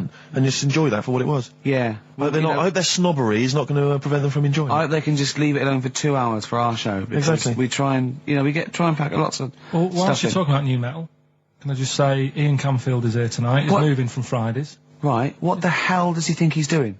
He's just offering up information now. No, it's just that you were talking about the new metalers, and now seems like a good time to Carl, say- listen, you're here for our amusement. Yeah. You don't sort of come in any time you want. When we decide it's time to sort of have some fun at your expense, then we'll let you know. But Yeah. otherwise, We're not here to help other DJs or even this station. We don't give a about this. See, this is what my girlfriend said. what's that? We should listen to her. She knows what she's talking about clearly. Now put your microphone down. She said they just wheel you out when they need you. Switch your microphone off, Carl, and let us finish what we were saying. Right, just What were we saying, Rick? Ian Camfield has got a rock show Oh, right, yeah. starting today. It's 4 hours of pure rock. Yeah, he's probably here smoking, drinking Jack Daniels and just like having pictures of Vance put up around him to get in the mood. Then he'd go out and rock. Carl, don't be silly. Turn your microphone on. We're joking. Is that right? When's he on? 8 till 12 tonight, 4 hours of rock. Lovely. Listen, some big classics coming up, plus huge let's news mad. about Carl. Please, let's play some more ads. Do you really want some ads? I'm tired of the music and chat. Please play some more ads, Carl. Please. Carl. You are going to be a turntablist. Yeah. Steve never learnt an instrument, which he regrets. And he's a modern lad, and he's using turntables as his instrument. I just got 2 turntables and a microphone, and so far, I mean, seriously, I'm cutting it up big style. No, don't laugh, because it is mental, the kind of stuff I'm coming out with. And I'm scratching, I got the beats, matching. Can you imagine that? Shut up! It's that. No, if- look at the Chemical Brothers, for goodness sake. If you're talking about freaks, look at those weirdos. Man alive! At least you cut your hair at Gavin. You know that whatever it's called. they used to kind of at least faintly appear in their videos. So this one is just some shots of like what you see from outside a train. To them, that is more glamorous and exciting, apparently, than seeing the lads themselves in the video. Who do you think's cooler to look at, Steve or the Chemical Brothers? Steve. Definitely, yes. You're absolutely right, Carl, and that's the first sensible thing you've said for a If long I was time. to work with Steve on some music, if I had the choice, I think Steve would look better on a album cover. Really? Yeah. What would you do? Would you change him at all? What would you do with his image? I'd put him in the distance, so I can't believe this is... No, just so you don't look as tall, that's doing you a favour. I was on this is true, I was on the tube, right, coming in to meet Gervais the other day, and I was wearing a suit, and my mobile phone slipped out of my pocket, and it landed on the seat, and I didn't realise this, and as I was about to get off, some bloke who was sat there like an old guy, he picked up the phone, he went, "Oi, lanky, you dropped your mobile phone." And I was like, well, I thank you for pointing out I dropped my phone, but did you have to do the lanky? Well, you knew who he meant. I bet you turned round straight away. It worked. Knew he meant, Yeah, Steve. but- He's done you again. But I was the only person stood up. It was a fairly empty train. Was there any other lanky people there? No. Well then, No, but my point was there was no one else at all who was about to exit the train. Okay, so he didn't need lanky. He could have gone, excuse me, sir, or oi you, anything, but oi lanky. I know. It's that thing, though, isn't it? That's what I'm talking about. You say the thing that you don't want to say. It's like me with Ken Dodd and Will. I think he wanted to say this. Oh, well. I think he took pleasure in it. I think he went, that bloke's lanky. I shouldn't say that. Yeah, I should. Oi, lanky. What's he dropped gonna his do? phone. Yeah. Do you want your phone back or not? Electric Soft Parade. Same way every day on XFM 104.9. I'm Ricky Gervais. With him, Steve Merchant. Sure. Rick, I only had one thing I had to do all week. Okay, was that? I was so excited about getting up Friday morning, phoning, getting Bruce Springsteen tickets. Yeah. The Boss is playing in October, and basically got up too late. Well, not sold out already. You just Sold didn't out. get- It had sold out, but I started calling about 12:30. It sold out.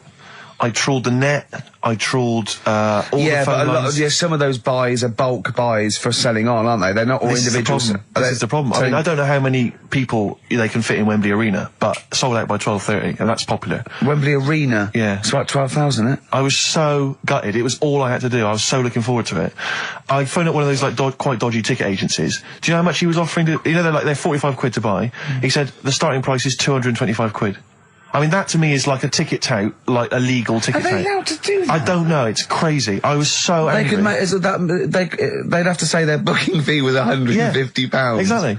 But now I'm like desperate. I don't know what to do. I'm just wondering if I can abuse our position on the radio and just try and scrounge them from anyone who's listening. No, I mean anyone who's listening who's got the power to get them, you know, or... This is begging, isn't it? It's exactly what it is, Rick, yeah. Yeah, I was going to try and dress it up. Yeah. But it's just begging. That ticket touts after you as well, for Exactly. dissing him. Ricky.Gervais. Don't bring me into it. Shut up. Ricky.Gervais@xfm.co.uk. If there's anything you can do to get me a ticket, I'm willing to pay for it. Up to the price you'll of 45 quid. You know. Yeah, wow. No, second hand. Yeah, second 30. hand. Yeah. You don't want to throw your money around, I'll give Steve. 25 quid, come on. Don't you know Yeah. who I am? Yeah. But that, I mean, do you know what I mean? Because I'm just, like, I asked Karl if he could sort it out. He's done nothing. He's achieved nothing. I know. So I'm just desperate. I'm in a desperate situation and I don't quite know what to do. I'll tell you this though, Carl, don't bother doing favours for him because he's not grateful. You give him something and he goes, right, does this mean I have to give you something back? And I go, well no. He goes, good. Well, I got you Cure tickets and you did nothing Yeah, but it whinge was about rubbish, it. that gig. There you go. It was rubbish. I went along to that gig. It was a balmy summer's night. The Cure, as far as I'm concerned, owe me a balmy summer's night because I wasted it. Hour and a half they played for. They played 4 hits. I don't want to hear their dirge from like some dodgy album and from like 1984. I'm not interested. Play the hits. Boys Don't Cry, Love Cats, blah, blah, blah, blah, blah. Instead I got nothing. I was so angry. I was just, oh man, I was You were so probably angry at Carl, weren't you? I was angry at Karl for wasting my time getting me the tickets for Do you know free. what I mean, If I Carl? paid for it, Are you I'd have been getting to absolutely see what livid. sort of a bloke Steve Merchant is? Doves, Caught by the River on XFM 104.9. I'm Ricky Gervais, Steve Merchant, Hello there. Karl Pilkington and everything. No, I'm going to be honest with you. Go on. A little bit hungover, Yeah. didn't feel very well. Yeah. I don't know if I'm hungover or still a bit drunk, but I don't feel... You sound like you're still a bit drunk. Yeah, so But what then I'm worried you do about... every week, so... But what I'm worried about is that the standard will slip. Yeah, Sure. if I'm not right on the ball. And the other thing is I haven't had a lot of time to prepare the show today. Okay. So I don't, I don't really, I don't feel, 100%. yeah, I haven't done the Carl. Right. Look, Have you finished that sentence? I don't make me laugh because it hurts as well. And there's the other side effect to me being a little bit hungover or drunk or whatever, right, is that I can be annoying. Right, yes. Because just to amuse myself, I sort of like turn my body off a little bit and just poke and like that and annoy people and that. I want to sort of like. Well, you do climb- the physical equivalent of freewheeling. yeah, don't yeah. you? You just I sort of want to climb on Carl and go to sleep on him. Yes. Do you know what I mean? Yes. They'll both annoy him and it'd be comfortable. Yes. Which is, can be annoying. Just a little thing just to make this show a bit easier. If you'd put your hand up when you want one of us to speak, because I'm not quite sure when the sentences are finished. The hands are up. Okay, good. So, The hands are up. okay. Okay. Good, alright. Okay. Are you gonna just keep them up the rest of the show, or? No, Carl, do what you, huh? Good, alright. Do you want to, I mean, is there an excuse as to why you're a bit hungover? Too much wine. Okay. All Last right. night, yeah. Yeah. Good. Thanks for Okay. that. Because this is the only work you've got to do all week, isn't it? Like, unless I'm very much mistaken. You don't have to do anything. You just sit at home eating cheese. Yeah. and then occasionally you do a bit of sort of shadow boxing, and that's exercise, and then you sit and watch TV. Yeah. Is that roughly what you did this week? Yeah. So this is the only 2 hours you had to do anything for all week. This is you had to prepare for this. Yeah, but who can plan a hangover? Right. You know, you'd think, Carl, you said you had some stuff. Yeah. What have we got? I love the fact that, whereas I was a little bit slow, Carl there leapt into action to keep this show afloat, keep the pace up. Go on. Right, well, Carl, are you hungover as well, or? I'm just a bit annoyed because I'm with you. Do you know what I mean? He hasn't got much to do all week. You're having a laugh. What? What angers me is I kind of hope that maybe I could have quite a long career in radio, and I sort of feel like I don't know, the word sinking ship. Those words spring to mind. But because it feels like, I mean, Carl, you're just a chancer anyway. You weren't even supposed to be on air, and we've made you into something of a household name, and that's cool. Household name. And Ricky's already a celebrity. He's got it stitched up. He's got corporates. He's got voiceover work. But I've got nothing. I'm running on empty. I'm not nothing. I've got nothing. I'm sort of dependent a bit on this. Yeah. Financially. And, go on then. What and you saying? two are sort of bringing it down, really. Right. Do you reckon I can get my own show, Carl? Carl. Tell them like what I did Capital out there Gold with or a bit. No, Carl, tell them how funny I was out there with a bit in that a minute ago. So anyway, come Carl, on, I'm right? bored of this. I tell you what. Will we tease them with what we've got coming up next? Yeah, Carl, tease us after the next Because I think record. we've already got them for 2 hours. Yeah, we've hooked them, Carl. Don't worry, this is textbook radio. What's this? Baby on board. Yeah. Rick, can I just... Sorry, I don't mean to abuse our position again, but... Bruce Springsteen's performing in London tomorrow night, and you remember I made an appeal to try and get a free ticket. Yeah. Well, I don't even mind paying. I tried to pay, but... That's good of you. No, I'm a generous kind of guy. And I thought you were mean. No, go on, what are you going to say? But You were all going I'm to pay saying for is, ticket. you know... face value? I mean, you don't want to be ripped off, do you? No, don't be crazy, ideally half price. Yeah. And I've been chasing kind of my tail, really. I'm not going at the moment. I'm not going, and I'm desperate to see him, man. I mean, he's going to do a great concert. It's his only one in London. I can't believe that being on the radio, being on XFM, the listenership's going up apparently. I can't believe I can't get a ticket. I've asked Carl. He's done nothing. Hang on a minute. No, Carl had a very good point. Nothing. Carl, say what you said when he was whinging in No, the but first of all, whilst you're moaning, you also asked in the week for a Badly Drawn Boy album. Yeah. You got in today. Yeah. There's one there for you. Well, Yeah. but it's yin and yang. And it's Carl. like, yeah, but I do, Carl, what's Steve ever done for you? That's what you got to ask yourself. What has Steve ever done for you? Well, he took me to the BAFTAs. Yeah, but only because no one else would probably want to go with you. I can't believe that. What is I this? do not believe that. Oh, Steve, I'm going to stitch you up now, Carl. And it's in a nice way, and don't worry, it won't be too bad. He won't take it too bad. Carl sent me a little text message today. Right. No, Oh, what is this? Right, okay. I'm in a very frail mood at the moment. No, because I'm you're not like going to this see one. Bruce. This is funny, because me and him have been, sending trivia back and forth to each other. Which is another point, right? I sent him... Oh, well, I'll get to that in a minute. I thought he'd really be amazed with, Well, while you're fiddling, if you can make my dream come true, to go and see Bruce Springsteen tomorrow, then give us a call on the usual number. But like I said, Steve... What? Right, it wouldn't be... Right, you just said when the song was on, can't believe it, right? We work at XFM and I can't get tickets for Springsteen, right? Yeah. We work in radio, we should get tickets. Right, now think Which of I'm the willing amount to pay for. Yeah, but think of the... Yeah, but if it's sold out, it's sold out. Yeah. Yeah, right? but that's just something they say. Right, that's just what they say, is it? Right, so everybody on local radio stations say, do you know, I like that Bruce Springsteen, I want a free ticket, right? So another say... I tried to 400 phone. I phoned for an hour and a half. I couldn't get through. Not long enough. I've put the hours in. Not long enough. Not long enough. What are you talking about? I've put the hours in. No. Right, so another 400 people turn up at the gig. They cram them all in. There's people being crushed. They've paid the money early. They were up early that day when the phone lines were open, whilst you were probably sleeping and that. So they're dedicated, and they're the ones at the front getting crushed. What? Would your Why mum are and they dad getting be crushed? happy if you were there getting crushed? I don't mind. I'll sit at the side of the stage and watch him. Yeah, but I don't mind. But everyone will say that then, and then before you know it, Yeah. no one can see anything No, because you're all on Carl's the right stage. on this one. Leave it. Right, I'm going to give you this here. I'm handing over my mobile phone to Steve to read you can see it's from Carl at the top, but just read it out as you scroll down. Just read it out loud. Is this a text message from... Yeah, this is a text message to me from Carl. Read it out. To see at night as well as an owl, you would need eyes the size of grapefruits. If only Stephen could turn his head right round as well. Carl, I can't believe it.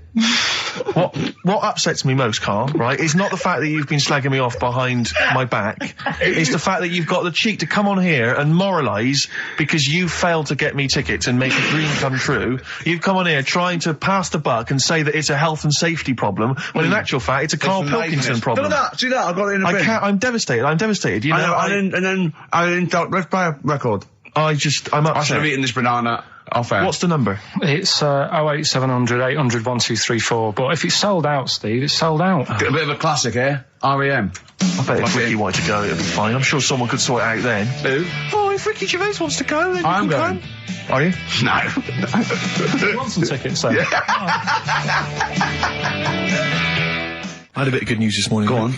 I was on the tube coming down, and I don't want to sound arrogant, I don't want to sound pushy, but I was at Green Park, and I'm fairly certain, Rick, it's not 100% corroborated, I'm fairly certain that a woman pinched my arse.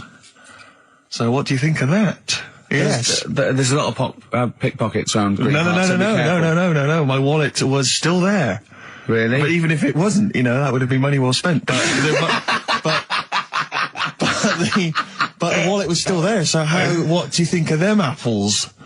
Eh? So what did you just pinch off? I can't confirm it at this stage, exactly what happened, but it certainly felt like a pinch. I looked round, there was a woman behind me. Right. She was fairly old. I think she's probably in her mid-30s. Right. Kind of reddish hair. Right. I don't know if she's listening. Right. But she knows where I am. And so I don't know how to proceed, really, Rick. I don't know if it's worth putting up some posters around the Green Park area. Well, what you could just to try and corroborate it. If you saw a woman pinch the lanky guy's arse... No, you could probably get in contact with British Rail and go back over their CCTV CCTV cameras, yeah. And then they could probably zoom in and, you know, sort of identifying sort of birthmarks, or she might have been holding something. So they could hire a private eye. Yeah. Again, money well spent. Well, so there you go. You know, I'm just saying maybe maybe things are looking up. Things it's getting towards Christmas. The worm has turned. I mean, you know, it's a little sexy story to get the show going. It is but so what do you make of that then, Carl? Because I know you're quite damning. What's your answer? Well, I mean, you're quite a tall fella. Sure. So she must have really wanted to sort of reach up and have a pinch. Mm. Do you know you think she was a dwarf? She did it with her teeth. He didn't say she was a dwarf. No, but Steve's taller than, you know, his arse. Yeah, but his arse isn't 6'9", is it? His arse is about 3 foot off the floor. 4 foot? What? 4 foot off the floor? No, I don't think so. About 3. She'd have to be a midget to have to reach up to pinch Steve's arse. He is very tall, but... I don't know what your point is there, Carl. You're just trying to, you're just, I think maybe just a little bit jealous. Just a little bit of jealousy. How many cats do you say you've got through? I'd say whilst I was living at home, I mean, it's still on the increase even though I'm not there. So, but whilst I was there, probably 5. God. Wow. Oh. Yeah. And were you upset each time, or you just got used to it? It's one of them things, isn't it? Like I've said before, when you first see something, it's a bit of a shock. Do you know what I mean? It's like the Elephant Man or whatever. Yeah. First time you see him, it's that sort of, oh, look at that. Yeah. Do you remember the first time you saw Steve? No, I'm not being funny. Do you remember the first... Yeah, but I've said this before. It's always... Then you get used to how people look, and you don't... No. I'm gonna burst. You have to play a record. No, but... Because I just see Steve's... No, but I've got used to it. Shut up.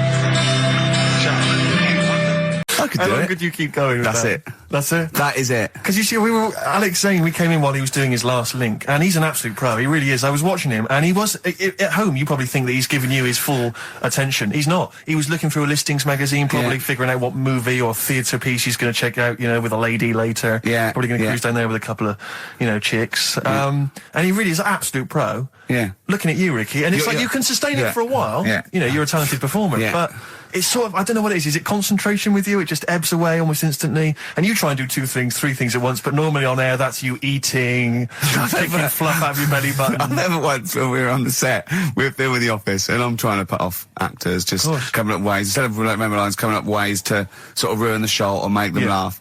And you came out and went, Rick, it's like having your own TV show isn't interesting enough for you. Yeah. Just concentrate, it's lunch in an hour. Yeah. I went, yeah, all right. Well, the radio show even less though. I mean, Well, yeah, you really I know. can't be bored. How long do you think your interest you sustain your interest? I came on in too early because I got bored just before we came on air. Sure. Okay. I came in too early. I got to stop getting the cabs quite early. Yeah. So you're bored now. I think I've got to get about 5 to 1, and then I think that'll last me till about 1:30.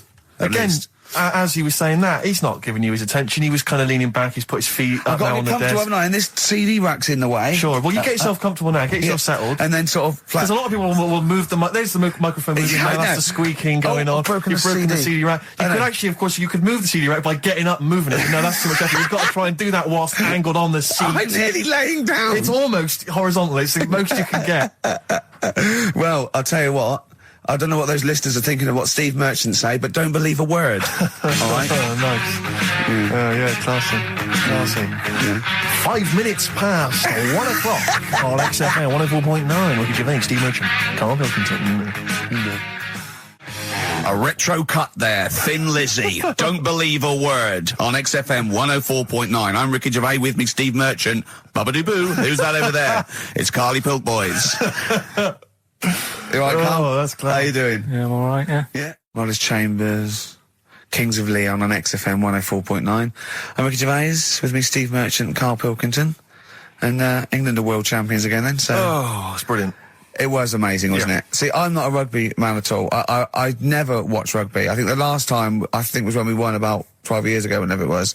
And I got into it last week because I realised we were doing so well. I watch England win anything. Yeah. Do you know what I mean? I don't care what... In fact, I wasn't into war when I was little until I realised we were so bloody good at it. We are really good at it. It's brilliant. But, yeah, fantastic. Yeah, it was great. Right, that's the rugby thing over. That's What dealt next? with. That's it. That's all I've got. That's all I had today. It does steam me. Sometimes I watch it and it does remind me of when I play rugby, because one of them will boot it down the field, and then someone will catch it and boot it straight back again. Yeah. Which is essentially how we I was play made rugby to at play school. rugby. I had to play rugby. Yeah. And I don't think I'd get rid of the ball so quickly. Yeah.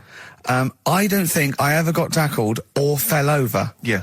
I think I touched the ball about 20 times in the 2 years it was compulsory. Yeah. I was terrified.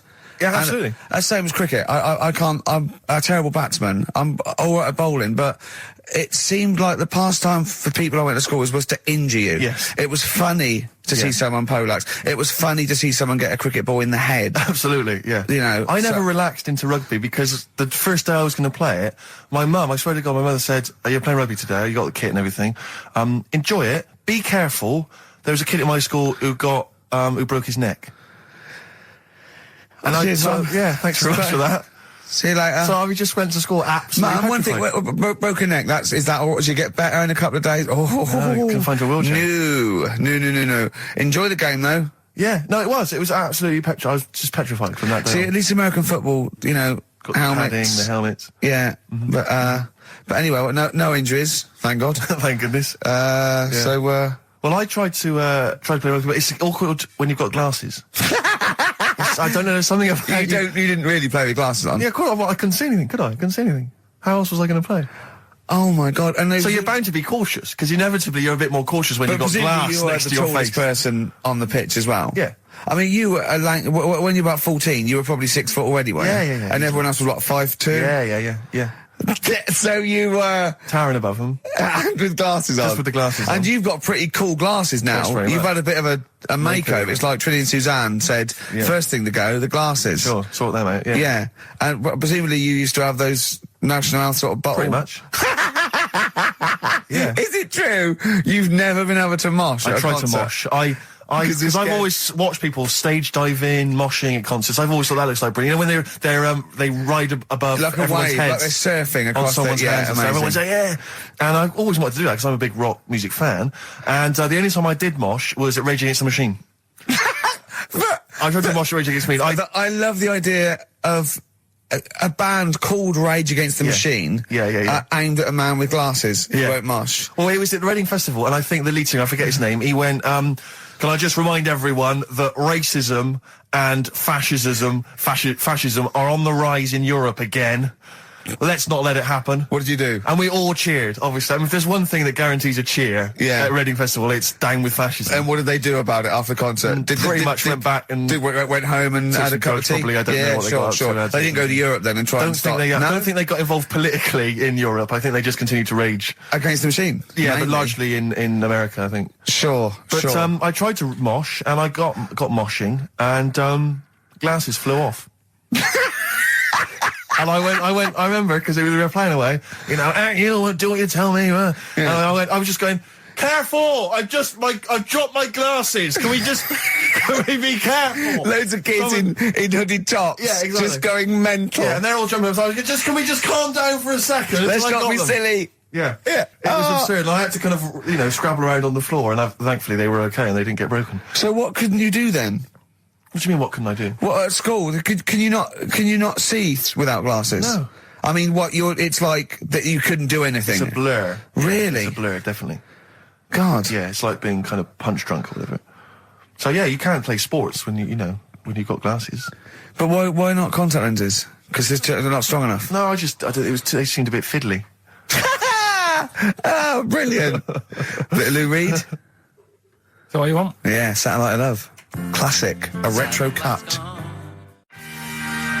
Don't steam our son. Please, lads. Thrills. On XFM 104.9. I'm Ricky Gervais. With me, Steve Merchant and Karl Pilkington. Yeah. Little Carly Pilkington. Little baldy mank whinging little twat. How are you? Yeah, all right, yeah. What are you doing? Happy? Feeling a bit happier today? You look as full of spunk, as they say in America. Yeah, I'm all right. Just a bit of a miserable day, though, isn't it? Yeah. A bit miserable. Yeah.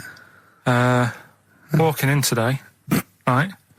Do you know I walked through like the sort of the gay district of London and that? Right. You don't walk, you mince, don't you? I'm just walking through on the way to work, and I'm always interested in their little shops and stuff that they have, right? Loads of their little shops. That's don't be ashamed of. If you want to go in and buy something, go in and buy something. I'm just having a look at, looking in the windows and stuff. Little postcard just near the entrance. Yeah. That's meant to tease people in, to make people go, that sounds good, I'll nip in. Right? Little postcard. Free butt plugs with every sale. That's great. How did we get from 5p off milk to free butt plugs with every sale? Wow. What society come to? Well, it's because we're liberated, Rick. Yeah. You know, it's an open society. What did you buy to get them? You didn't buy... I didn't but what's the purpose? What, of the poster or of butt plugs? Butt plugs. Because I really honestly You don't... shove them up your arse, don't you? Whoa, slow down, bum. Shove them up your bum. Yeah. But when? Is that just like when you're doing whatever, doing stuff around the house, or...? I think it's not to keep things out. Is it like you would use a plug in the sink to keep, the water in the sink? Oh, if you're not gay. Get that? Oh, yeah. No, I know what you mean, yeah. I don't know. No entry. What is it? I mean, I don't understand what I that's know. I assume it either feels good or are they... well, I've got to be careful here. Or are they sort of like breaking it in? Right, yeah. Do you know what I mean?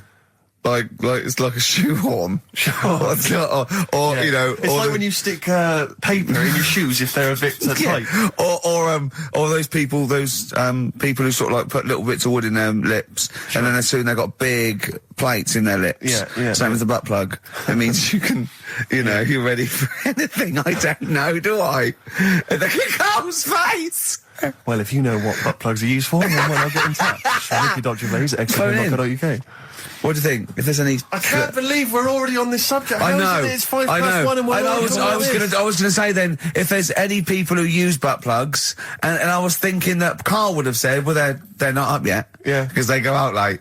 No, but what is it? We're award-winning people. We've written a TV Not on show, radio, though. Not on radio. We're rubbish on radio. I know, but We've got nothing to lose. But I always say to you, Steve, that I like educating people and that. Now, the way I see it is I didn't know what they were. Let's phone to go. Someone might know about butt plugs. All right, we'll get No, get them on. Get them on. Ask them. No, because they might say something dodgy. Oh! whereas, what have we just been doing? Just take a chance. Take a chance and tell him not to swear. Well, you tell him. Okay. Right, Steve, I haven't got my headphones on. Hello, who's that? Hold on. Who, sorry? Nicholas. Nicholas, hello, mate. You're not going to swear, are you? No, I'm not going to Keep it clean.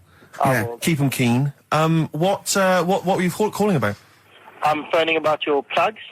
About, not my plugs, but sure, plugs in general. What, do you know much about them? No, Are you a plug user yourself? No, I'm just thinking if maybe you've got some gay friends and you're spending the night at their place, you might want to use one. Right. What, you mean experiment with them, or? No, so you can make sure they're not going to do anything while you're asleep. Could I suggest, just lock the door? I mean, that is easier to me. Can I make a bigger suggestion? That's probably the most homophobic thing we've had said on the show today. Thanks very much for your call. Right, okay, good. Well, that's why we shouldn't put people on the line. Just, without checking first. I think Carl's made a good point. That's the calibre of listener we've got. The results of, We ain't got a winner for the first time. Yes, we have. We've We've got done this loads. feature for... We've got loads of winners. No, we haven't. We've done this feature for 3 weeks. This is the first time I've managed to sort of... What? Well, let's go through them then. What have they got wrong? The first one. The first one? What was The first one. Well, hang on, let's do them in reverse order for a second. So what's the last one? The last one, the clue was, that bloke does sport on the telly and he's got a little kid. What's that? That's Destiny's Child. Des, who does ITV Sport, that's he's got terrible, a tiny man. child, right? No, terrible. that's fine, they got that. Okay, Destiny's Child. What's the middle one? Right, the middle one. Right. Child. The second one was, he doesn't like women, yet he's got a couple of kids. That's a bit weird. Yeah. Right? That was PD, that was Puff Daddy. That is offensive. Go on. But it's not Puff Daddy. It's Puff Daddy. And he's not even called that anymore. He's called P. Diddy. Well... Okay, fair enough. But they got that one. Yeah. And if I'm being tight, these lot are as well. Yeah. Yeah. Tight means something in Manchester. Go on. Right? And the first one that they're having problems with, I don't think them birds should be allowed in this They've area. got it. Boyzone. It's not Boyzone. What's the clue again? I don't think them birds should be allowed in this area. That is perfect. A boy zone. No birds. No women. No women, yeah, birds, right? A boy zone. Sorry, Carl. If that isn't the answer, their clue is better than yours. That is brilliant. What was yours? Boy zone, it works perfectly. What's your answer then? Bangles. I have no idea what that means. Like seagulls. So you don't want them in this area, so you're banning them. Bangles.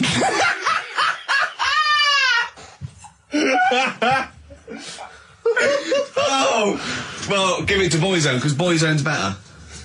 Don't use birds being allowed in this area, it's a Boyzone. I think we should have a rollover. Can't beat them. Can't beat them. You have to use his logic, But surely. theirs works. You can't do what am I thinking. No, that's not what I'm thinking. It perfectly. It works perfectly. I think you've got to give it to the ones that got the Boyzone. Well, how about, right, because they didn't actually get into my head and my way of thinking, heaven right? forbid. How about we just keep back the David Attenborough, and they can have, I'll chuck in the Hellraiser, right? Okay. And Blondie album and the Madness Yeah, one. okay. Pick a winner at random. Pick a winner, Steve. I'm going to give it to Paul Sloman, who got those answers, and he also says, P.S. Carl, you're a moron. So, I'm giving that to Paul, and good luck to him. Right, well, He's got a crazy night tonight. If we can rush these over to him, he's got a cracking Saturday night. well, if I'm a moron, I might get your address wrong when I send them to you. A £200 tumour. I know. It's just that thing, I mean, you know what I'm like, I don't like, it depends where it is as well, taking your clothes off and all that, there's the pressure in it. You don't like anything being touched, do you? I remember when he said he doesn't check his balls, he doesn't like the feel. That's live with me. He doesn't like the feel. I think, do you mean that you don't like what it feels like in your balls when you're fiddling with them? Because I imagined it that you meant you don't like the feel, i.e. in your fingertips, you don't like the feel of your balls. It's the thing of, you start thinking about what you're actually touching, and there's something in there, and you might break them and all that. I don't like it. They are delicate. I am scared with the little knobbly bits, yeah. What knobbly bits?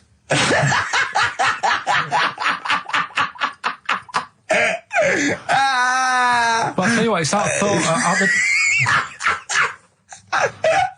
at the doctor's. It's that thing of He's not taking your clothes off in front of him, right?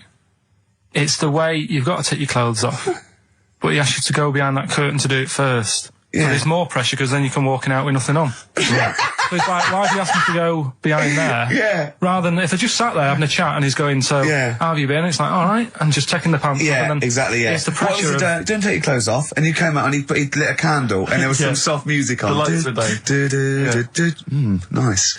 Yeah. Or he said, if you'll make you feel more relaxed, I'll take my clothes off. Yeah, exactly, yeah. But I'll do it in the form of a striptease. Now, Carl, I'm going to ask you the question, knowing the answer.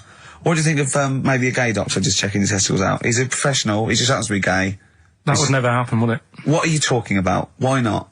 Oh, speaking of, Go on, doctors. no, gay What? people are not. Do you know when we discussed, gay-only toilets?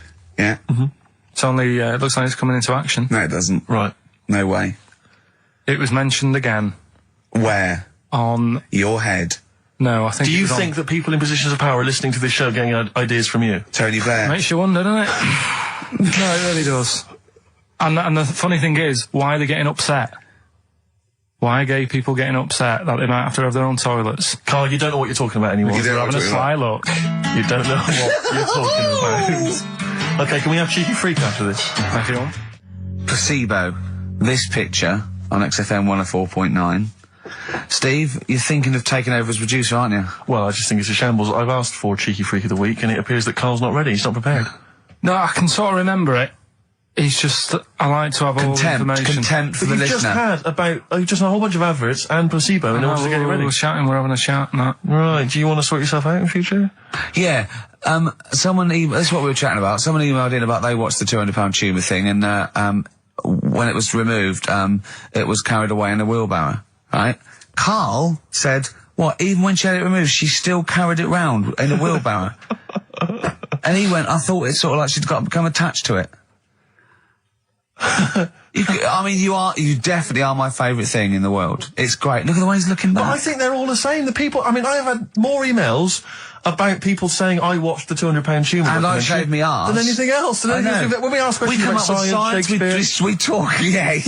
Nothing, High silence. concept, we talk about political issues. one person emailed in, they said, I tuned into the £200 tumour documentary. It looked disgusting, I couldn't watch for long. What were you expecting? Yeah. That it might sing and dance? Do a little show for you? Anyway, so what's these the are situa- really your listeners, Carl. Now, I think you know what I mean. You sort of, you find your niche, you attract your. I think me and Steve are pretty much just here. I think the people that we had in the early days, Rick, they've long since abandoned us. They jumped ship. they've got jobs. Yeah. They've got jobs. They're out now. They've been released. Exactly. Yeah, they're getting their life back together. Carl, Come so on then, what's the Carl. situation with Cheeky Freak? I've got like a couple of bits. Like I say, I haven't got the in-depth stuff that I know. Oh no, because usually it's it's Heavily pretty researched. scientific. Exactly, yeah. Do the jingle. We've come up with a new one, haven't we? The Freak, say chic. Cheeky Freak of the Week. Right. Well, couple of bits. I don't know which one to use as the main feature for this week. It's not good, is it? Well, there's been another one born. What? Little kid. You on? 4 eyes. Insult. Just a guy who wears glasses. Come on. 4 eyes, 2 noses, 2 mouths. That's weird, isn't it? This bloke, did he also have 2 heads, 2 bodies? Sort of born sort of slightly separately?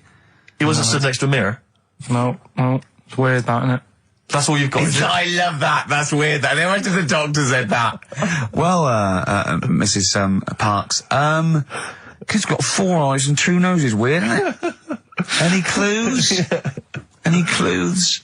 So that's That's it. it. That's all the one. information. Well, I'll tell you what, No, that, but that again- shouldn't be the main one. Okay, No, I've answered but your like I say, what's the idea of this feature? What do I say all the time? Don't know. I always say, think about it. Think about what that would be like. Okay. What? Giving birth to him? No. Being, I think it's a girl. Being like her. 2 mouths. 4 eyes. What would that be like? Mad, innit? I don't know what this feature is. I don't know what why. Is there another one? Is that, you said that? I mean, I hope everyone took the opportunity there during that silence to just think about what it would be like. I know I was. What? Could she talk with a mouthful? What? Is that allowed? Because she's got two mouths. Yeah. Yeah. Would that be alright in her house? She'd be eating Yeah, one, she can talk with one mouth and eat with the other, I Right, well, suppose. listen, the main one, right? You've thought about that. That's good. The main cheeky freak of the week. I haven't got all the details. Smallest person ever. Right? How big would you say that is? Carl is now sort of like holding his hands up like a fisherman, long ways. That's about 1 foot. Right. Smallest man in the world. I printed the thing off and I can't find it. There's a little picture of him. Right? The odd thing was, But why have you asked me how, did it say, or was it a picture of him? I didn't really read it. Of course you didn't. Of course you didn't. Jesus. I just saw it and thought, oh, that's... What, that's you that one, that's straight away sorted. assumed it was natural size? No, it was that big. But what do you mean it was that big? Little fella, like that. But why are you doing that? What? It was a page with a little fella. How do you know that was natural size? No, it was, because he said it's world's smallest man. And the funny thing is, I've read the first line, I always read the first line, it said world's Well smallest done, man. well done. The weird thing is, he got an head like a light bulb. The shape of it, apparently. I don't know if that's got anything to do with his shape and size. Oh, God. That big. His name's Mr. Watts. And the annoying thing is, what got me is, if you're that big, Yeah. right, don't have your picture taken next to a fruit bowl. Why was he having his photo taken next to a fruit bowl? Don't know. Whoever the photographer was, obviously having a bit of a laugh. Yeah. At his expense. Because you would just stand in the middle of nowhere, you'd look normal and that, but he was stood there, just leaning on an apple. Leaning on an apple? What is this? In what world do you inhabit? This was on the internet. And I printed it off. Leaning on an apple? Was it Tom Thumb? What is this? Are you sure it wasn't some sort of sci-fi show they're advertising? No, it was Leaning on it. Can you just lean on the apple? Just lean on the apple there. Do me a favour, you stand next to my chihuahua. You're not taking the piss, are you? No, not at all, no. Would you mind leaning on this matchbox? Yeah. Leaning on an apple. And that's what, so just said, there's the world's smallest man leaning on an apple. smallest man, said about his head being like a light bulb. I don't know what that meant. And I just thought, right, that'll do. That's that sorted. Cheeky Freak of the Week done. I think that was on like Monday. Right? I found that. I thought that's done. Printed it off. Forgot to get it off the photocopier. Someone's nicked it. Play a record. That you got to... You know, it's just, Steve. No, can I just say, there's no, Carl, point. please, There's no if point. I say, let's have Cheeky Freak of the Week, and you haven't done your research, you haven't got the information, just tell us you can't do it. But don't lead us on. Don't say things in like this on charade. radio, hold your hand up to me and go, how tall is that? It's nothing. That's This is radio. nothing. It's nothing. I think it was that big because he was leaning on an apple. It's not enough information. But, imagine Trevor McDonald coming on, going, some news, some stuff. How big's that? How big do you think that is? Yeah. Because there was a fella, coming up after Chris Tarrant. Play a record. I'm angry. I'm actually angry. And if Monkey News is in any way similar, you've really pulled your finger out with that, have you? Mm-hmm. Good. Let's have Rockbusters answers next. Supersonic. Oasis on XFM 104.9. Right. Getting through it. It's the Rockbusters. Right. It's the Rockbusters results, really, because this is a very important result. It's whether they stay in the Premiership or are relegated. This is the playoffs for Carl. Okay? You need 3 points. You need 3 points to stay up, Carl. Go on. Right, had a lot of right answers in that. Right, okay. That's in your favour. You know. Okay. The first clue was the doctor said part of the foot and the leg was no good, so he took them off. He threw them away. Yeah. The initials TB. Yeah. Right. Go on. Tony Bennett. Alright, that's Tony Bennett. Tony Bennett. Tony Bennett. Yeah. Okay, that's a warning. That's a yellow card. That is a yellow card, but you can still get the points. Right. Because his name's not Bennett. Tony, brilliant. Tony, perfect. A pun. Knee, his name's Tony. Perfect. Bennett, no, his name's Bennett. See? Well, he's in London this week as well, so I don't know if it's sold out. I won't mind. Are you on drugs? Or did I actually crack your head? Did I actually give you some brain damage? Because you're worse than usual now. It's like, go on. Right, the second one. That Scottish fella. We've got to speed this show up. Hang on a minute, hang on. I've just got to make sure it's right. We don't want to look stupid. Right? That Scottish monster has got a bit of a tan. I don't think we can look stupid with material like this. TD. That Scottish monster's got a bit of a tan. The answer there, the darkness. I'll give you that. Right. Well done. And the last one. Goal. The 60s singer, he had a heart attack the other way whilst having it away. You won't be seeing him again. The initials FNM. That's Faith No More. Adam Faith. Right? No! Doesn't count! Why not? Adam Faith No More. Right? Adam Faith No More. So, sorry, what is the clue? Is the clue Adam Faith, or is it Faith No More? It's Faith, I suppose. Just Faith No More. He's a 60s singer. So we got that. That's that. Safe for next week. Who's the winner? What do you make of it? You've got the deciding vote, Rick. Well, come on. I mean, you know my feelings. It works, Faith No More, but he's mixed up what cryptic is and that, because the fella, I mean, Adam Faith did actually die having it away, didn't he? Yeah. So it's all about him. It's all right. All the facts are right. Anyway. Okay, I think he's got a reprieve. I think I'll give it to him. I think I've got to give it to him, Steve. I think I have. He actually pulled that out of the bag, that one. There's no Jamaican fellas seeing icebergs or, Whitney Houston. The closest he came to is Bennett, and I'll let him off that. I've got to be a fair ref here. Well, fair enough, and well done to, I'm always a fan of names that for some reason just strike me or tickle me. Yeah. And this week the lucky winner is, Dave Suckling. There's nothing amusing about that.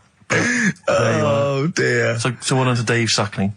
Okay. Suckling wins it. Suckling takes the prize. He takes the prizes, and well done to him. I guess there's more of that next week, and we're fast approaching the end of the show, Rick. I know you are excited about that, as am I. I know, but the best to come, because we've still got Bruce Springsteen coming up now, followed by Monkey News. We're talking about embarrassing stories and stuff, and I don't know if I've told this on the radio before. Have I told you, Carl? I'm not sure. But this was when I was working at the BBC. This is not even long ago, and I'd moved to London, and I was fairly new in London. And I was working at the BBC, and I had this BBC hire car, and I've never told it. If there's anyone listening who works for the BBC, I don't know if I can still get in trouble for it. But this BBC hire car, and it was like I'd been ferrying kind of actors and people and production people around all day in this car. And I was driving back, it was quite late, it was about sort of 7 or 8, and I was driving back, and I pulled in to get some petrol to fill up the car every day. And I went into this garage to fill up some petrol, and I was there, and two blokes came in a white van, right? They pulled into the forecourt, and I was filling up the car, and they went, "Hey, do you want to buy a couple of speakers?" And I said, "Yes, I do." Yeah. Because I'll tell you the reason. It was like I was so flattered that they thought I'd be the kind of bloke who would A, need some kind of classy speakers, and B, would like to buy them on the sly. Do you know what I mean? Yeah. I thought, they like the They've fact seen me. They've seen I look a bit of a hustler. Exactly. Yeah. I'm a street sort of guy. You can see by the way I use my walk. Exactly. Yeah. So I couldn't believe my luck. So they drove behind the garage, the little sort of garage bit at the back, and I went round there, sort of casually went round there, sort of locked the car, went round there. They went, open the back. You had 2 speakers in there. I said, "Are you sure these aren't knocked off, mate?" He went, No. We work for Dixon's. This is the story he spun me. We work for Dixon's, right? And we're delivery men. And if we make a delivery and the person's not there to sign for the goods, then we have to bring them back to the warehouse. But if we can sell them on the way back, then that's really good for Dixon's. Dixon's must love that. And instead of thinking, are you sure some kind of troubleshooter didn't... I mean, did someone go into Dixon's and go, you're not getting in the garage forecourt market? Jones. Exactly. Get a couple of lads in a white van. Exactly. Yeah. So anyway, so I sort of bought this story, and I was a little bit dubious, and I went, right, let me hear them then. And he wired them up to the car stereo, and boom, boom, boom, they're playing. So it was some groovy hip-hop. I was thinking, great, these guys know what I'm into. Yeah. And he's giving me the talk and stuff. And I said, I'm a bit worried these are knocked off. He went, no, listen, we got a bloke at Dixon's who can confirm this is fine, right? Phone him up, use my mobile, right? And quote this reference number, right? So I phone out, and it goes, I go, hi, some guys here in a garage forecourt trying to sell me some speakers. Just wanted to check. He went, it's fine. I went, should I just read the reference number or whatever? He went, if you want. And X14, and I went, yes, fine. Yeah. Okay. You know what that was, don't you? That was actually Mr. Dixon himself. Exactly. Yeah. Exactly. So I'm thinking, well, they sound great. They're giving me for a knockdown price. I'd say they were like 400 quid, they were like 200 quid or something. It was a good bargain. I was in the market for some speakers as well. Yeah. So, while they were loading it's them all kosher. I phoned Dixon's. Exactly. I phoned Dixon's. That's fine. Yeah. So while they're loading them in the back of the BBC hire car, right, I'm in there paying for the petrol, right? And the guy who's serving goes, oh, all right. He goes, what were you doing around the back with those blokes? Right? Because obviously there's security cameras filming this whole transaction, right? And he goes, what are you doing around the back? And I went, brilliantly, there's some old mates. Some of my mates were just having a chat and that. He went, oh, right, okay, like giving me obviously the evil eye. So I went back to the van. So I'm in the car now and I'm driving with one of the blokes who's in the van with me because I didn't have the money on me. So I had to go to the cash point to get the cash, right?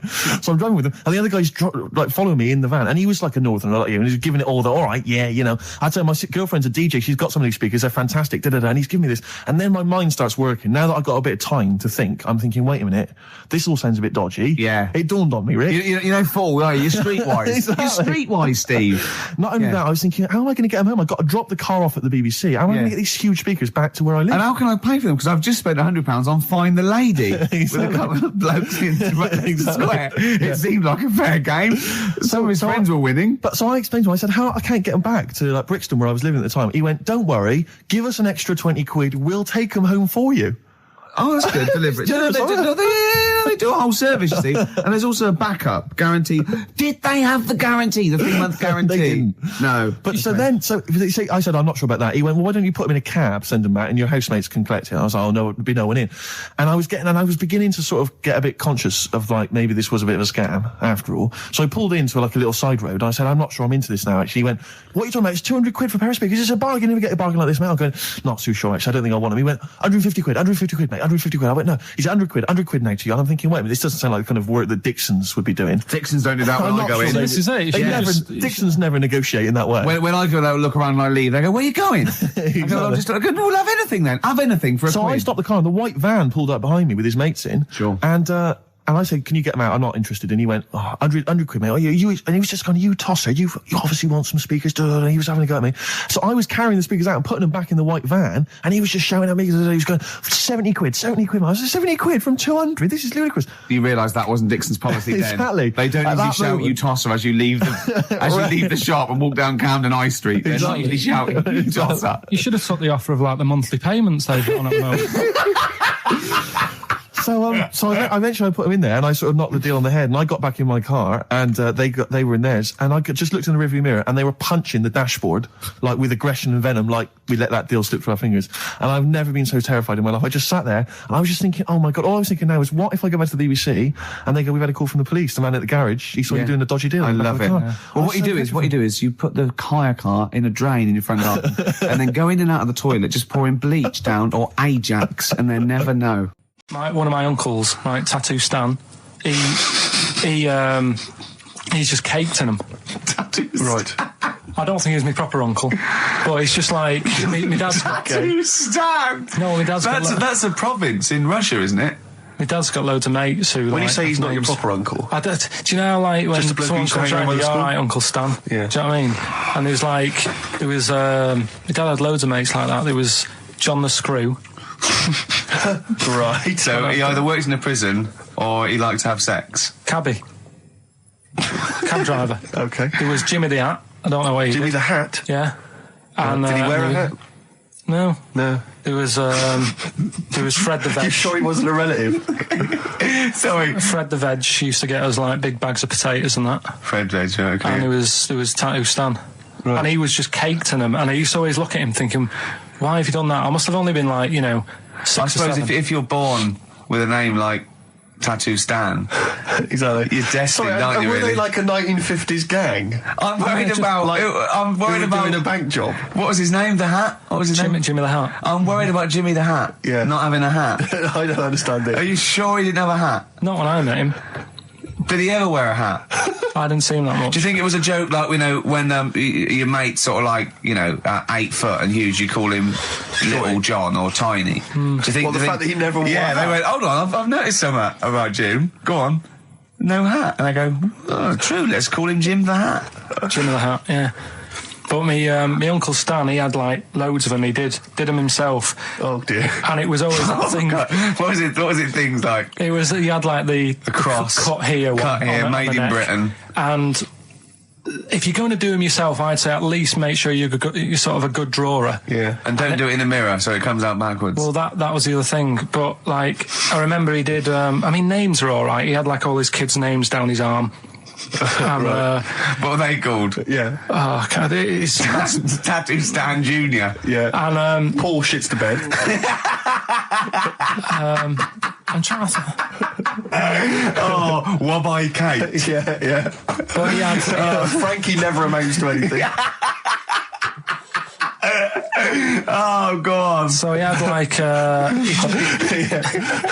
Johnny, I don't think he's mine. so he did all this... I don't even know why I'm telling you about tattoos. No, nor do I, Carl. Of course. Oh, I can't. Well, I'm sickened. I'm sickened because everybody knows that Gervais, and yet he's come out and he's spouted rubbish. I'm just. Oh. He thinks it's a good show. Oh. God, I'm disappointed. Oh, I'm so angry. He likes the show. I'm so angry because everybody thinks I'm an imbecile. Well, yeah. Well, fair enough.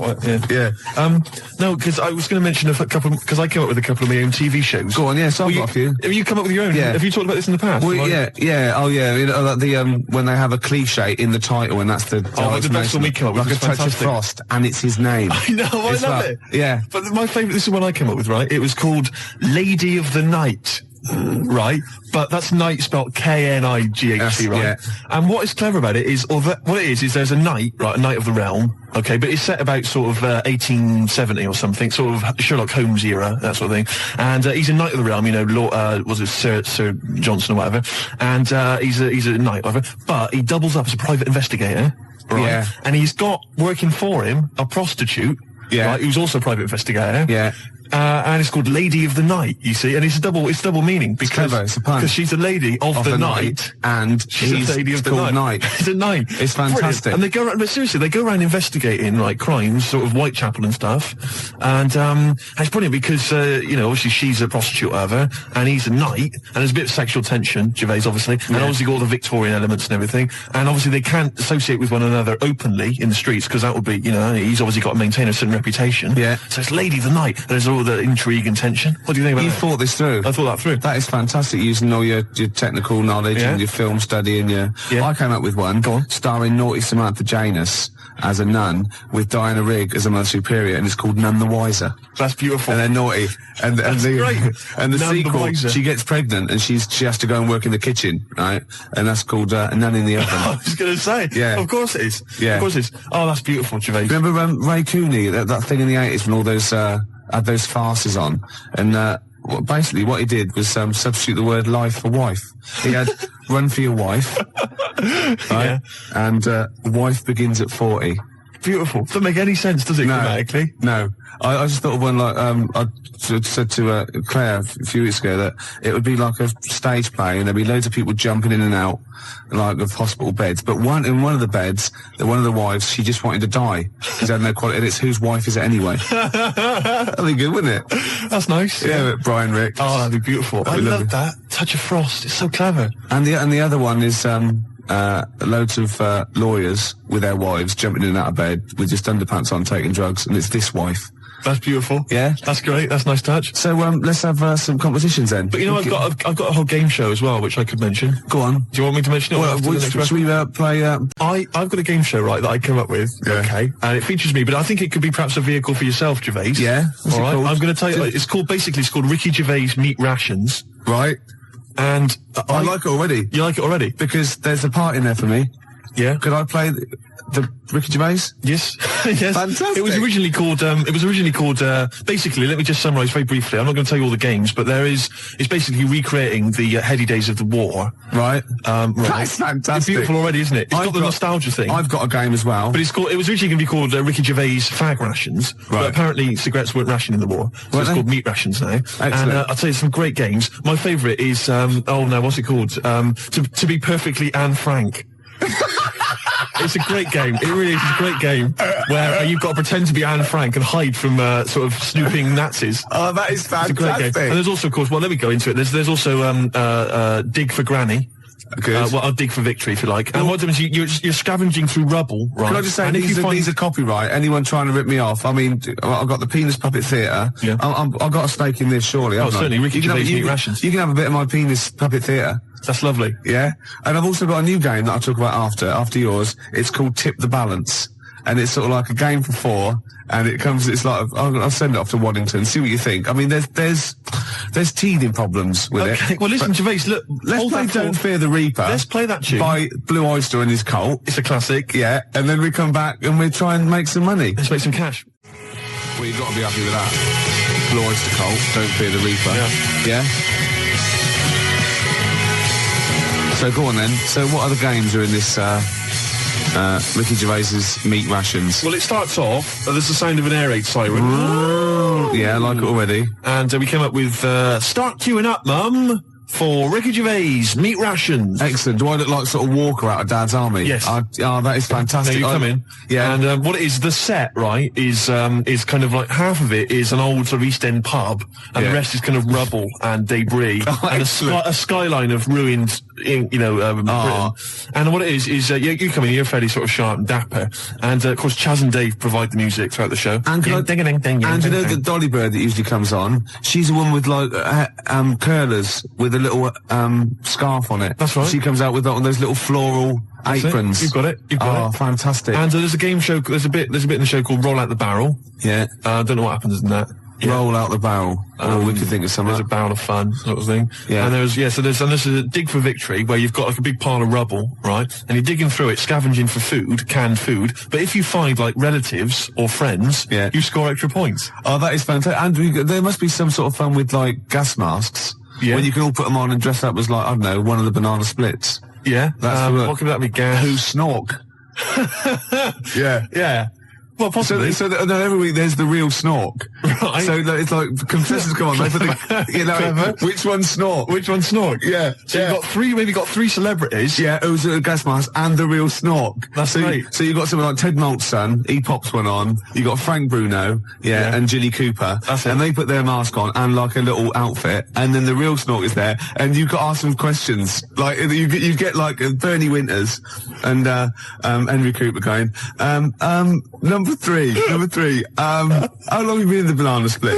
And Jilly Cooper goes, about 6 years ago. I don't know. I think the banana split's been going longer than that. No, I don't think it's number 3. What do you think? And Bernie Winters go, number 1. Number 1. How did you get the job being in banana splits? And it's probably Ted Malt's son going, I answered an advert in the paper. That's not right. They were born. You know what I mean? And there's Chaz and Dave in the corner just going, na na na na na na na na na na na na na, yeah, with the real snorks, and they all the lights go right, and one stands up and he sits back down again, and then the real snork and the others all take their mask off, and they go, "It's lovely, Julie. What are you doing now?" "Well, I'm appearing Puss in Boots down in Brighton." "Oh, that'd be fantastic." Wait a minute. What? Jilly Cooper? I don't know. What does she do? Oh, she's a novelist. She's a novelist. Oh, yeah. Now appearing in Panto. I'm not letting you book the guest. Oh, God. But wait a minute. What? I mean, I love your idea. Yeah. Who snork? Yeah. It's a bit odd, isn't it? How we started off with a kind of wartime nostalgia show, but now we've sort of featured sort of quite bad 70s animal Nothing things. wrong with the banana splits. But I like that. That's a good game. Yeah, okay, that can be like a special feature. So I'm just going to make a note of it because we've got Dig for Victory, to be perfectly Anne Frank. Yeah, and who's snork? Who's snork? Yeah. Well, I'm full of ideas. I could probably help you on this. Oh, this is great. Well, what other? Yeah. Maybe we'll come up with some other ideas as we go Yeah, we've on. still got Tip the Balance to go. But can I just say, I did actually once try and pitch this. When I appeared on Blockbusters. Yeah. Well, I obviously met with a producer there, and I said, I got an idea for you. Have we talked about this on air? We talked about me on Blockbusters, Have we? but not about my pitching this No, thing. go on. And I said to her, sit down. I said, I've got a great idea. And I tried to bill it with me as the star. She said, who are you? Steve's Meat Rations. She said, why are you in it? I said, I am. Don't worry, I'm the one who can pull it off. Yeah. And she said, right, go on, what is it? And at that time, I had none of the games. All I had was the title. And she went, I like it, yeah. What are the games? I don't know. She said, if you'd have just said, well, stop me there, love, and just popped a gas mask on and said, who am I? She'd have gone, snork. No, it's not. We got an ad break, then we got a classic from Blur. It's 5 o'clock. So if you were going to watch that thing that started at 5:02, you missed the first 5 minutes of it. Yeah. So we're doing well with this new game show, aren't we? Yeah, we've got a few ideas Ricky there. Gervais's meat rations. Ricky Gervais meat rations. I love that. It's a great idea, isn't it? We came up with another quick game, because obviously so far we've got Dig for Victory, to be perfectly frank, and Who's Snoring, which is possibly, I think, the most popular game so far. Yeah. And also we've come up with a new one, haven't we? Puss in Jackboots. Yeah. You get a beauty of the age Say, to come out. Saucy Samantha Janus. Yeah, maybe she comes out and she's got a little moustache on, right, and a peak cap pulled low and Nazi regalia, and you go and you got Bernie Winters and Ted Maltson and Jilly Cooper going. You're obviously, by the warm applause, you're much loved. Yes, I am. Oh God. Show business, and the audience clap. Obviously, yeah. Well done. Yeah, I guess so. I don't know. You're doing the Nazi accent very well. You an actress? Yes, that is correct. Yeah, it'd be great, wouldn't it? Could you salute in, please? Yeah, that'd be nice. Just I'll do a little Nazi salute. Yeah, little click. That'd be lovely. I thought of a little quick. And game. what's that one? That's called Puss in Jackboots. Puss in Jackboots. Yeah, lovely. I thought of a quick one. It's called Get the Hell Out of Hiroshima. Right, it's against the clock. Anyway, there's that's there as well. And we got any other ideas, Gervais? When I was about 16, my nephew got mumps, and all the men in my family were really worried, right? And I soon found out why. You know, obviously, if you get mumps when you're an adult and you haven't had it before, you go sterile, or it can cause sterility. Really? Yeah, yeah. And I was about 16, and this worried me, and I went to my mum and I said, have I had mumps? She went, you've had one mump. Now, I don't know what mumps are or is, but I'm pretty sure you can't have a mump. Or, I think she meant that one side of my face swelled up. Like a gobstopper, it was. But what is a mump? Or what are the mumps? I mean, it's a viral infection, isn't it? I don't want to embarrass myself. I don't want her to be right. Like I don't know. Can you have a number of mumps or one big mump? What if you had one big mump? Like a hunchback for a while? You're just like, you're mump-backed for a while. Yeah. You just walk around. You mump-back. Yeah, and you don't remember, because it's always when you're very young. You're mump-back, but yeah, exactly. But apparently I had one mump. So I could probably one of them, just one of them went a bit sterile. You can become sterile if you have the mumps when you're an adult? Apparently, yeah. Can you, does that, for instance, it doesn't cause, say for instance, an adult had the mumps, right, and then he sort of had sex and he gave birth to a child, his wife gave birth to a child. Yeah. That can't cause any other problems. It can't cause deformity or anything. It's just, because it's just my dad had the mumps. I don't know. We should get our facts right, really. If there's a doctor out there, I mean, can mumps cause sterility? How does it do it? I have stories about, my teacher, his mate, had to have them, they swelled up, and he had to put them in cotton wool for about a month.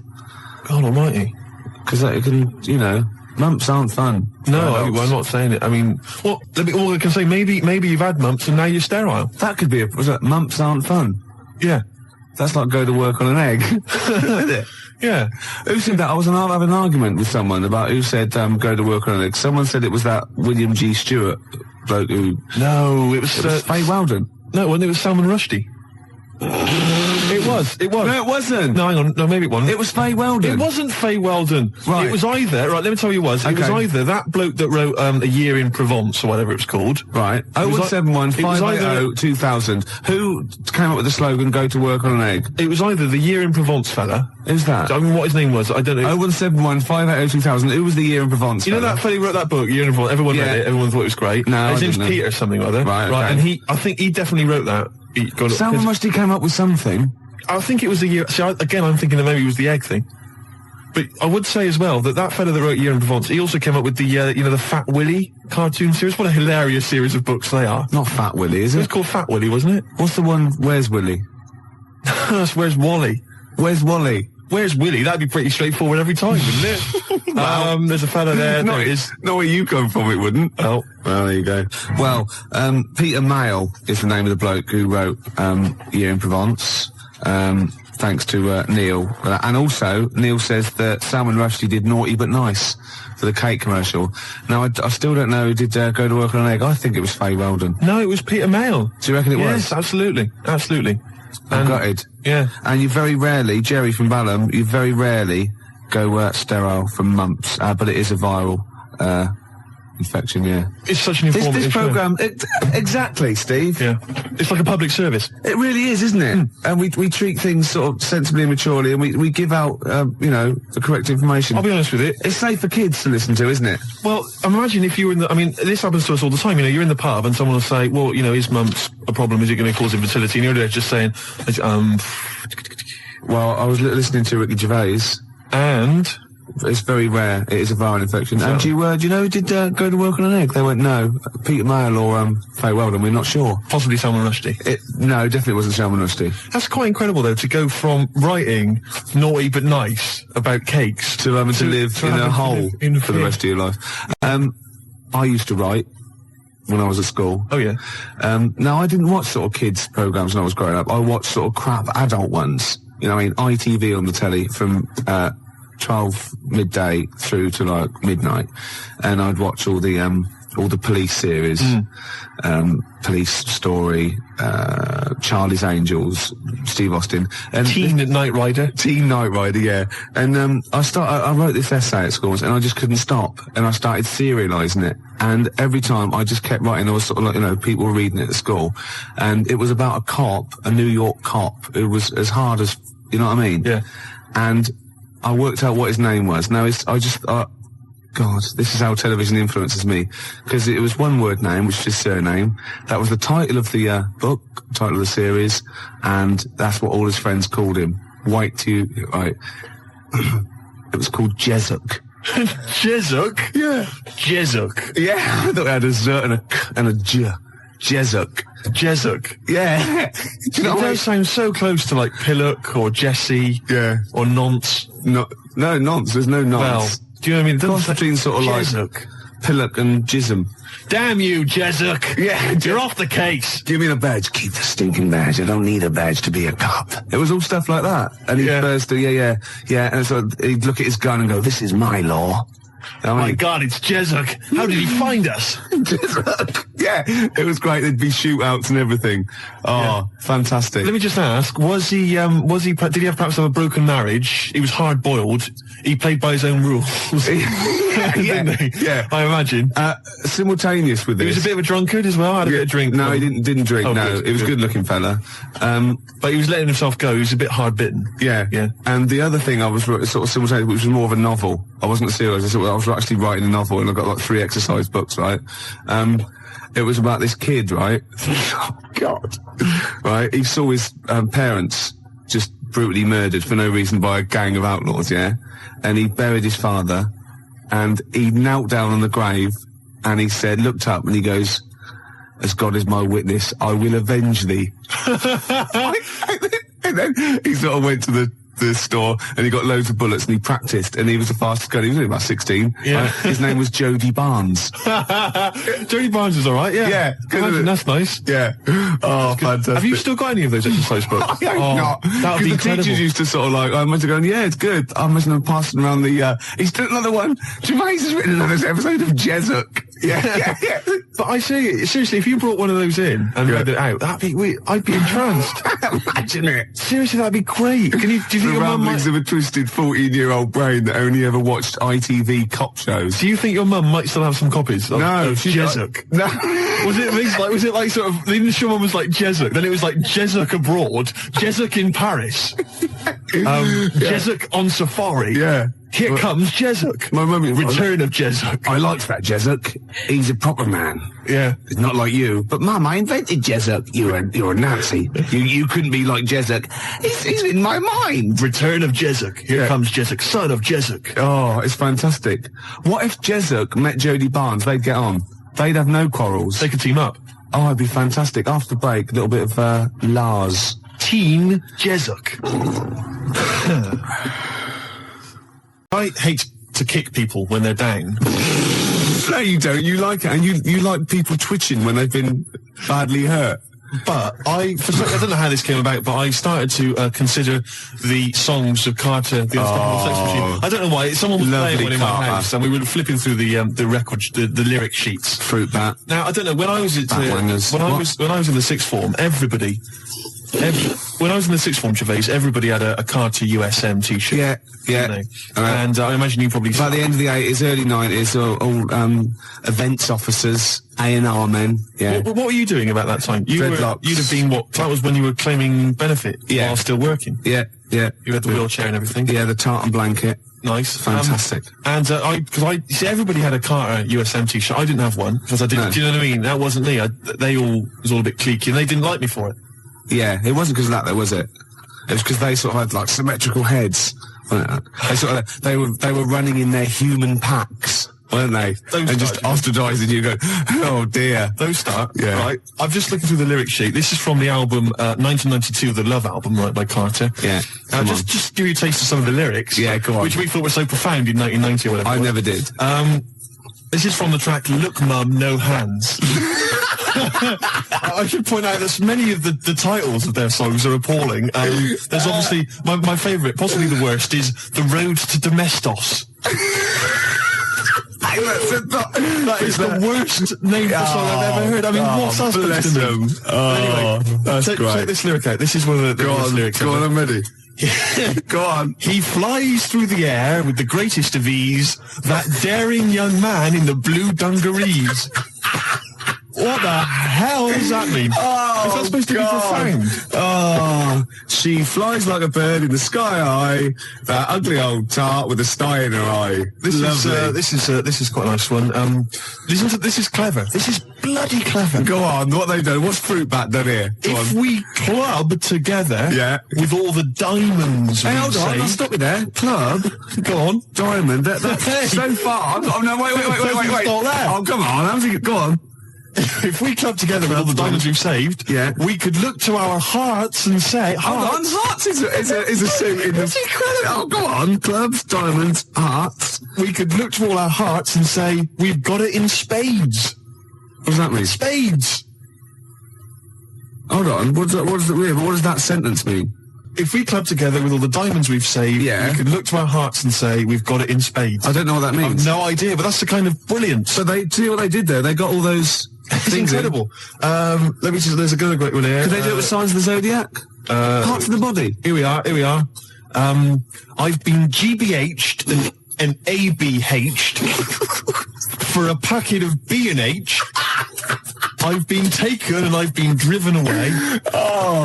My telephone is always ringing and my number is XXX directory. Call 0898 333 talk dirty to me. That is some of the worst lyrics, Gervais, surely, that you've ever heard. Unless you knew different. 0171 580 2000. I've been thinking some of my own as well. The worst lyrics you've ever come across. Oh, there's going to be arguments. 0171 580 2000. Or you can fax us 0171 580 1234.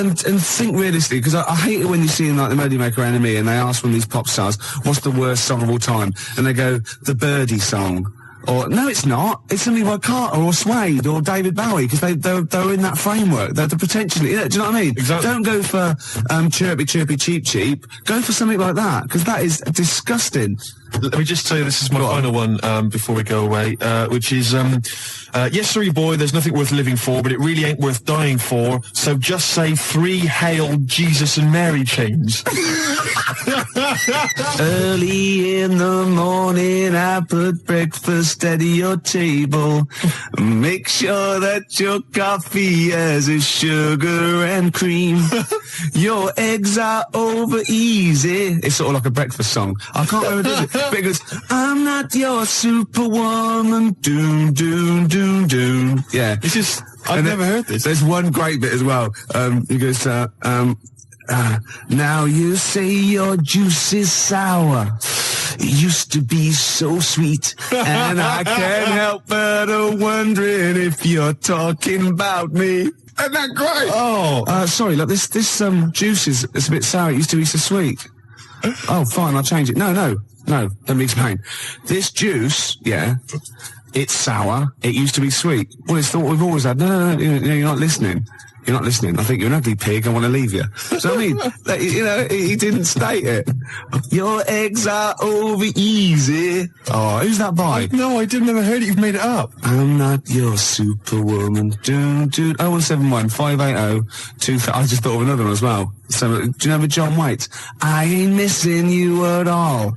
Missing you since you've been gone away. And he's worried about people that think that he's really not missing her. So, towards the end, he goes, I can lie to myself. Oh, he was lying all along then, wasn't he? Oh, got any more Carter lyrics? Well, I'm still wading through them, Gervais, and it's just making me quite low. So I'll try and dig out a few more for the next time we have a chat.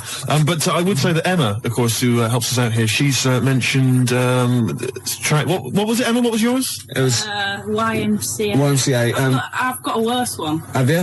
Oh, hold on. Oh, what's that other one? That's worse. Oh God, yeah. Well, Emma, we'll save that one. Emma's was you can get yourself clean, you can have a good meal.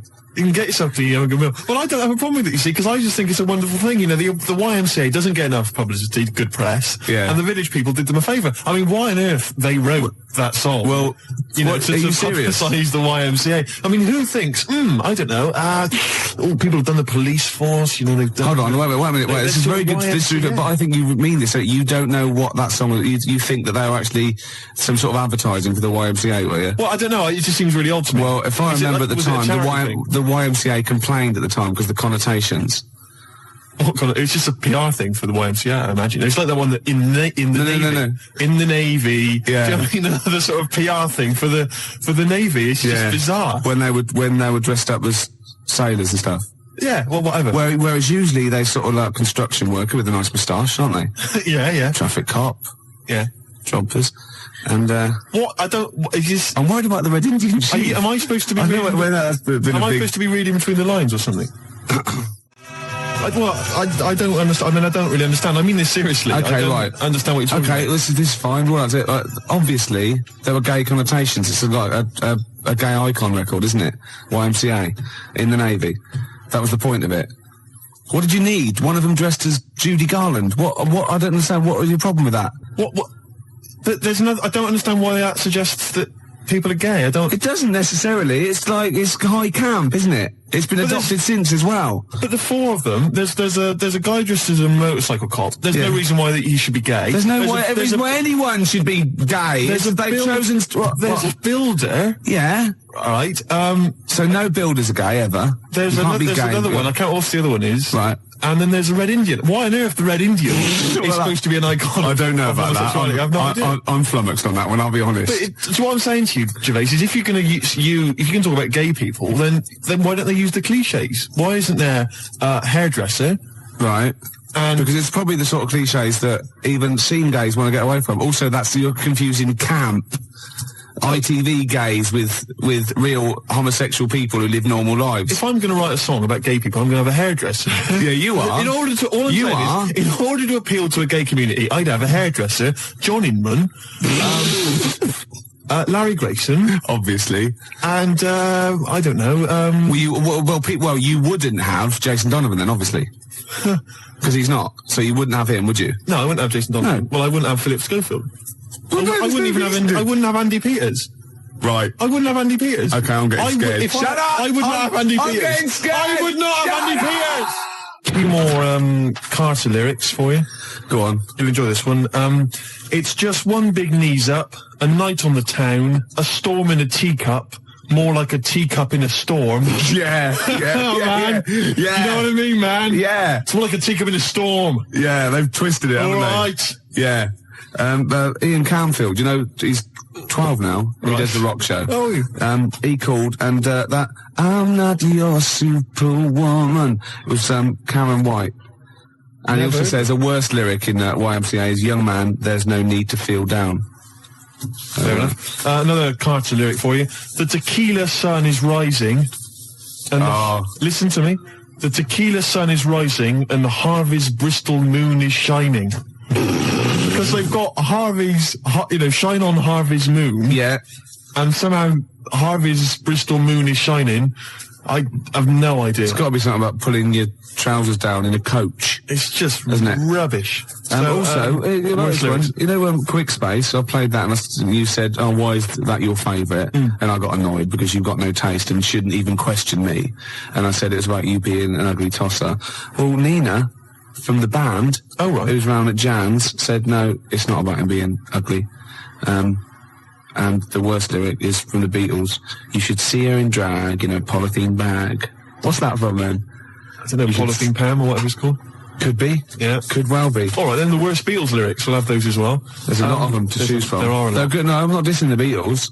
No. I'm just saying they wrote, they can't keep up that level, can they? Gervais, I've heard the songs you've written. Do you understand me? Yeah. You're not in a position to disrespect anybody. Oh, no, I don't. I'm talking about people on the tube, all right, that can barely speak, all right, that just go with like a kazoo. There's a guy near my tube, he just got a kazoo, and just taps his foot, and then tries to sell lighters to you by playing a kazoo. Right? You can't even disrespect him for his musical ability. Of course, you're laughing about him now. If that was female, it'd be a whole different story, wouldn't it? Well, you've got to take it where you can get it. You'd have a lot of lighters every day, wouldn't you? You'd be struggling down that road with loads of little clippers. I'd say, I think there's a sad lack of kazoos on the wireless, and I'd have her in here for a quick session.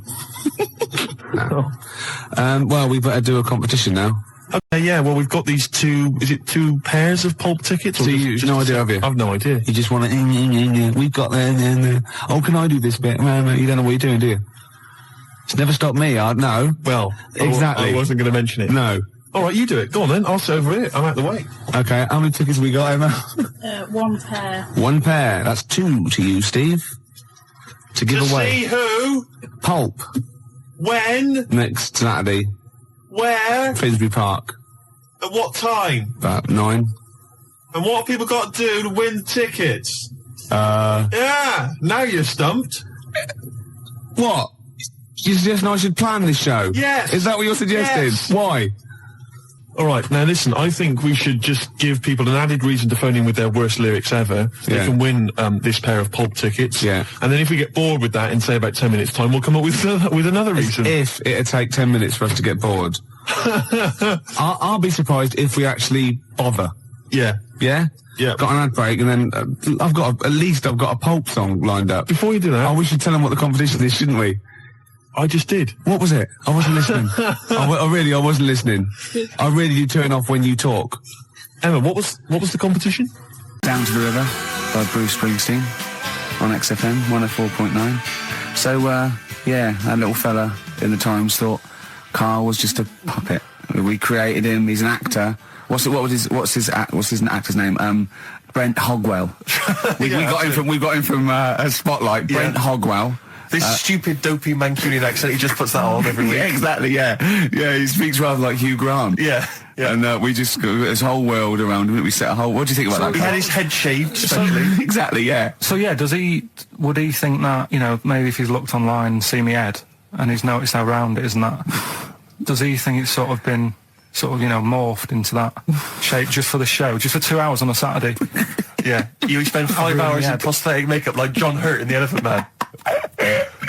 Everything about him was made up. Yeah. We created him, because I remember coming up with Auntie Nora. Oh, yeah. You said, Rick, we need another character. I said, what about giving him an Auntie Nora? Doesn't sound convincing, I said. Yeah, and you said, what is it about? I said, well, I don't know, she farted for 5 minutes and she's got a fanny like a split tennis ball. No one's going to believe that. Yeah.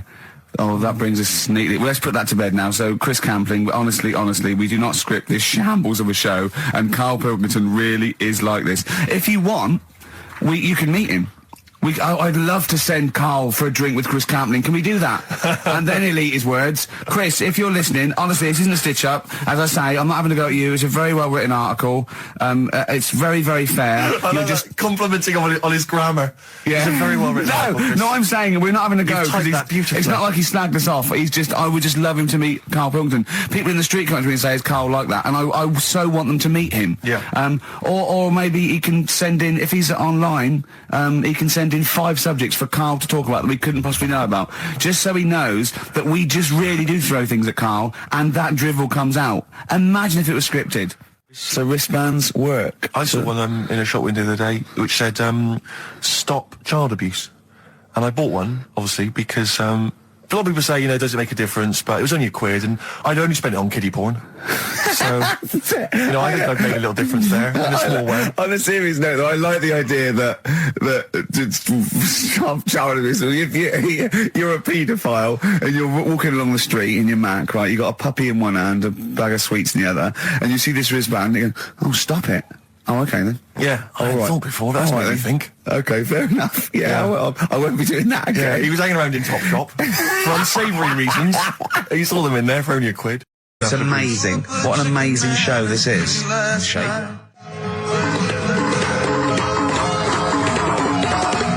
Oh, chimpanzees at Monkey News! Excellent. So, Monkey News time on XFM. Karl Pilkington, the man in the hot seat. Karl, what have you got for us? Okay, Monkey News this week. We've covered a lot of stuff. We have indeed. Now, do you know, like, there's places where you can go for, like, weekend rests and stuff, Sure. and you relax, you sit in a little spa, you might have a swim and stuff. Well, they've got a place done for monkeys. Of course they have. Right, they can go there, they relax, forget about all the stuff they've got going on in their head. They can have a manicure. Right. Got nice meals. It's not called a manicure, though. It's called a chimpacure. Beauty treatments. Yeah. Right, look good and stuff. Yeah, well, look good, feel good, yeah. Now, you might think, well, that's pretty normal. Well, The bit I haven't told you about is actually run by a couple of chimps.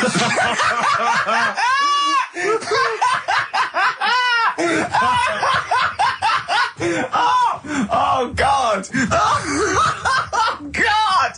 Oh, God, you're a maniac! Right. Oh, for Christ! Oh. Let's just... It's like a couple of chimps! Let's just... Of course it's not! No, it is, because think about it, right? No, not think about it. What do you mean, yes it is? Of course it's not run by a couple of chimps. What do they do, get a loan? Right, if a chimp wants Yeah. to have a rest, Yeah. where would you go to? A place that's run by humans that don't know what chimps' needs are? No! My point is this, how did they get it together? How did the two chimps, Mr. and Mrs. Chimp, went for a loan and said, I'll tell you what we need, a spa. I think it started off quite simple, right? Just you know, basic stuff. But they've expanded over time because it's become so popular. It's gone mental down there. Sure. Go! They've all heard about it. Now, the thing is, the problem is this, right? That isn't even the top and bottom of it, right? Oh, Christ. The problem is, it's been going on and on and on, right? It's been earning a lot of money and stuff. The monkeys are happy. The monkeys that go there are loving it. They're telling friends and stuff. They're all coming to it.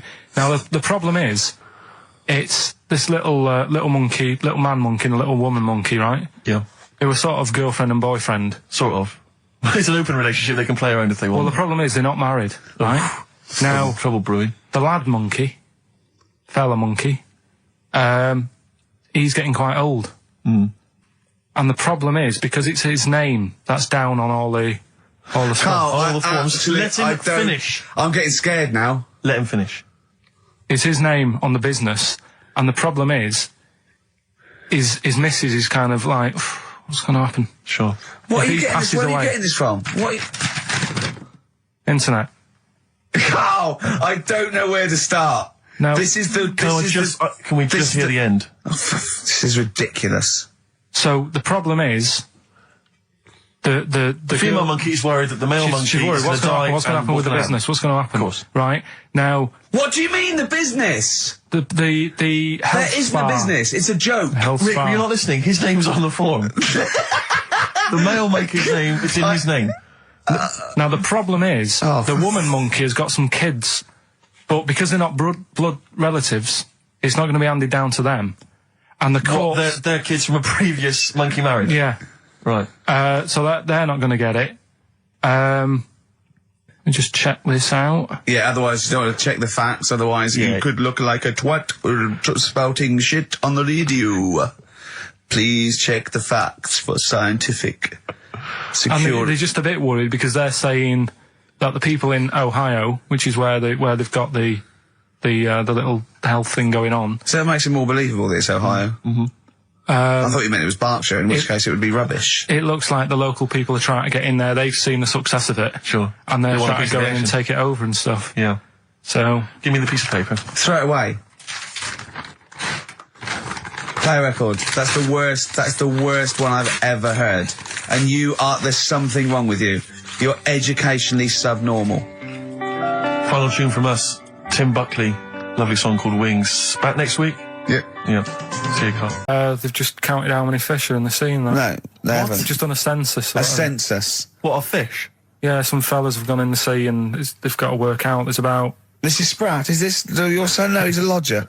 Okay, well, let's mark him down. That's 2. Oh, I've lost count. 6 million, 4 and... Oh, darn. So how many are there? About... There's a lot. Oh. Well, there are more species of fish than bird, mammal and reptile put together. Can I ask a question? That's on my DVD of animals. That's still available in the shops. Probably find that online. You'll get that slightly cheaper. $15.99. What? Go on, ask me a question. Features of Ask me a which question. includes Karl Pilkington's also on the DVD. Yeah. That's a perfect Christmas gift. Yeah. Long and Winding Road. I love that, but I don't like the way McCartney sings here. There's just one, he goes, you leave me waiting here. Well, he's always got that slightly affected... But it sounds style, like doesn't it? Richard Burton or something, here. Yeah. But it's only one that does it, but I don't know why. I just think he likes it or wants to go back and change it. Maybe it's like... But having said that, you know, I'm not taking away from the Beatles, one of the best bands ever. Well, yeah, good luck to Brilliant songwriters. Oh, they do well. Yeah. We've had a lot of emails, Carl. I don't want to sort of put a dampener on your Christmas, but a lot of people have been slagging off Lanzarote. One of them just said, well, one of them, I don't know if I can find it. It is Canaria, isn't it? It's one of the Canaries, isn't it? It's a volcanic island covered in volcanic dust. It's very windy, so you have to dig a hole to sit in on the beach, and there's hardly anything to do. That's from Mike Godham, and he says, unless you like quad biking, well, you know, you've seen what happened to... no, don't go quad biking. Not with your little head. There's no protection at all, is there? I don't know what you're thinking. I don't know. At least Rick Mann and Ozzy had lots of hair. You'd be like Humpty Dumpty. It would crack like a little egg. And then we'd seen, there's no kings or king's horses. So, yeah, well, they couldn't do the job anyway. No, we shouldn't really send them. They're not really qualified. Horses not equipped to put back a medical man like Neil Fox in. Yes. To mend but not eggs. some kind of military horse. I bet he's had egg on his face a few times, hasn't he? What, Foxy? Yeah. Well, most of the series are Pop Idol. Right, Carl. Lanzarote, good or bad? Well, you got to give it a go, haven't you? Yeah, well done. Give everywhere a go. Exactly. That's what I was saying. You know, don't just take the word for it. I mean, if it had said Nananova, Lanzarote shit, he'd have believed it. Sure. You know, if he'd have overheard it in a pub, Yeah. Lanzarote a crap, he'd have believed it. He'd have seen it on a website that was mainly concerned with monkeys and witches, he'd have believed it. Yeah. As it is. Everybody raves about New York, and when I went there, I thought it was rubbish. Well, you're an idiot then, because that is possibly though, the innit? greatest city in the world, along with London. Subjective, though. That's why they have holiday programmes and that, innit? So you see it and you decide for yourself and that. Yeah, but you saw Venice on a holiday programme, as you put it. You went there and you went, it was rubbish, full of black bin liners. Well, it is. Right. Didn't they show them? It stunk. Didn't Judith Chalmers say that? Oh, it stinks here and there's loads of rubbish everywhere. No, she didn't. Did she mention that? Oh, that's what I mean.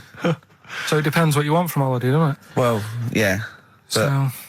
you're an idiot if you don't like New York, so next. Anyway, come on, break up, guys. Kiss and make up. Right back, just for Christmas. Brilliant. I've only got 2, really. Cause what? Because I was trying to work one out before, right, in my little room. Yeah. I was looking at different band names, thinking, what can I do? Yeah.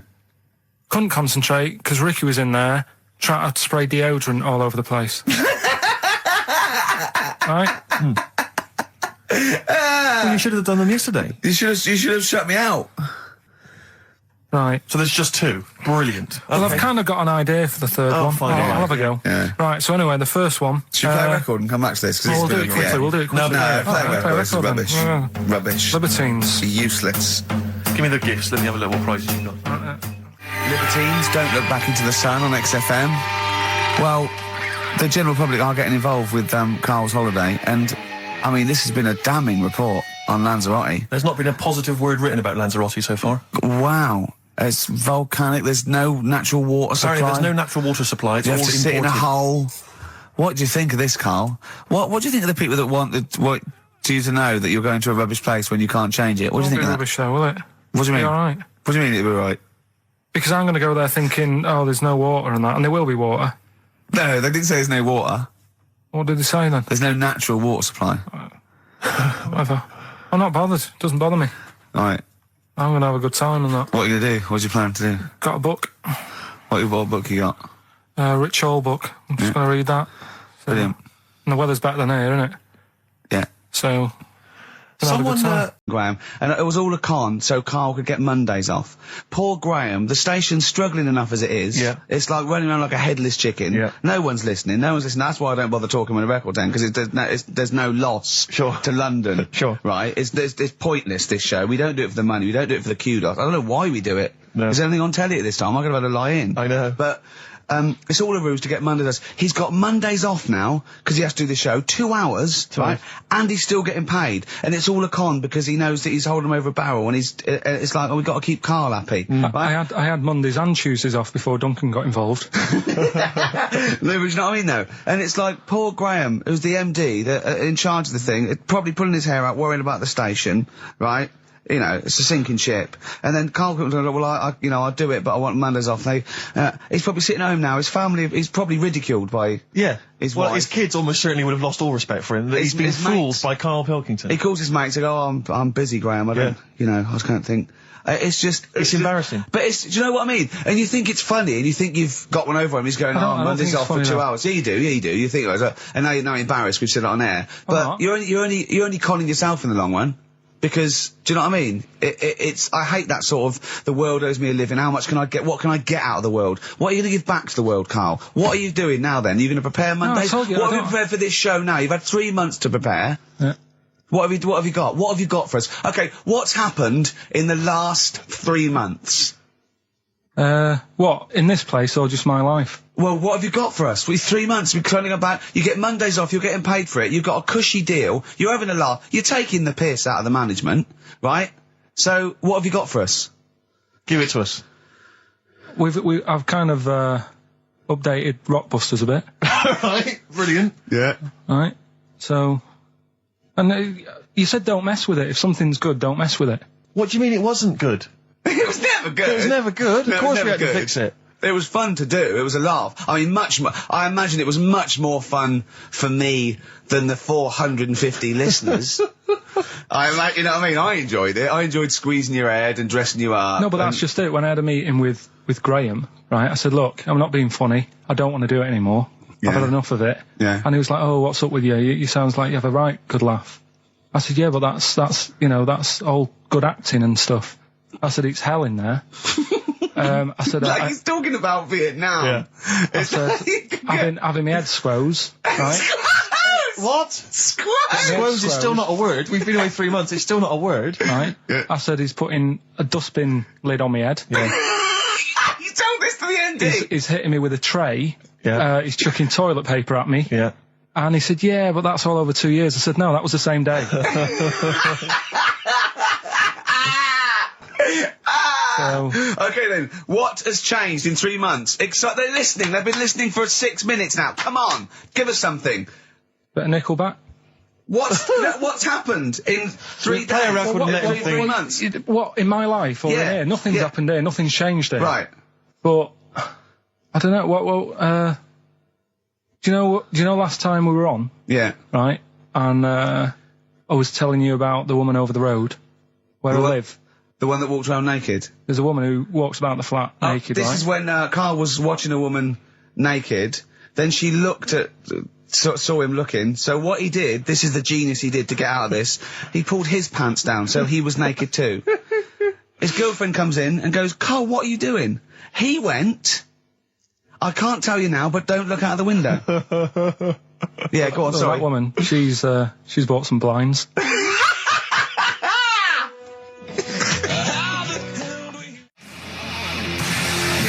Darkness. I believe in a thing called love on XFM 104.9. I'm Ricky Gervais. You're Steve Merchant. Sure. That's little Karl Pilkington over there. Where is he? There he is. There he is, yeah. All right. Yeah. Hey. Back together again. The old gang. Yeah, it started last week. Yeah, I think triumphant return. I think it went well last week, didn't it, Karl? Good show, wasn't it? You loved it, didn't you, Karl? Brilliant, right? Yeah? Yeah. Now, you weren't speaking to Suzanne last week at this time because you said she had a haircut, probably quite an expensive haircut. She's a lady in media. She's got to look good. She probably doesn't go to the barber like you or just shave it at home. Probably spent quite a little bit of money on it. She came home.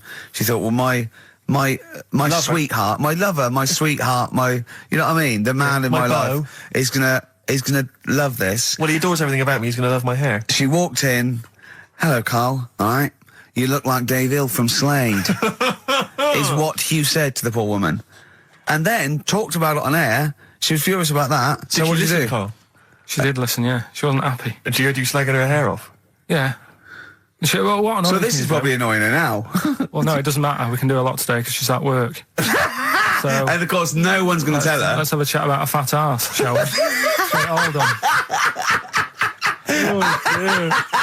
Oh dear. You are in so much trouble. That's. Look, he's realised he is a little bit worried. Oh, didn't you go and buy her a coat or something? Took her out on Sunday and treated her to a new coat and that. Yeah. But I offered, I said as well, I said I'd pay to have it done again. Oh no, Carl, you have. Oh God. Oh my Christ. So she listened to the show. What did she say? You got home, she'd heard you slagging her hair off. Imagine that. He thinks that's a good thing. So like, we've won the polls. Brilliant. What are we doing? Well, you can have facial surgery now, love. It's sort of like, it's just, Christ. You offered to have it done again. Unbelievable. Yeah. But I got home and she's like, being moody with me, right? Yeah. You thought something's wrong, so you must have listened to the show when I was slagging off her hair. Well, his first thought was she's probably looked at herself in the mirror. She agrees with me. Yeah, that barber's been round again. Yeah. And she just said, that wasn't very nice of you, was it?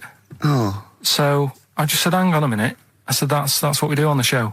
When I'm slagging off, Chinese people looking old or whatever, I said, you never interfere. Sure. I love the fact. She's got to get her priorities right. I love the fact that she's in the same queue as a billion people you've never met. Yeah. That's fantastic. She's in the same queue. Well, look, you didn't complain when I was slagging off. Carl, I don't think Carl has ever admitted he might be in the wrong. Ever. Certainly not to you or I. So did you admit... That is so true. Isn't it? That is so true. He's never admitted that he might be in the wrong. So did you, in this instance, agree that maybe you'd overstepped the mark? No, I just said she took it badly. Do you know what I mean? It's only a haircut. Yeah. Yep. See, you haven't seen it, so you can't start interfering on this one. No, okay. No, I haven't seen it, but I very much doubt she looks like Dave Hill from Slade, who, if I'm, unless I'm mistaken, used to cut his hair with garden shears blindfolded. Well. So, you know what I mean? And did her teeth stick out when she started speaking with a Brummie accent as well? I've got used to it now anyway. So. And so did you bought? So at some point you came crawling back and you said, "Do you want me to buy you a coat?" I just said, let's leave that. Let's go out and have a good weekend. Sure. But get your hat before we go. And treat her to a new coat and that. It's a nice coat, so people will look at that rather than looking at the head. So what does it do? Flash? It's got obscenities across the back. If anyone who knows Carl's girlfriend is listening, tell her. And maybe you're a work colleague and you're listening to the show. Because I think this is terrible. Get her to phone him now. Get her to phone him now. I mean, forget the phone on the XFM number. What's the fat ass complaint line? Because you are in deep shite. That's Michael Stipe and his boys from Rapid Eye Movement. Bad day. I hope you're not having a bad day. It's Saturday. It's 1:05. I'm Ricky Gervais with me, Steve Merchant and Karl Pilkington on XFM 104.9. Big up and a big thank you to Alex Zane for the last 3 hours. I could do How long it. could you keep going with That's that? it. That's it? That is it. Because you see, Alex Zane, we came in while he was doing his last link, and he's an absolute pro. He really is. I was watching him, and he was, at home, you probably think that he's giving you his full attention. He's not. He was looking through a listings magazine, probably figuring out what movie or theatre piece he's going to check out, with a lady later. Yeah. Probably going to cruise down there with a couple of, chicks. Yeah. And he really is an absolute pro. Yeah. Looking at you, Ricky, and it's like you can sustain it for a while. Yeah. You're a talented performer, Yeah. but it's sort of, I don't know what it is. Is it concentration with you? It just ebbs away almost instantly. And you try and do 2 things, 3 things at once, but normally on air, that's you eating, taking fluff out of your belly button. I never once, when we were on the set, we were there with the office, and I'm trying to put off actors, just coming up ways, instead of like memory lines, coming up ways to sort of ruin the show or make them laugh. And you came out and went, Rick, it's like having your own TV show isn't interesting enough for you. Just concentrate, it's lunch in an hour. I went, all right. Well, the radio show even less so. I mean, you really I know. can't be bored. How long do you think your interest you sustain your interest? I came in too early because I got bored just before we came on air. Sure, okay. I came in too early. I got to stop getting the cabs quite early. Yeah, so you're bored now. I think I've got to get about 5 to 1, and then I think that'll last me till about 1:30. Again, as he was saying that, he's not giving you his attention. He was kind of leaning back. He's put his feet up now on the desk. I've got to get comfortable, haven't I? And this CD rack's in the way. Sure. Well, you get yourself comfortable now. Get yourself settled. And then sort of... Because a lot of people will move them. It's the time that most people, I imagine, have been waiting for. Monkey news. Play the jingle. Okay. Oh, chimpanzee that monkey news. Right. Come on. Come on. Should be ready, Carl. It's amazing, isn't it? It's like Nicholas Witchell. The bomb. No, that's not the first. Come on! No, it's always difficult, isn't it, to sort of find something that's good each week, right? Last week, we did the chimp. It is for us, yeah. We had the chimps who were running a health spa. Right. We've covered the one who nicked a car to go on to Spain to sort his future out. All shite. The hairdresser, I think we've done that one, the little monkey hairdresser. This week we're looking at monkeys that they're using. Do you know, like monkeys? They know how like. I've lost the will to live, Steve. Oh, well, I don't want to do it. Right? Well, come on, come on. What are monkeys good at? What are monkeys good at? Yeah. Well, running small businesses, cutting people's hair, and driving cars. Yeah, they love Spain. Oh, and foiling bank robberies. Yeah, they're great. Well, something else they're good at, right, is like weighing up the situation.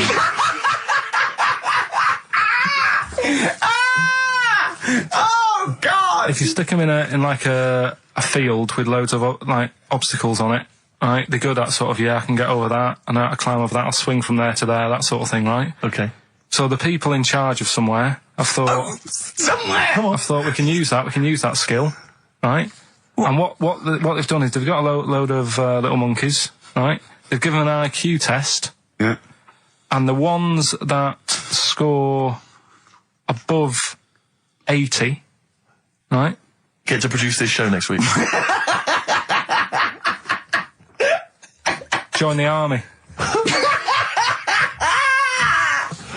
Right. How do they join the army and what do they do? They just, what they do is they set little obstacle courses up for them. They do that. They do a cross-country run. They do, the cross-country run? Yeah. Okay. And then once they've done all that, they make them a little uniform, made to measure little uniform. Slightly longer arms, shorter legs than usual, yeah. Yeah. And, basically then they taught how to use a gun and that sort of thing. Yeah, of course they are. You're talking rubbish again. This came through literally, pretty late on, so... So you've not had a chance to corroborate all the facts, as usual? Just have a look.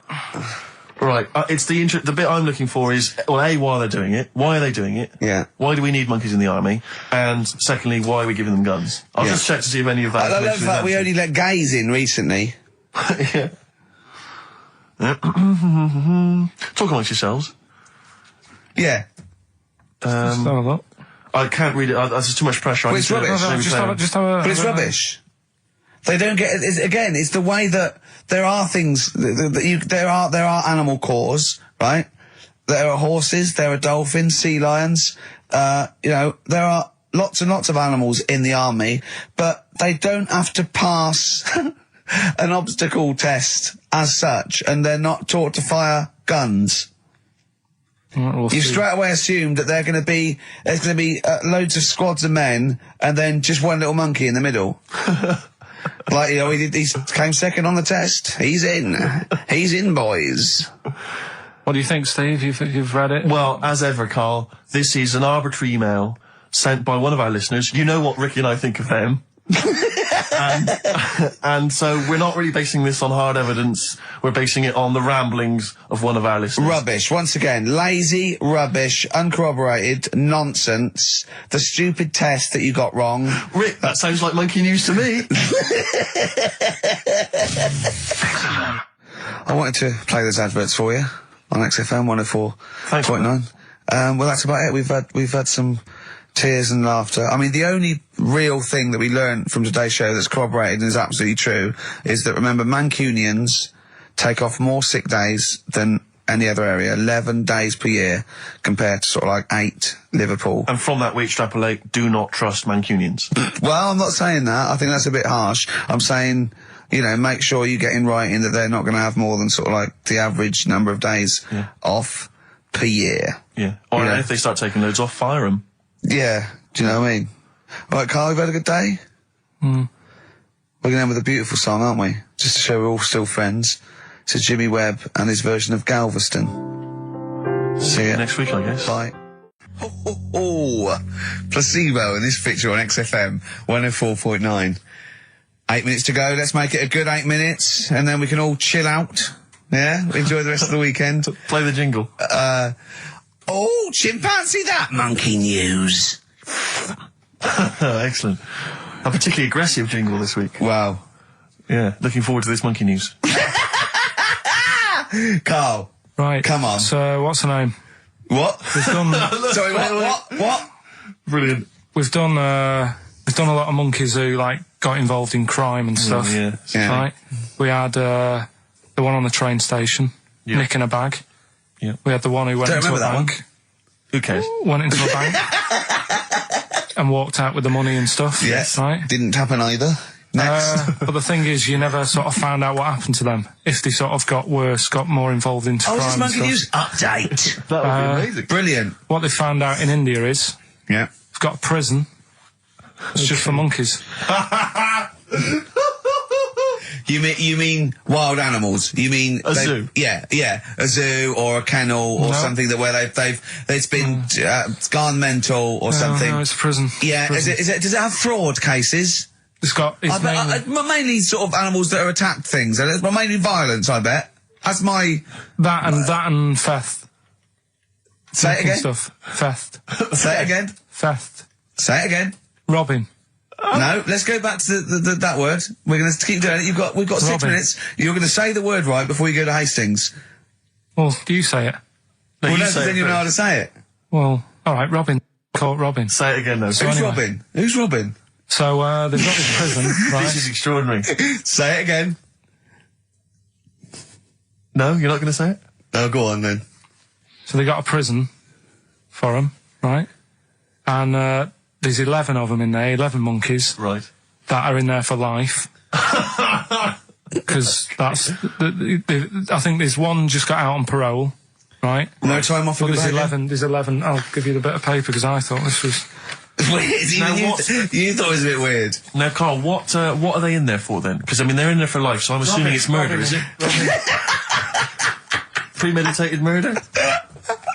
They're not crime bosses, are they? They're not... Are they the prostitution and Are gambling? you sure they're not just the pawns and the head sort of like orangutans up a tree going, remember, you don't know me. You're on your own. If I go down, you're all coming with me. You take some of your gorillas down there and sort him out. Oh, the great banana robbery. It's I wonder if they get them. Right, go on then. Okay, let me see. Now, I don't know what source this is, as ever. Is it just the back of a fag packet found in the toilet? Well, no, I mean, someone's clearly... If this is nonsense, then someone's clearly gone to a lot of effort, because it does open with the headline, Parole Unlikely for Inmates of Monkey Prison. Yeah. Officials say 11 inmates at India's only monkey jail. Officials? Now, what kind of people work at a monkey jail? Where do you work? It says officials say 11 inmates at India's only monkey jail are unlikely to ever be released. The prison in Patilia houses monkeys apprehended by game wardens in Punjab state for thieving and attacking people. The Daily Telegraph reports how the monkeys at the prison in Montebello snarl and glare at visitors from their heavily barred cages. 2 monkeys were released a year ago after exhibiting good behaviour for 18 months in the jail. They have remained out of trouble. Prison can work, that's good. So all 11 basically, monkeys. they were aggressive wild animals that were taken away from the public for their own good. And robbing and that. Wildlife officials believe part of the problem has been caused by thieves training monkeys to help them. Lorry drivers training monkeys as guards for vehicles, and itinerant entertainers using ill-treated monkeys as part of their act. It's the monkey that takes the rap. It's a shame, that, isn't it? That is awful. They didn't know what they were doing, did they? Oh, so there you go. What do you think of that, though, Carl? What would if you could visit them, like Lord Longford or something? What would you say to them? You go there and you get a visit a week or something, you know. So can you get us a video? All right. Do they get conjugal rights? Do you reckon? You wouldn't be interested in that, though, would you? They get what? Would you be happy to give them their conjugal rights? Yeah, would you? Fair enough. All right. Off to Hastings. Off you See you go. later. I'm always educating. I'm always telling you about stuff that I learn about and that. That you get off Anna Nova and it's about a monkey who became king. No. So we've No? Have you got monkey news this week? got a little bit of monkey news coming up. What does he do? Drive to Spain, rob a bank, or get married? No, we've done all them, haven't we? We have done all them. Yeah, This but you one, know no, what- it's a good one. It's a good one. And in fact, it's a bit related to what we've been talking about in a way. God. Isn't that brilliant? Van Dando, all my life. Beautiful. On XFM 104.9. Well, that's nearly it. It's the big one. It's what people tune in for. They probably tune in about 10 to these days. For Monkey News. With, Karl Pilkington. Can we hear the jingle? Only 4 to go. Oh, chimpanzee, that Monkey News. Right, this one's about it's been emailed into me. Right. I haven't really had time to check it out this week. No, you're joking. Been busy. Ooh, I hope it's not stupid.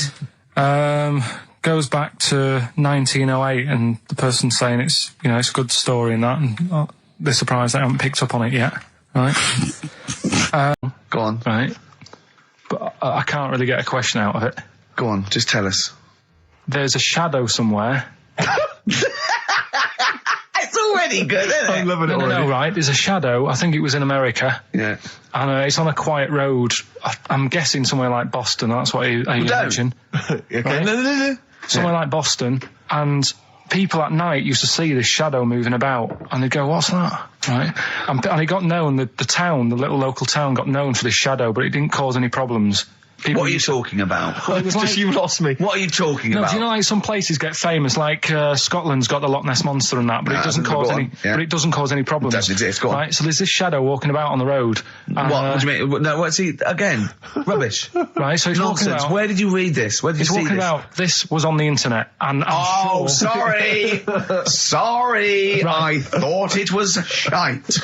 I didn't know it was on the internet. Right. So this shadow is moving about, and Independently of an object. yeah, and the local mayor and that is like, yeah, it's a bit weird, but it's not harming anyone. The mayor involved. Was he elected to that post? Hey, mayor, we got a problem down here. Seems like a shadow. Well, it's not causing any. No, it's Is just it causing any problems? yeah. Go on. But that's the thing. It was left for years, and then it did start causing problems. I see, that's it. If you leave these shadows to go unchecked, Rick, they go crazy. Yeah. You let them run amok in the city. Yeah. You've got to stand What around did it do? on What did it roving do? shadows. What did the shadow do? It was pushing people off the bikes. It was what? It was pushing people off the bikes. Oh, I'll find out more for that next week. Right, that'll tease oh, them. you're a maniac. We'll do more on that. We haven't had time for Please educating. never have children. Right, listen. Yeah, ever. So I said, yeah, bring one in. Now, you've got one at home. Yeah, I got a But you couple. couldn't be bothered carrying that in today, so I had to go out of the pub that I was at, Yeah.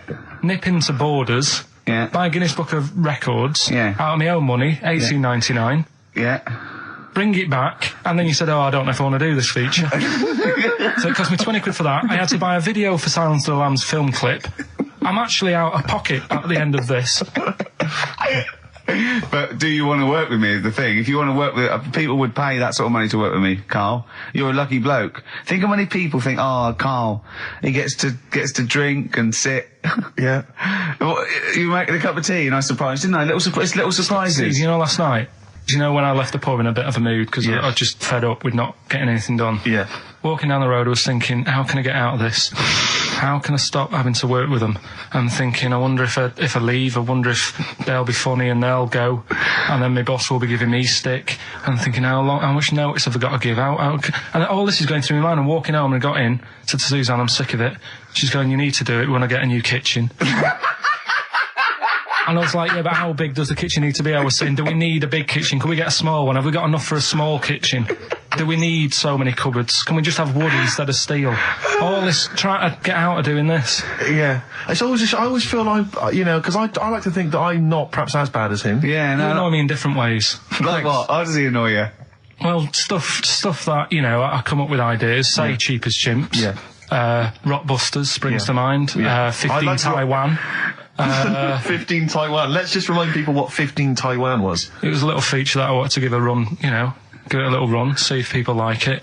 The premise being? No, there's no premise, it's just a title. No, we were going to get 15 sort of ornaments, you'd explain them, and then people would call up and say, that one's from Taiwan. See? Carl, you just explained why I didn't think that was a good idea. By explaining the good bit. The funny thing is, Steve, right, I was walking down Regent Street on Monday, walked past one of these big stores, right, and they've got all famous quotes on the windows, right, and one of them was something like, an absurd idea is often a great idea. Yeah. Do you know who said that? Go on. Einstein. Yes.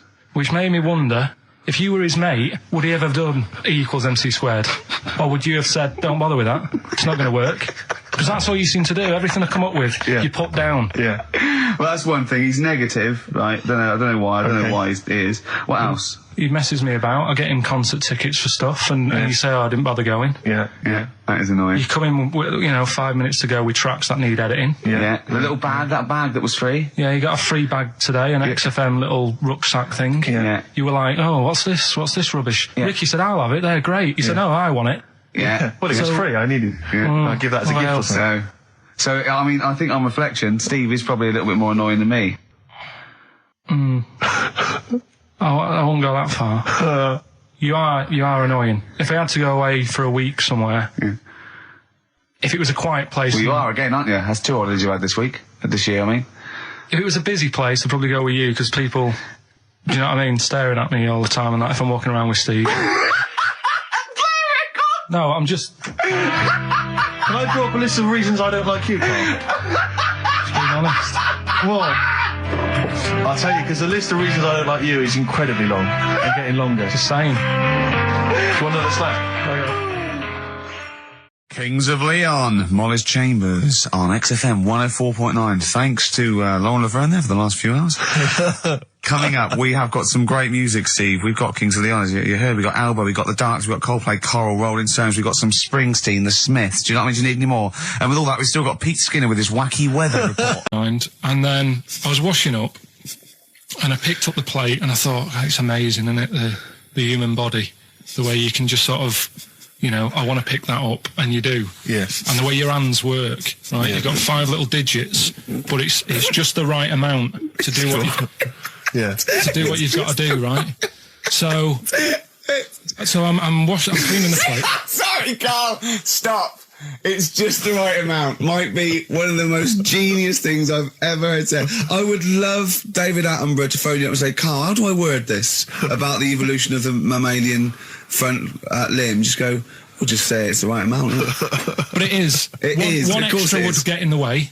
Yeah. And one less would just make it that little bit more tricky when picking up a bit of a slippery dish. Sure, or buying gloves. Yeah. A slippery dish. So then I was thinking, imagine like going to the doctors and they're saying, yeah, everything's all right, your heart's good and everything, but...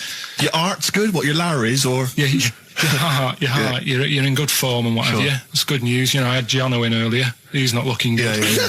I had fat swallow. But you're all right, but... Your hands need to come off. Right. Blimey. That's bad. Like, I'd get a second opinion initially. God! But I better good news, I've got a nice pair of feet I can sort you out with. Yeah. And he puts them on, and then I was thinking, right, first of all, washing up, what would that be like? I thought, Steve! that'd be tricky. Yeah. And then the second thing was, it'd probably ruin the sort of the shape of your jumper. Because you have to keep putting the feet through there. Yeah. And then I thought, I could still cycle in. Okay. To work. You could run in. Well, that's the thing. You'd be really fast. Well, that's what I was thinking. I thought I could still cycle because I could balance, and then I thought, but the only thing is I probably couldn't pull the brakes. because of the little short things. Yeah. And then, like you, I thought, but then again, you're running in half the time. So that's what was going on in last night. So she said, yeah, it's a nudist beach. So I said, well, why, what? I said, we're all it's all mixed up. Normally on a nudist beach, it's a nudist beach and you don't go wandering on there when you get your clothes on and that. So it annoyed me a bit, because there wasn't any signs. So this fella's getting closer. Well, the knob out was a sign. Yeah. Right, so he's getting closer. And he walked past me. It was an old fella. And he walked past and he had a hat on and a little pipe. And a big rucksack on his back. Right, so he got me thinking. Not strictly naked. I'm walking along and I'm thinking, right, why do people want to do this? So straight away, I wasn't on holiday anymore, because most of the time when I'm on holiday, I don't think about anything. Right? Your mind's a blank. I just switch off. Right? But all of a sudden, this has got in my head now, and I turn around to look at him, and check out his arse. And this bag, right, I swear, it was massive, right? What? You had a massive bag? The bag. His rucksack? His rucksack. Oh, right, okay. When he said there was an old couple coming towards me, I said, what was lower, the bloke's bollocks or the woman's tits? And he said, well, that was another point, she might as well have worn knickers. Because so you can see it. That's what he said to me. So you saw the bag? So it annoyed me, yeah, because the whole idea in it, this is what I think, I mean, I might be wrong, right? Might be wrong. Chances are you never have been. You never have been before. Being nudist, right? What's it all about? So I'll tell you, on that point, Carl, let's play a tune, let's come back and we'll discuss... What are we going to play? We'll discuss that very issue. We've got some ideas, we did chat about this last week, Carl, in your absence. Alright, well, we'll play the choral. Okay. It's a good one, this. Yeah. I'm sure if there's a doctor listening or a nurse, they will clarify that if they pump you with all sorts of stuff, it wants to come out. Right. So you're sat there having a serious chat. It's a quiet hospital. The woman next door with the blue hands suddenly starts seeping gas, right? Well, I start laughing. Because if there's one thing that makes you laugh, it's that. Is a 98-year-old woman with blue hands fine? So you try to hold it in because it's a really quiet hospital, and it'd be obvious that I was laughing at her, and I didn't want to be mean, but it was funny. And then it got me talking about my auntie, because my auntie Nora, she same thing, pumped her with loads of drugs. She used to have a cabinet next to the bed is like boots. She's got loads of stuff, right, for all sorts of stuff. And I mean, she's not that old, but she's on loads of stuff, right? She's a bit coked up, as she She called up my mum once. And, yeah, you told us this. Go on, tell it again. And she said, oh, how are you doing and that? She said, all right. Bit worried though. My mum said, why, what's up? She said, I've been breaking wind. So she goes, well, you know. She says, no, but this one is going on and on and on. And she was like, she was like, what do you say? What's like passing wind, farting for 5 minutes. One thing, not like, you know, trumping and then nothing. Yeah. Continuous drone of a fart.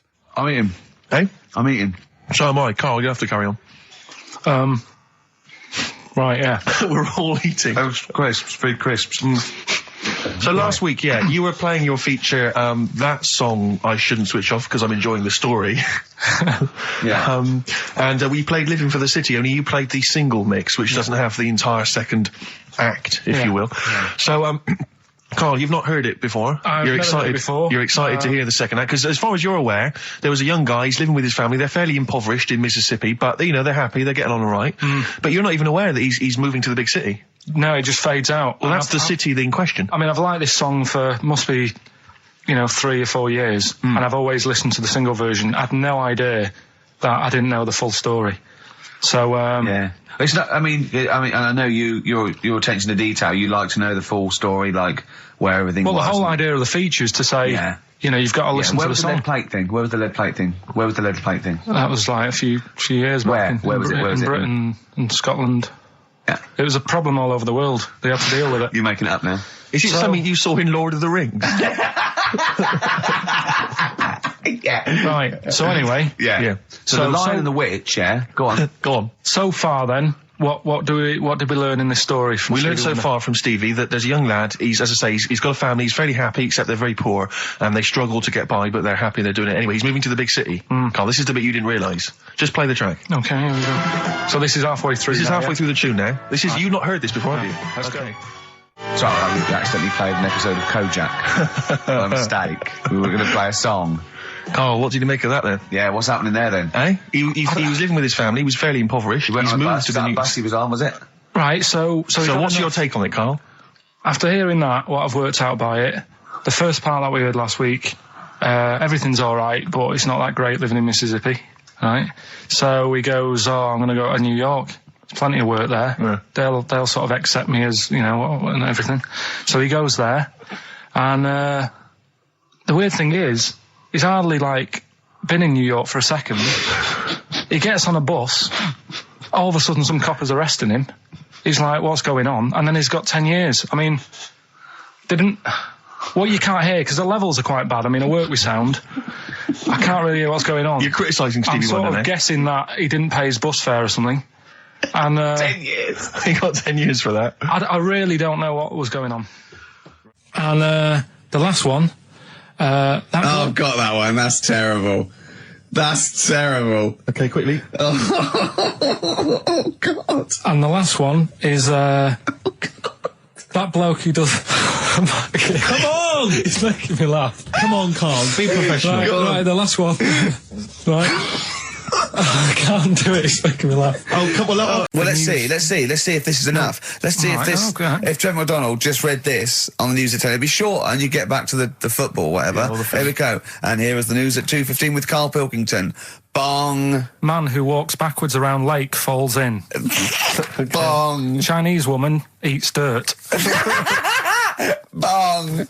Man lives in rubbish dump for 10 years. Brilliant.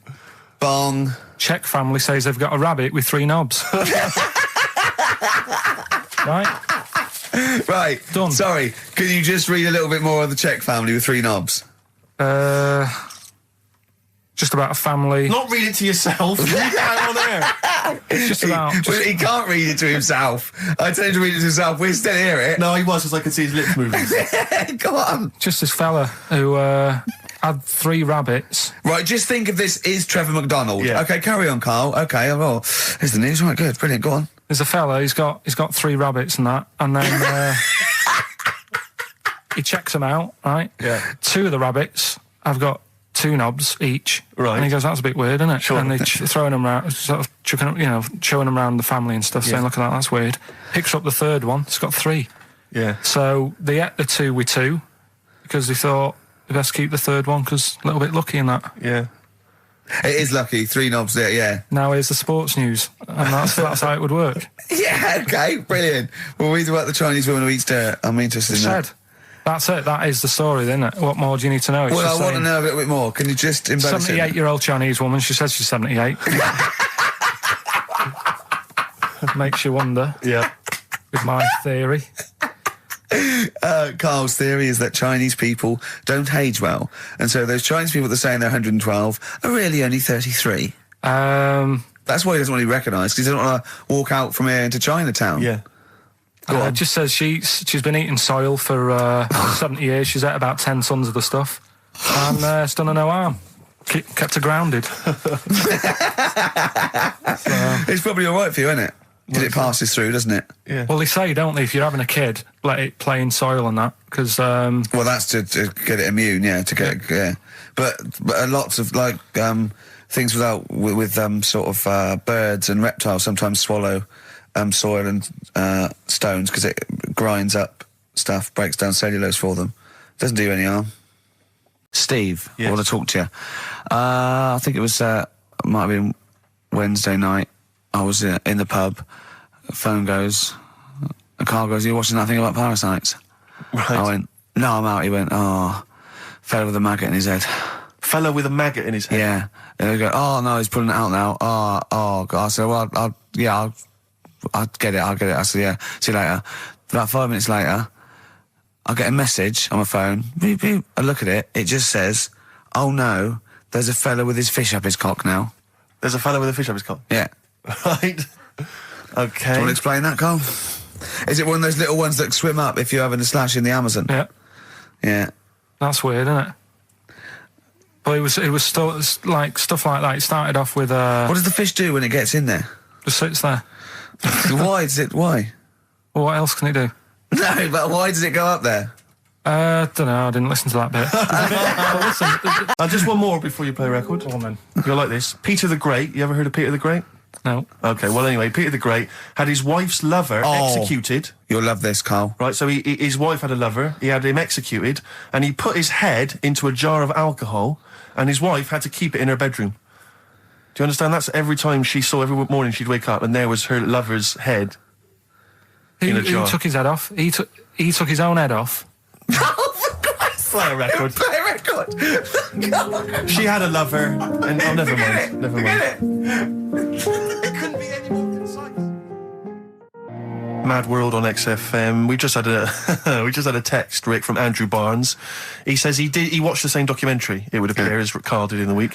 And he says here, just to clarify, the leech nose man got it up there when drinking from a muddy stream. And he goes on, one can only imagine the frightenedness he experienced. Oh, Carl. Explain to him once more what happened with Peter the Great. All right, so we've got Peter the Great. Yeah. Okay. And his wife had a lover. That's another man. Another man. Not Peter the Great. She was having an affair with someone else. Right. And Peter the Great, he found out about that.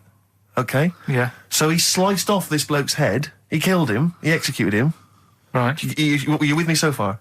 The fella who Oh, she Jesus. she was seeing for a bit. Yeah, there's only two fellas involved. There's two people though. involved. One's Peter the Great, the other one's Right, not. right. The guy that's not Peter the Great, Derek the terrible. Derek the rubbish. Yeah. Right? He's having an affair with Peter the Great's missus. So Peter the Great slices off his head, puts it inside a jar of alcohol to preserve it, and puts it in his wife's bedroom. So every morning she wakes up, she sees her dead lover's head. You'd have thought he wouldn't have wanted to remember, wouldn't you? Oh. Let's bury the head so she don't remember. Well, it was a reminder so as not to put it about. And did it work? Oh, I don't know. I love that. Again, that to me is an amazing thing to do. And you go, did it work? I mean, you've got quite an interesting mind, actually. I mean, you are, in some ways, really, really bright and intelligent. I love the way you think. You're one of the cleverest blokes in some ways that I know. Hello, it says I've got common sense. Well, Yeah. And that's more important than knowing about, But it's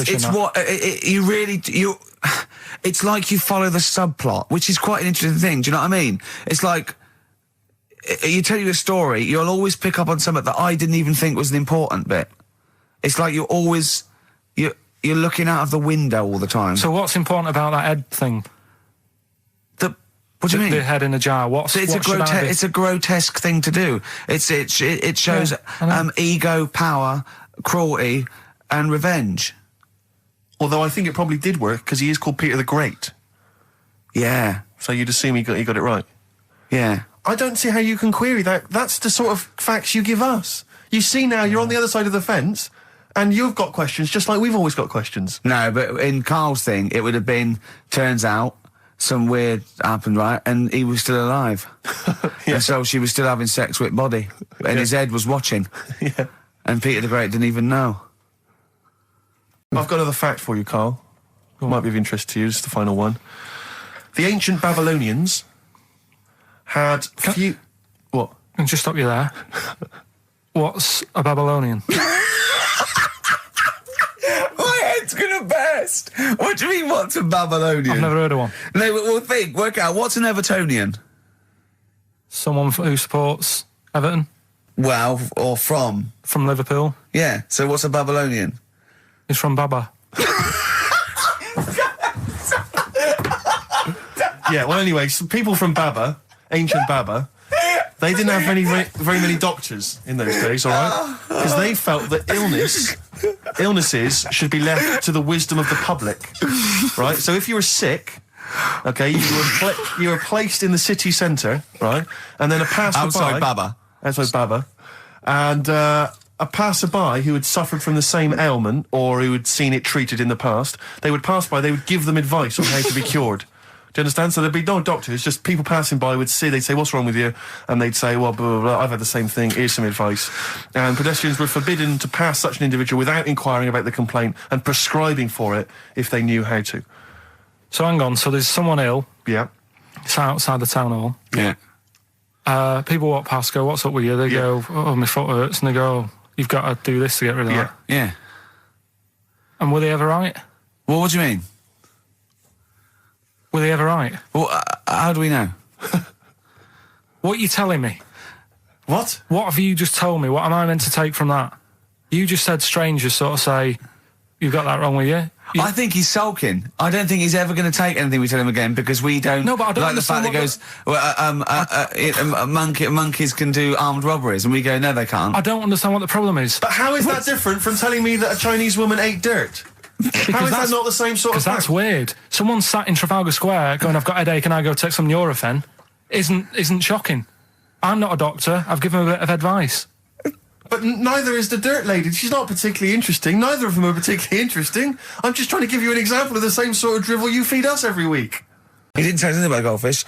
This is your fact, right? You know what? Goldfish might have longer memories than some people think. That's not a fact. That under no circumstances would imagine Magnus Magnuson saying, what animals might have longer memories than most people think? This is goldfish correct? Imagine that as a question. How is that a fact? If you ever have children and you can educate them with this kind of drivel, is this how you're going to raise your kids? So their minds just pumped full of this That'd be my rubbish? job. I'd keep them interested with stuff like that. Right. Yeah. Suzanne does the proper stuff. Yeah. So you agree there is some proper stuff?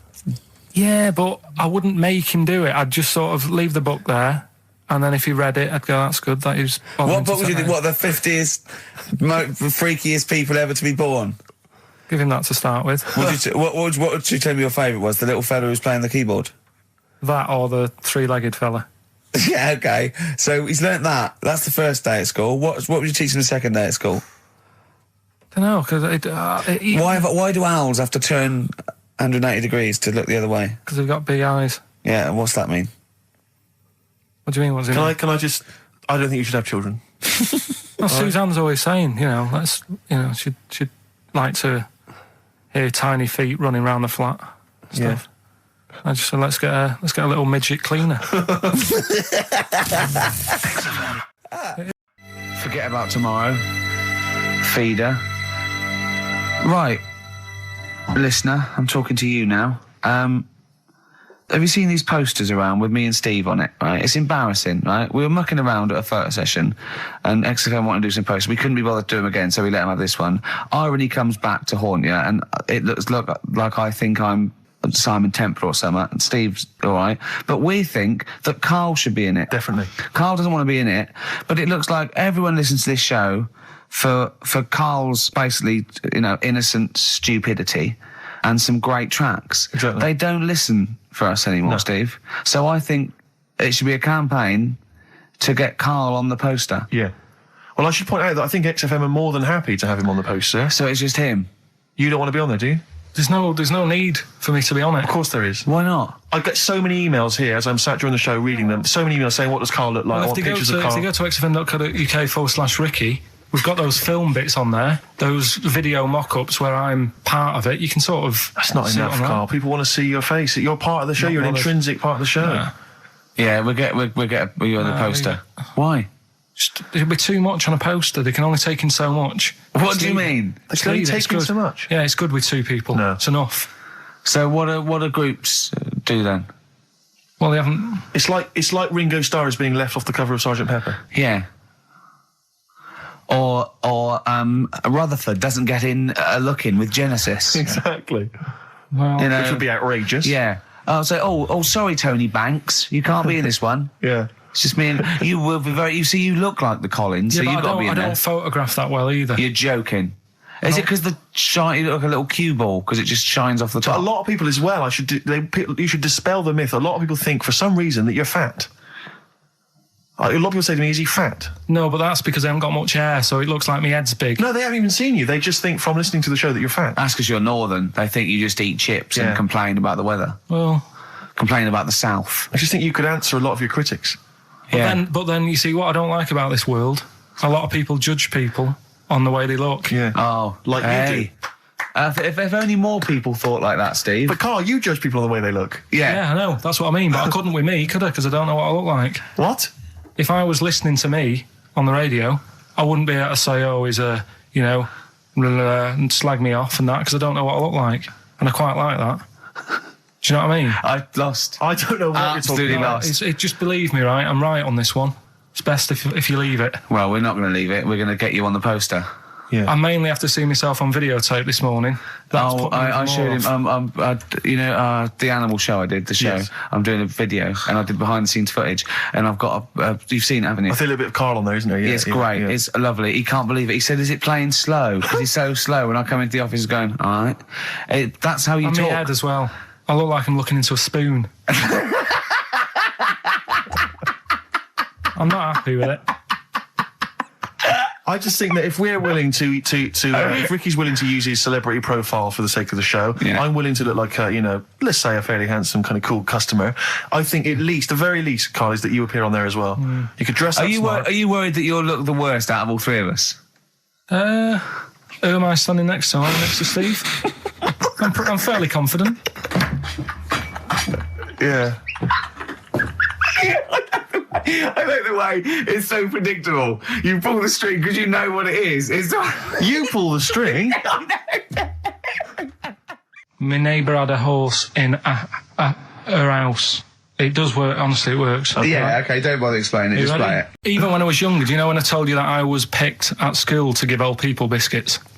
Right, yes. Because you had nice hands, Because they wasn't had nice nails, right? Yeah. And then because I went down a storm at that, it? Went down a storm at that. said- Bravo! Getting back with the Garibaldi's the best I've ever had. Bravo! What do you mean you went down a storm? because I'm into biscuits, so you knew your stuff. I was talking to him about I'm them, into biscuits. right? So then Did you make sure that they finished the first layer before you dipped into the second layer? No, there's no rules like that. Just No rules. what do you want? What do you want? What do you fancy? Yeah. So then, because I was good at that, we were going to like an old people's home where they were a bit iller, rather than just being old. They were like ill, Yeah. and I said no, not doing that. Not going there. Because they're old people.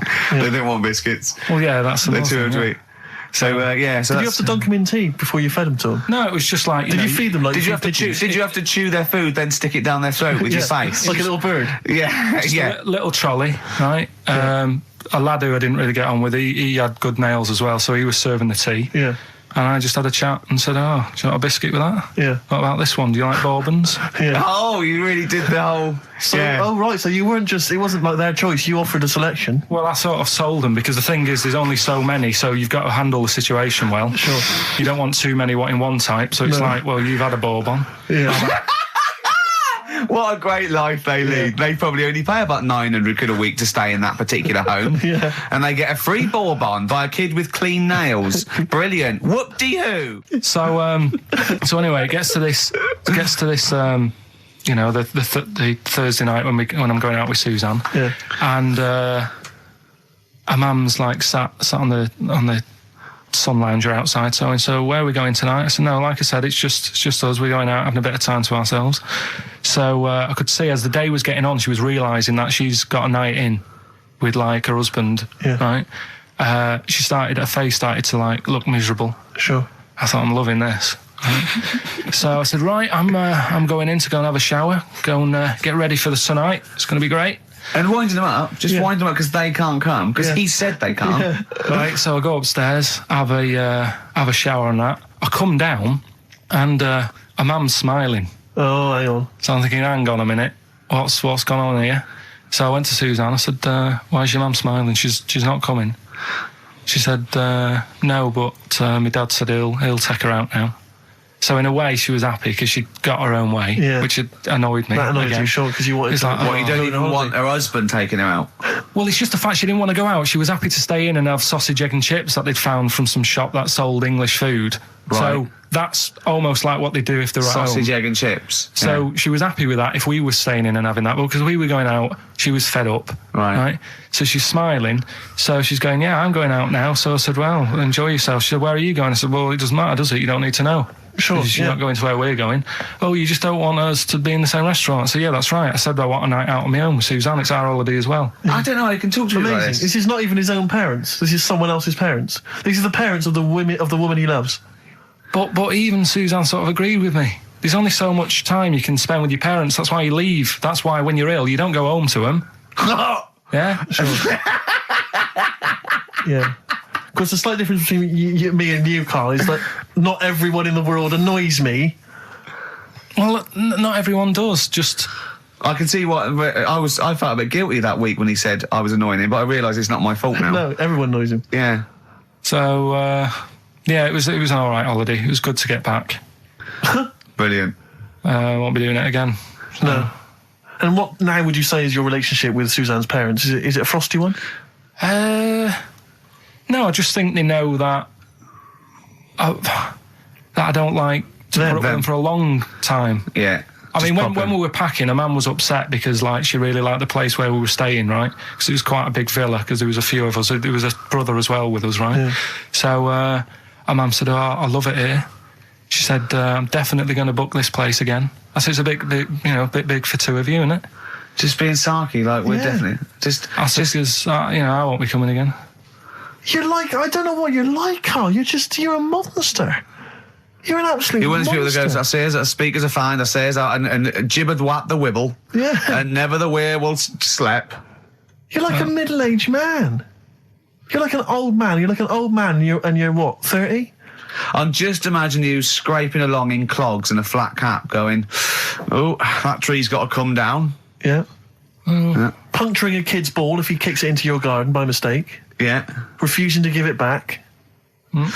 Yeah, gather round. Yeah, there were once Chinese kid as airy as that cow, which is weird because there's not many Chinese people that airy, but this one, I tell you, it were back in 1990. Grandad, are you eating a Twix? Appropriate words there. That's the Smiths and Panic. Don't worry about it, Carl. People know that you haven't got a malicious bone in your body, so they know it's confusion. Don't worry.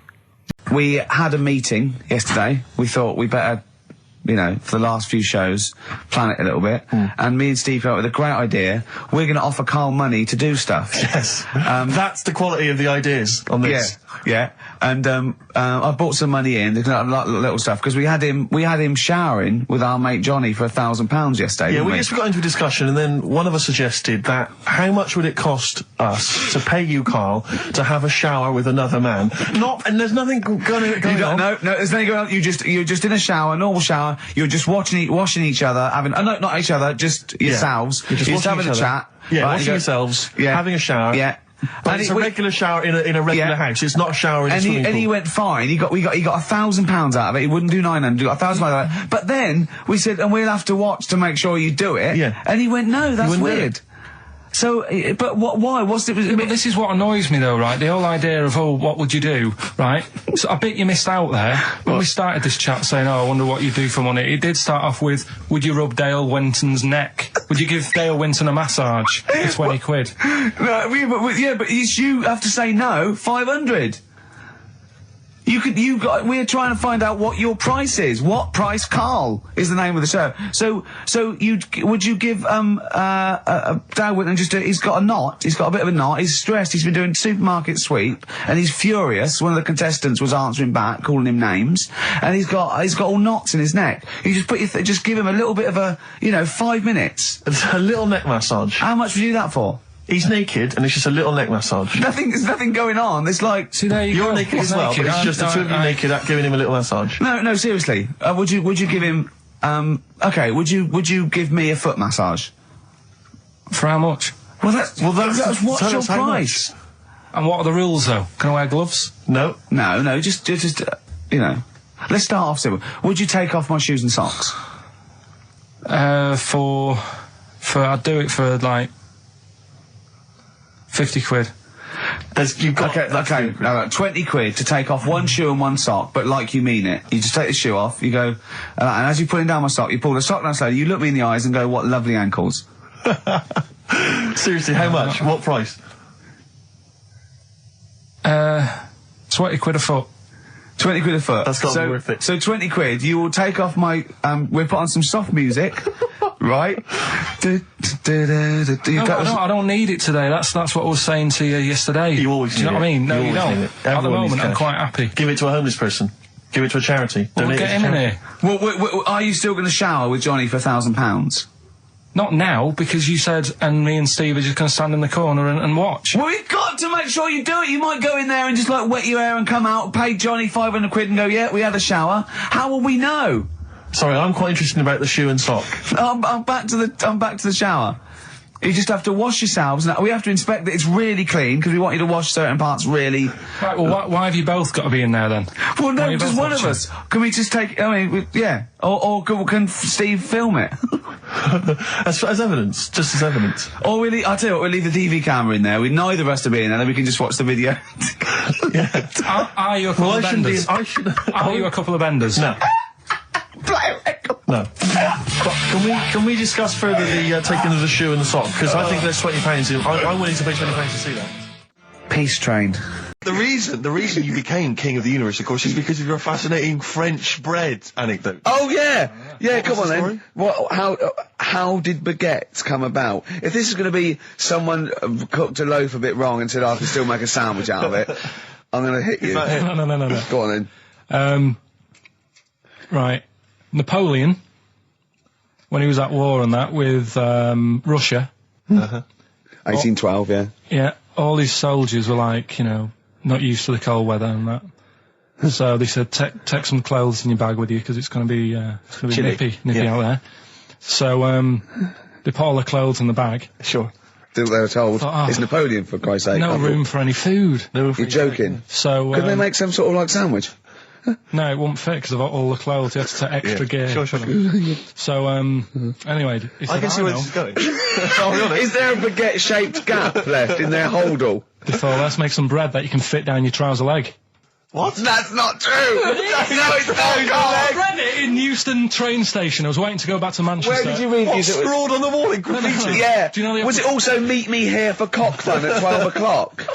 The Upper Cross Sandwich Shop, Euston Station. It's on the wall. What do you mean it's on the wall? Do you know how it says, like, sail on at Dixon's, whatever? Yeah. Next to that, there was, like, a bit of information. Once you've read the stuff on Dixon's... I get information. There was a big thing about the history of the baguette. I read it and I thought, We got to make a sandwich we can spit down our trouser leg. But how can you march and fight with a huge piece of bread down your train? Although it would be intimidating. You see them coming, you go, sacre bleu, look at the size of them. They're big fellas. Well, blimey. I can't help but feel that could be a practical joke at your expense. Yeah. do that. Well, the Earl of Do you Sandwich... ever question anything you read? If it's printed up, is that, Yeah. like, fact for you then? Well, it's not funny. I mean, if they were trying to be funny, it's like... it's not, is it? So it's information. Have you heard us? Things sometimes want to be funny when they're not. That's exactly what happened with the sandwich. The Earl of Sandwich wanted something he could fit down his pants. And it was those triangle cut sandwiches wrapped in cling film were perfect. You might be right. You might be right.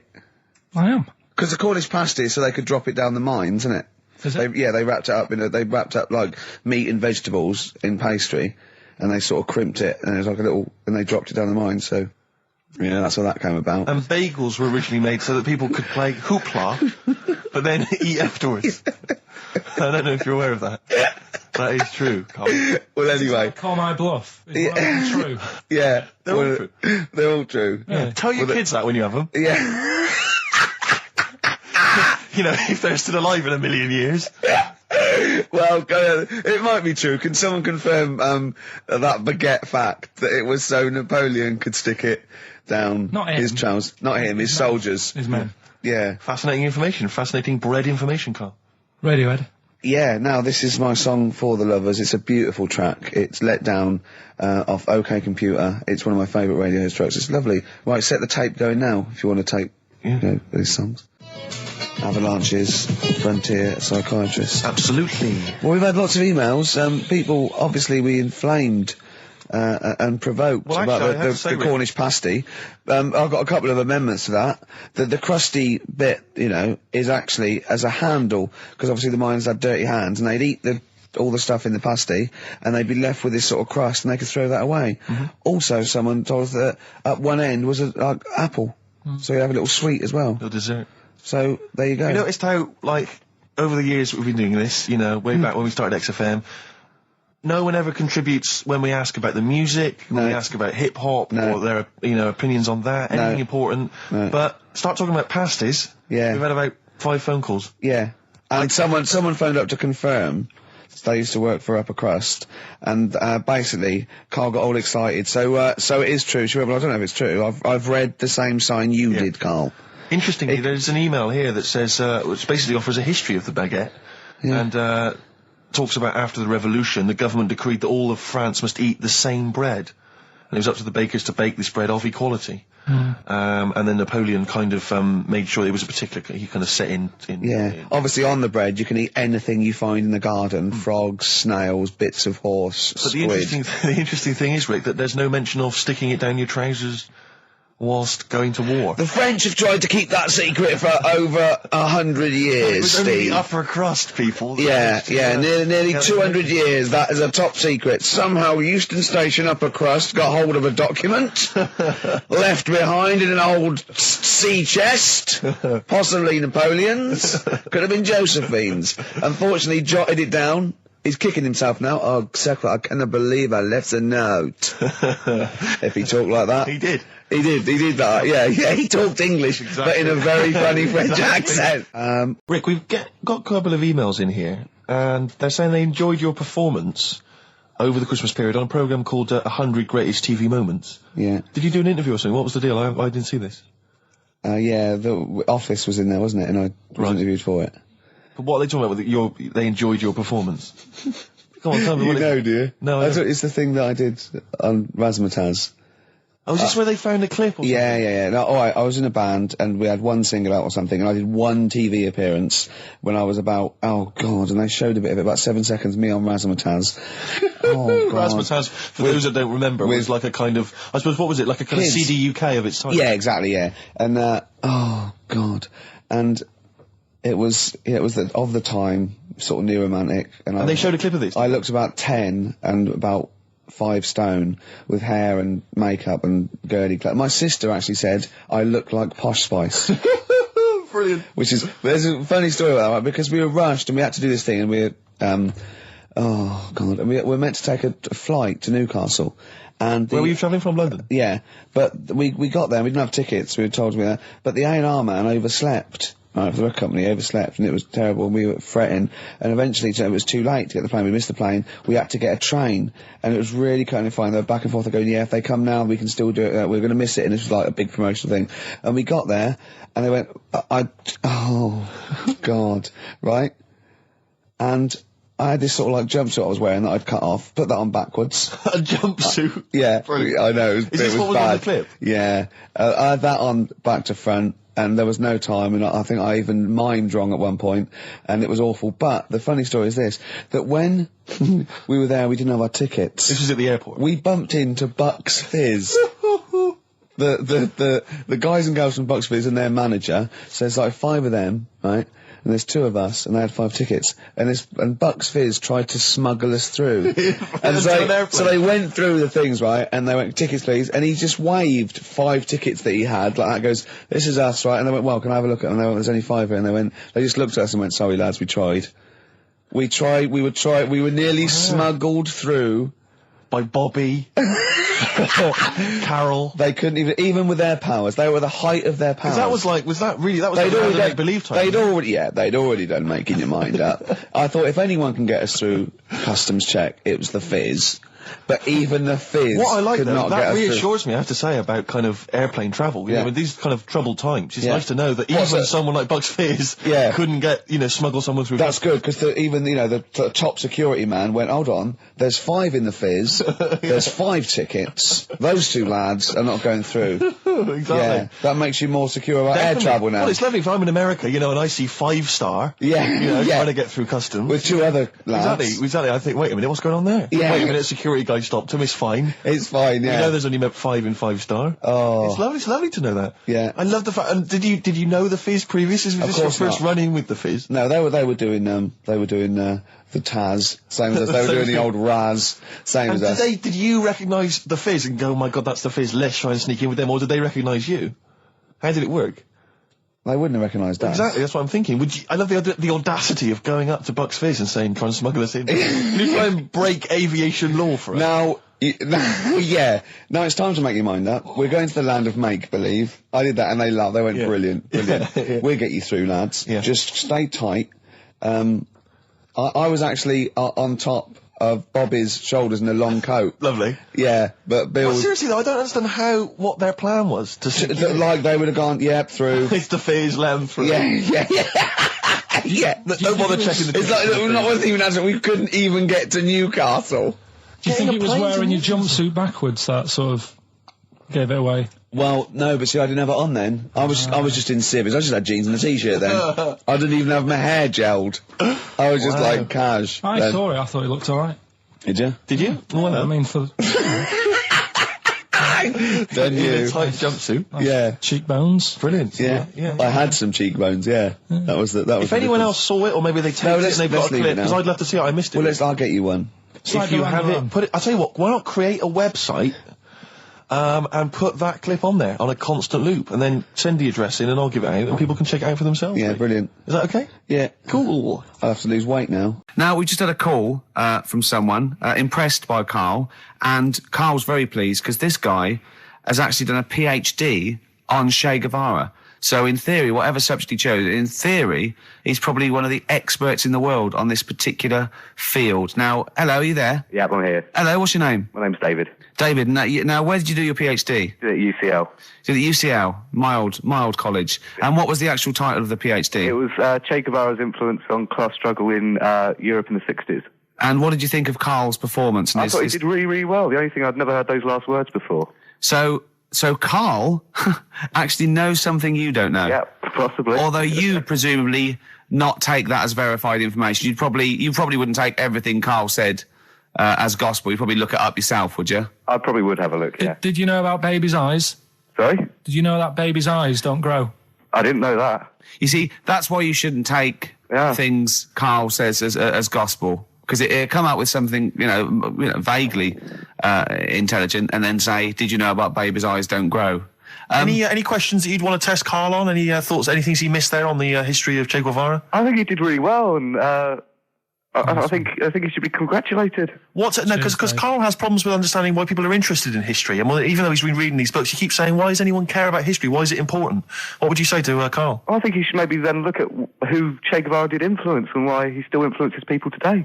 Yeah. Well, he knows that he influenced Citizen Smith, and he knows that if McDonald's ever wanted to swap Ronald McDonald for Che Guevara, it would cost him an awful lot of money. So he is trying to apply it to the modern world. He is having a go. Well, maybe you should think like why Rage Against the Machine have him on their T-shirts. Good point, Karl. Why do you think of that? Why do you think they have him on the T-shirts, Karl? I don't know. Maybe that was a design of the T-shirt. Maybe they wanted another T-shirt. Maybe they wanted Ronald McDonald, but didn't have any in. Sure. And they said, "Oh, we'll have that one there then." Well, thanks very much. Just before you go, do you think Karl would be an interesting subject for a PhD? Yeah, very much so. Yeah. Okay. Well, if you're not, well, hopefully one day you'll become a professor and you can maybe set that as some coursework. I could do, yeah. Karl Pilkington. Imagine that. Cheers, Dave. Having an MA in Karl Pilkington. Thanks very much, Dave. Okay, bye. Cheers, bye. That's good. My teachers never did that. What, encouraged you in that way? Never said well done. So, really? Yeah. But you never showed up. Yeah, you had to be in the same room, They were too really. busy saying, "Who are you?" Yeah. No, but Mrs. Matthews, me head teacher. Oh, let's not lay into Matthews again. Oh, not Well, Matty she Matthews. said, Not Grimble Matty Matthews. I'd never be a high flyer. If she could see you now. What did she say? You'll never be a high flyer? She said that to me, mum and dad. Really? On a parents' evening. And that was after I'd played the drums in Little Donkey. She clearly didn't know what she was talking about. The picture sold. It's already good, isn't it? I'm loving it already. No, right. There's a shadow. I think it was in America. Yeah. And it's on a quiet road. I'm guessing somewhere like Boston. That's what I imagine. Okay. Right? No. Somewhere like Boston. And people at night used to see this shadow moving about, and they'd go, "What's that?" Right? And it got known, the town, the little local town got known for this shadow, but it didn't cause any problems. People What are you talking about? Well, it was like, Just you lost me. What are you talking no, about? do you know, like some places get famous, like Scotland's got the Loch Ness Monster and that, but No, it doesn't go cause on, any. yeah. But it doesn't cause any problems. Doesn't exist, go on. Right. So there's this shadow walking about on the road. What do you mean? No, what's he again? Rubbish. Right. So he's walking Nonsense. about. Where did you read this? Where did you He's see walking this? about. This was on the internet, and I'm sure. Sorry. Sorry. Right. I thought it was shite. I didn't know it was on the internet. Right. So this shadow is moving about, and Independently of an object. yeah, and the local mayor and that is like, yeah, it's a bit weird, but it's not harming anyone. The mayor involved. Was he elected to that post? Hey, Mayor, we got a problem down here. Seems like a shadow. Well, it's not causing any. No, it's Is just it causing any problems? Yeah, go on. But that's the thing. It was left for years, and then it did start causing problems.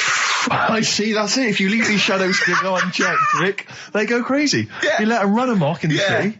Yeah. You've got to stand What did around it do? on What did it Roman do? shadows. What did the shadow do?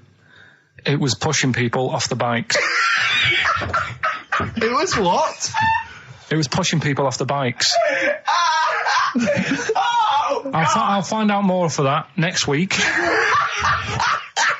Right, that'll tease oh, them. you're a maniac. We'll do more on that. We haven't had time for educating. Please never have children. Right, listen. You're Just promise me now you'll never have kids. Okay. It's not his fault. Let me have it's not his fault. You got to save this. This has got to teach me something. It'll be an interesting story. Right, it's not his vault.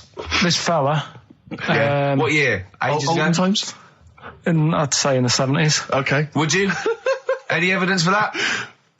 And, Does he wear flares in the story? Right, Is that your it's- reason? no, it's a bit like Yuri Geller, this fella, right? Where he's electric. He's electric. And if he walks past the telly would fizz. Uh-huh. If he walked past the radio, it all goes like that. Ooh. His hair stuck up all the time. And he'd be having a bath and everything would be all right. And then the power would sort of switch on in his body. And the electric in his body made him jump out of the bath. So... What do you mean so? What is that so? What does that so mean? You've given us nothing. You've given us nothing. You'd have to at least give us the scientific explanation. Yeah. Electric eels have 400 volts in them. Oh, is this the running away again? What was that one called? Yeah, but It's not his vault. But there's a reason that not his fault. It's not his fault. I thought it was going to be something about I keeping think it we should. safe. I think we should do these the other way round. I It's think you not should his tell us fault. the story and then we'll hear the pun. It's not his fault. It's not his fault. Right, let's leave it. Play a tune. Forget it. Educating Ricky. Doing it. We're not doing it. No, we are. Right, anyway, Rockbusters. Yeah, go on then. I give a cryptic clue Yeah. and a letter, and it makes up a band. He Right? never said the word cryptic a few months ago. I love it. Do you know what I mean? I feel it's like our own little Eliza Doolittle. Yes. Right, even Richard will like this one. Here we go then. First one. There's three of them, Go on. and you email in. If this doesn't turn Dickie round, nothing will. This is an email-only competition. Email only. Right, here's the first one. Initial is B, so it's B. a band starting with B. Okay. And the cryptic clue is, I don't like them birds. They shouldn't be allowed in this area. I don't like them birds. They shouldn't be allowed in this area. Next one. Right, the next one. He doesn't like women, yet he's got a couple of kids. That's a bit weird. Is that a cryptic clue or is that just Is that just a is that just a general point? Is that That's the cryptic clue. Okay. And the initials there are PD. Okay. And the last one. Oh, got that one. That's terrible. That's terrible. Okay, quickly. Oh, God. And the last one is that bloke who does. Come on! It's making me laugh. Come on, Carl. Be professional. Right, the last one. Right.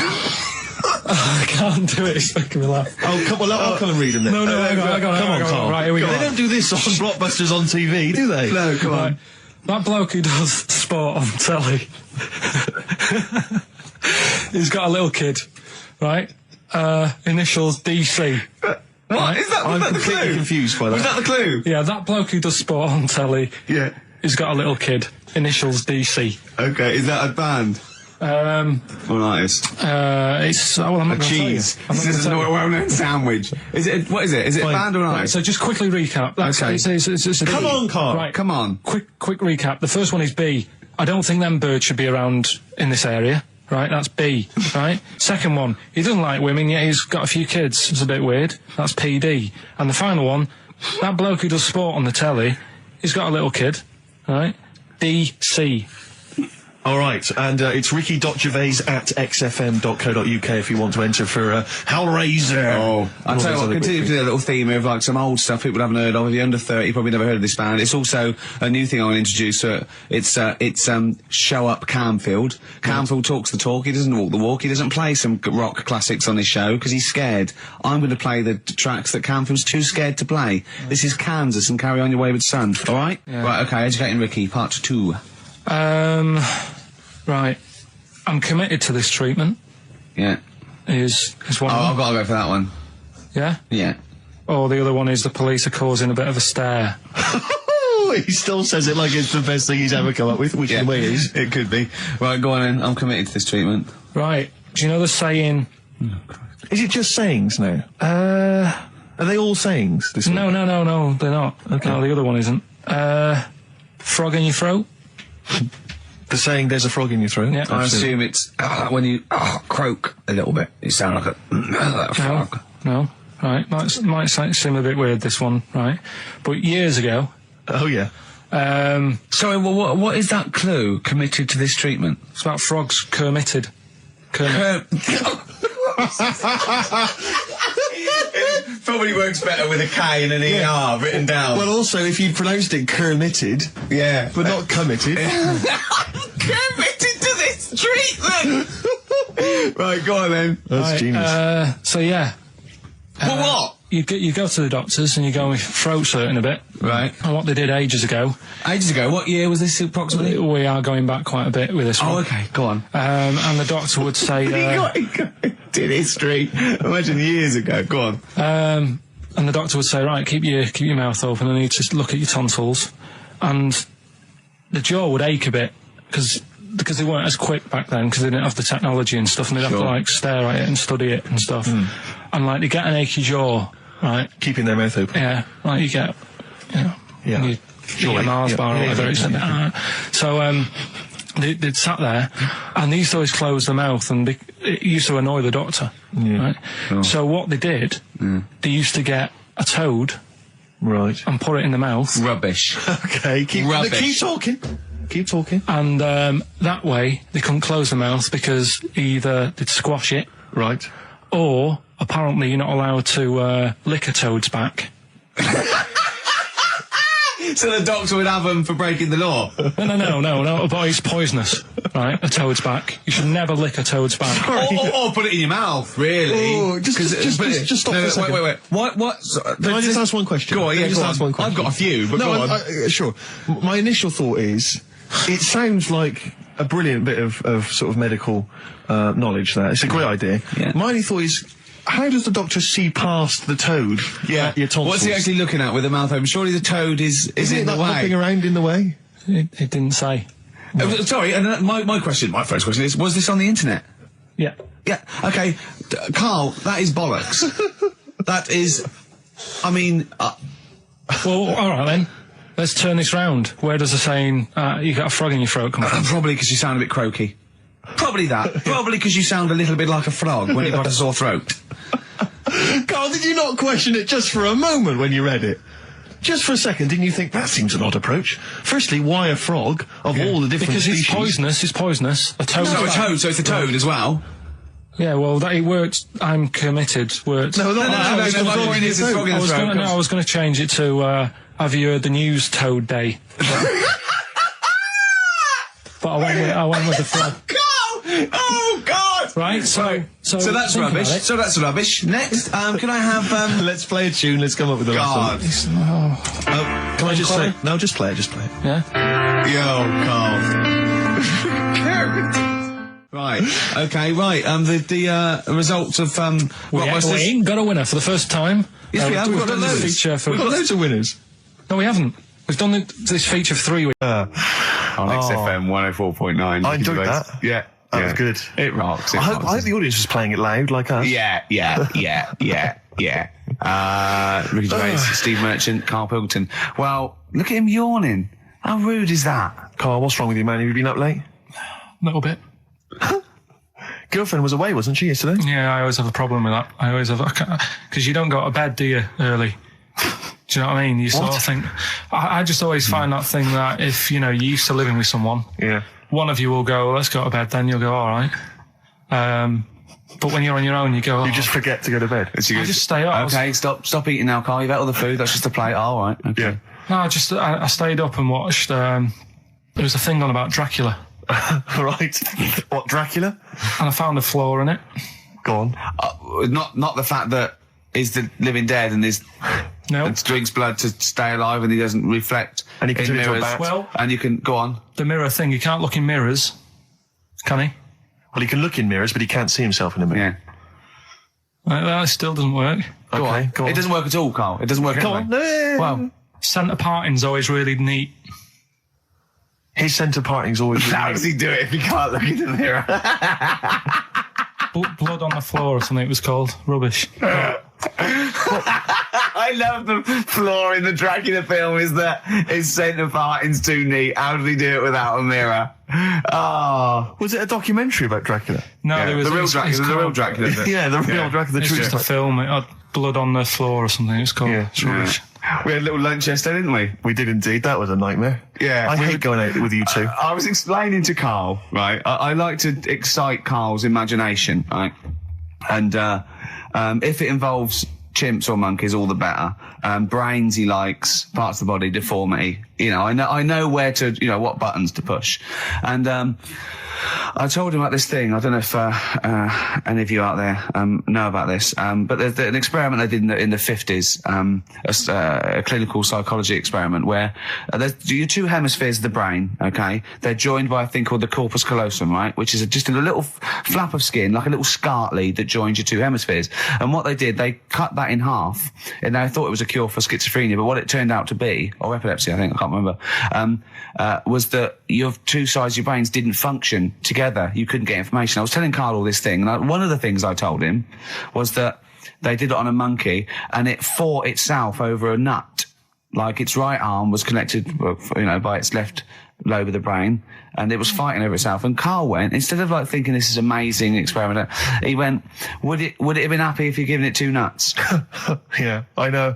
Well, you started off by explaining it. I remember you mentioned, because I was watching the two of you as you were describing it to me. You said, of course, one side of the brain deals with symbolism. And as you said the word symbolism, I noticed Carl drift away from looking at you, pick up his mobile phone and start pressing buttons randomly.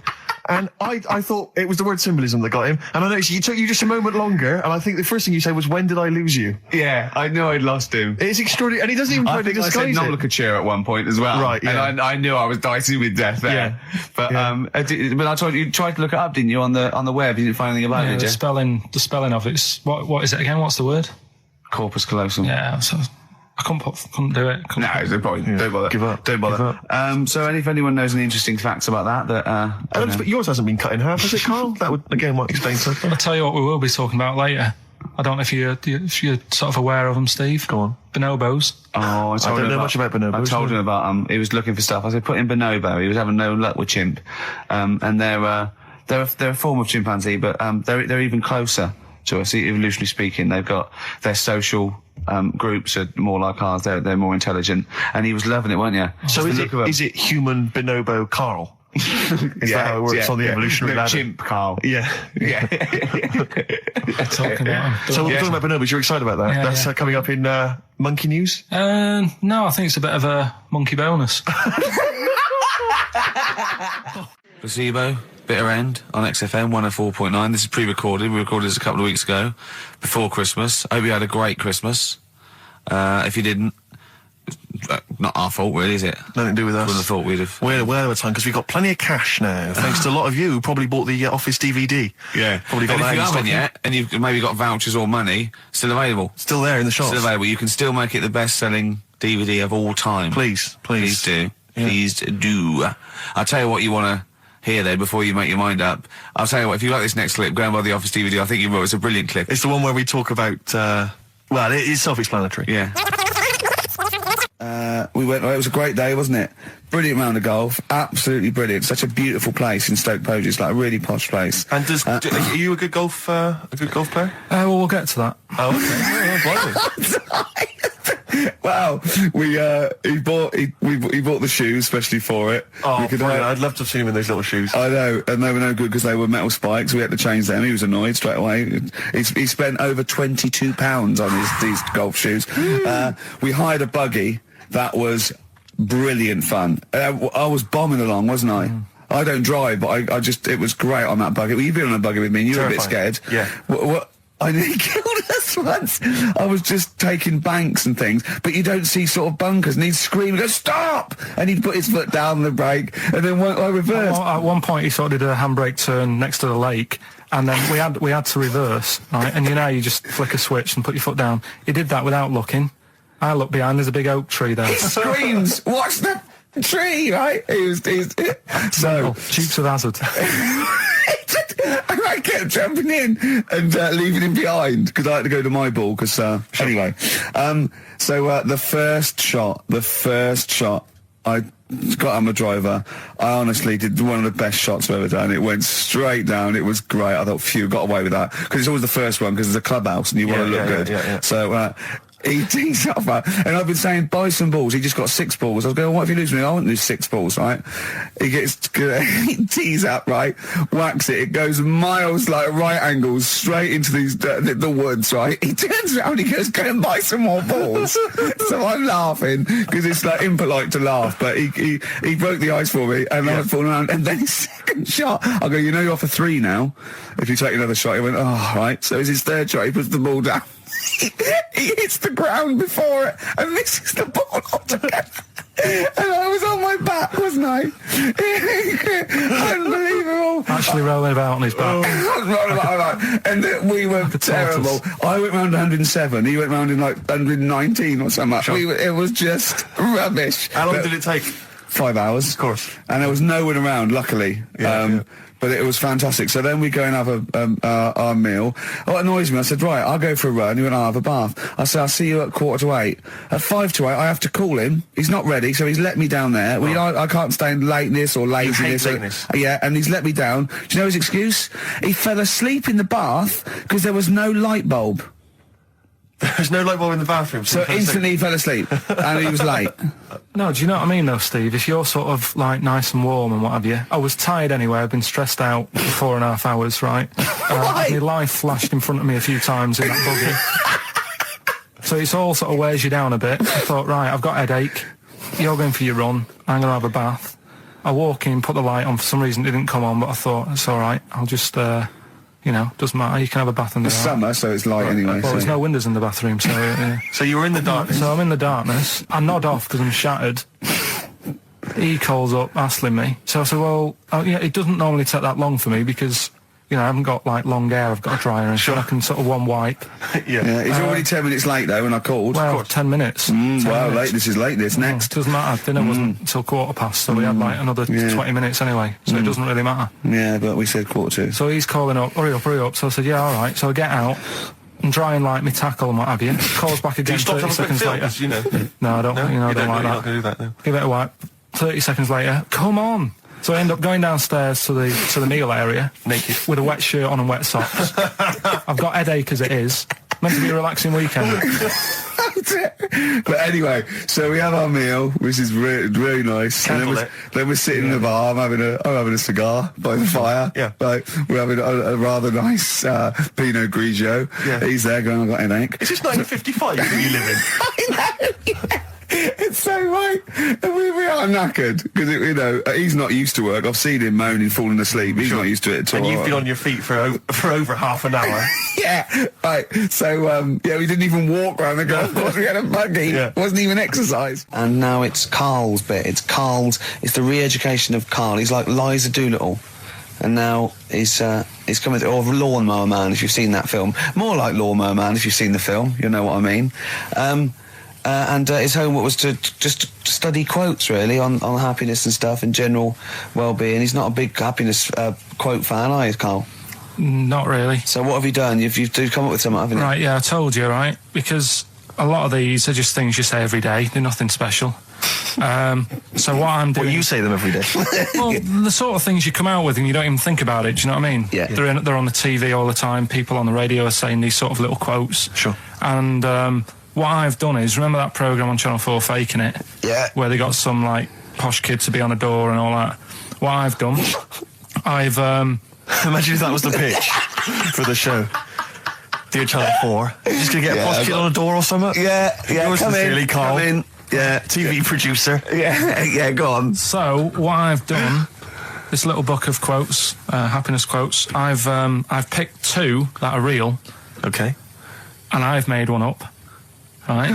And we've got a guess. And you've got to guess which then, one it is. go on. Well, I'll tell you what, Rick, why don't we, when we've heard them, we won't confer. No. You'll write down yours, Yeah. A, B or C, and I'll write down mine and we'll Sure. see how it Okay, works. Carl, off you go. Right, and just because I'm looking at this book, it doesn't mean I'm actually reading. No, I know. Don't no, I worry, know. we're clever. No, we know, we can't see yet. Like, Yeah. call my bluff. Yeah, go on Okay. then. Nothing is worth more than this day. Okay. Yeah, Yeah? All right. yeah. The way I see it,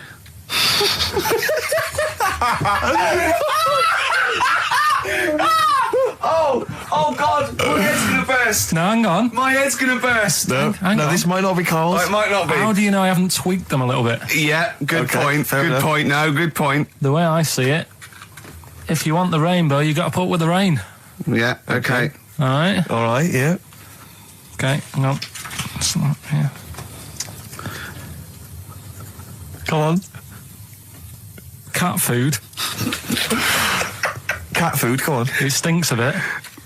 But if you don't put up with the smell, the little kitten will die.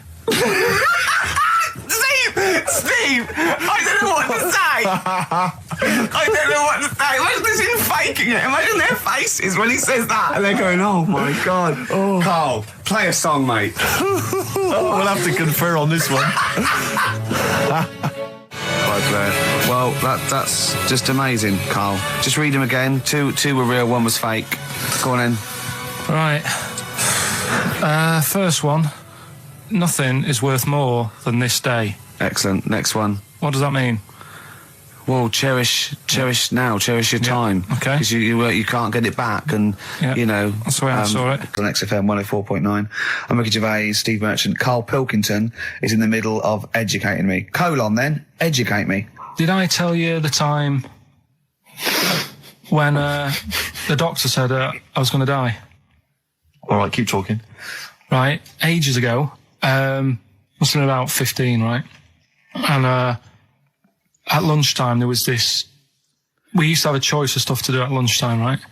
Used to have like a burger place that had an arcade machine in it, right? So we used to go there and play on that and have a burger.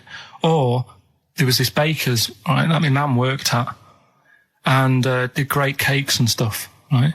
So she used to like bring some home and that, but she couldn't always bring them home every night because, you know, they cost money, and she used to get them for free. And they used to say they'd rather chuck them away than give them to the staff because there's a chance that the cream might be off. Right. Right, so they used to chuck them round the back. So I used to go around the back with my mate and eat a load. Brilliant. Eating out of bins. No, it wasn't out of bins. They were still in trays, but they just stacked them up near the bins, right? So this got out. I mean, it used to be chocker. Once the school found out, everybody used to go there, and it'd be like, well, have a cake. Headmaster Chronicle fighting the kids off.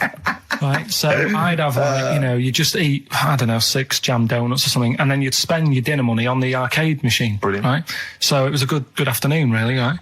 So you'd do that, and this one day I must have had 6 or 7 jam donuts, a few Congress tarts. What's the Congress tart? I love them. It's me. I can't get them in London, right? So I'd have some of them. And if anyone can get a Congress tart for Karl in London, please let him know. So anyway, this day, that was just a normal day. Do you know what I mean? You'd once, twice a week, you'd have a load of cake. In your life, yeah. Yeah, So normal anyway- day in your life. Were the frog boys there with the webbed hands and the big heads? So- and the horse in the settee? Yeah. But the day after one of these days, I had really bad cramp in my belly. Right? I was like in agony, could hardly walk. So I said to my mum, You could hardly stagger to the free cakes. So, I was in absolute agony. I said, I don't like doctors, but you'll have to get a doctor in because I don't know what it is. I can't walk. She gets the doctor round. I won't say his name, but he said, well, doesn't look like he's got long left. Blimey. So I was a bit like, hang on a minute, I've only had a few cream donuts. Yeah. My mum was panicking. Sure. He went. My dad came in from work. She said, something's really bad with Karl. I think it's serious. The doctor said he ain't got long left. So he said, what? He said that and just left. So she said, yeah. He said, I'll have to call him then. So he called him up, said, what's all this about? Karl hasn't got long left. How long's he got? So he goes, I was only messing. It's just had some bad cream. Can you believe that? Well, the thing is, I like the fact your mum didn't ask any questions. I know. She didn't But go she into doesn't. detail. Can you explain more, doctor? No, I got to show off. But she doesn't. She doesn't like talking. I don't want to diss you or your family, but I imagine if I was there, I'd have known the doctor was joking. Yeah. That's all I'm saying. I mean, I sound very arrogant there, but I imagine he went, what's he been doing? Yeah, I had about 6 cream cones. Oh, right. Oh, wow. He hasn't got long to live then. I'll see you later. That's what I think the doctor did. Yeah. I just like the idea your mum just let him go. Yeah. Terrified, thinking, well, Yeah. I'm not going to probe him. He's that's it then. Dad comes in. Hi, honey, I'm home. Anything happened? The doctor said Carl's going to die and then left. Did he? I'll call him. But anyway, that's why these sort of things fascinate me. So we'll move on to this next one, right, which is brilliant. Go on Dead then. short story. So, right, old woman, about 70 years old. She's normally fit and healthy and stuff. Nothing wrong with her. She's having a good life. And one day, she goes for a check to the doctors, just to check herself out, because she's getting on a bit. Yeah. Says, take your clothes off and that. So she does. And checks her out. Says, yeah, you're looking good, you're looking good. Turn round. He said, oh, God. He said, you got a tumour on your buttock. Right? So she goes, oh, what, can you do anything to sort it out? So they go, yeah, we could book you in for an operation. It's best if we remove this. Books are in for an operation. Operation day comes, strip her down and that. They're all stood round, the doctors. Start to operate. It only turns out it's a pork chop that she sat on 5 years earlier and it had stuck to her buttock. Right, Carl. I can forward you. Listen. Serious. Right, okay, Carl, I'll tell you now, I'm leaving. I'm never doing this show again. No, I'm serious. Honestly. You're talking, I've never had such, what do you mean? You couldn't believe it? No, when I read it, I said, I've got to tell Ricky This that. woman had a pork chop stuck to her arse for 5 years, you mental case. Of course she didn't. That is a blinding record. They've been looking on eBay for Victoria Plum. You're joking? Come here and see the photograph. Oh, God, that's fantastic. Have a look. That's it. Oh, God, he got that for his mum. It's the worst piece of tat I've ever seen. Carl! Carl. Imagine how... Oh, gutted. Carl. Imagine how... Look, think of him now, right? There it is. That's the worst thing I've ever seen. I'll tell you, it looks like a Diddy man gone wrong. It's it looks like a extraordinary. Diddy man prostitute.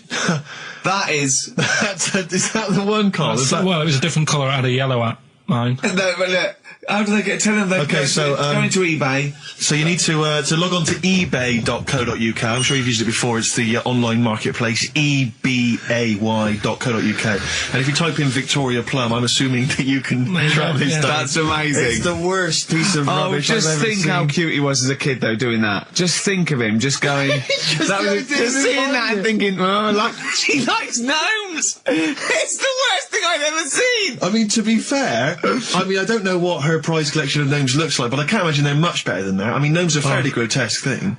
But certainly your mum's taste and discretion is... Did you ever those houses on your estate, you'd go in there and it was just loads of those dolls still in their packaging all around the room?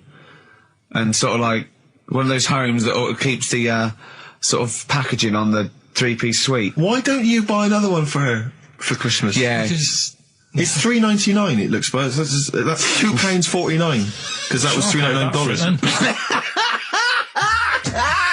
Well. Oh, buy it, Carl. No, because I've sorted out her passport this year anyway. I'll get her that next year. Right, so listen, right? Okay. John Lennon. Happy Christmas, war's over and all that. Indeed, yeah. Brilliant tune. Great tune. And Well, I've had a great time. Merry Christmas, everybody. I hope we haven't offended you by some of Carl's rantings. Just think of what he's gone through in his life. That Victoria Plum incident. Carl, I've got a little gift for you here before we go. Oh, you're joking. I haven't got you anything. Well, no, you haven't got your girlfriend anything. I wasn't expecting much. It's not exciting, but it's worth taking. In fact, why don't you just re-gift that straight away? It's alright, cheers for that. He hasn't even looked at it. Champagne. That's not the champagne we got free from the BBC, is it? It's not actually, no, Rick, because that is far too good for the likes of Carl. Oh, right. And I wasn't going to give it to me. You wouldn't appreciate it. That's just sparkling wine. Oh, brilliant. Oh, I love that. Yeah, he doesn't know the difference. I'm seeing Carl on Christmas Day, because he's around Christmas Day in London, so I'll get a little gift then, Carl. Alright. That'd be good, wouldn't it? It'd be a nice little... Okay, answers. We must give the answers. You would have to go to bed at 6, though, so we can play. Can we finish there now?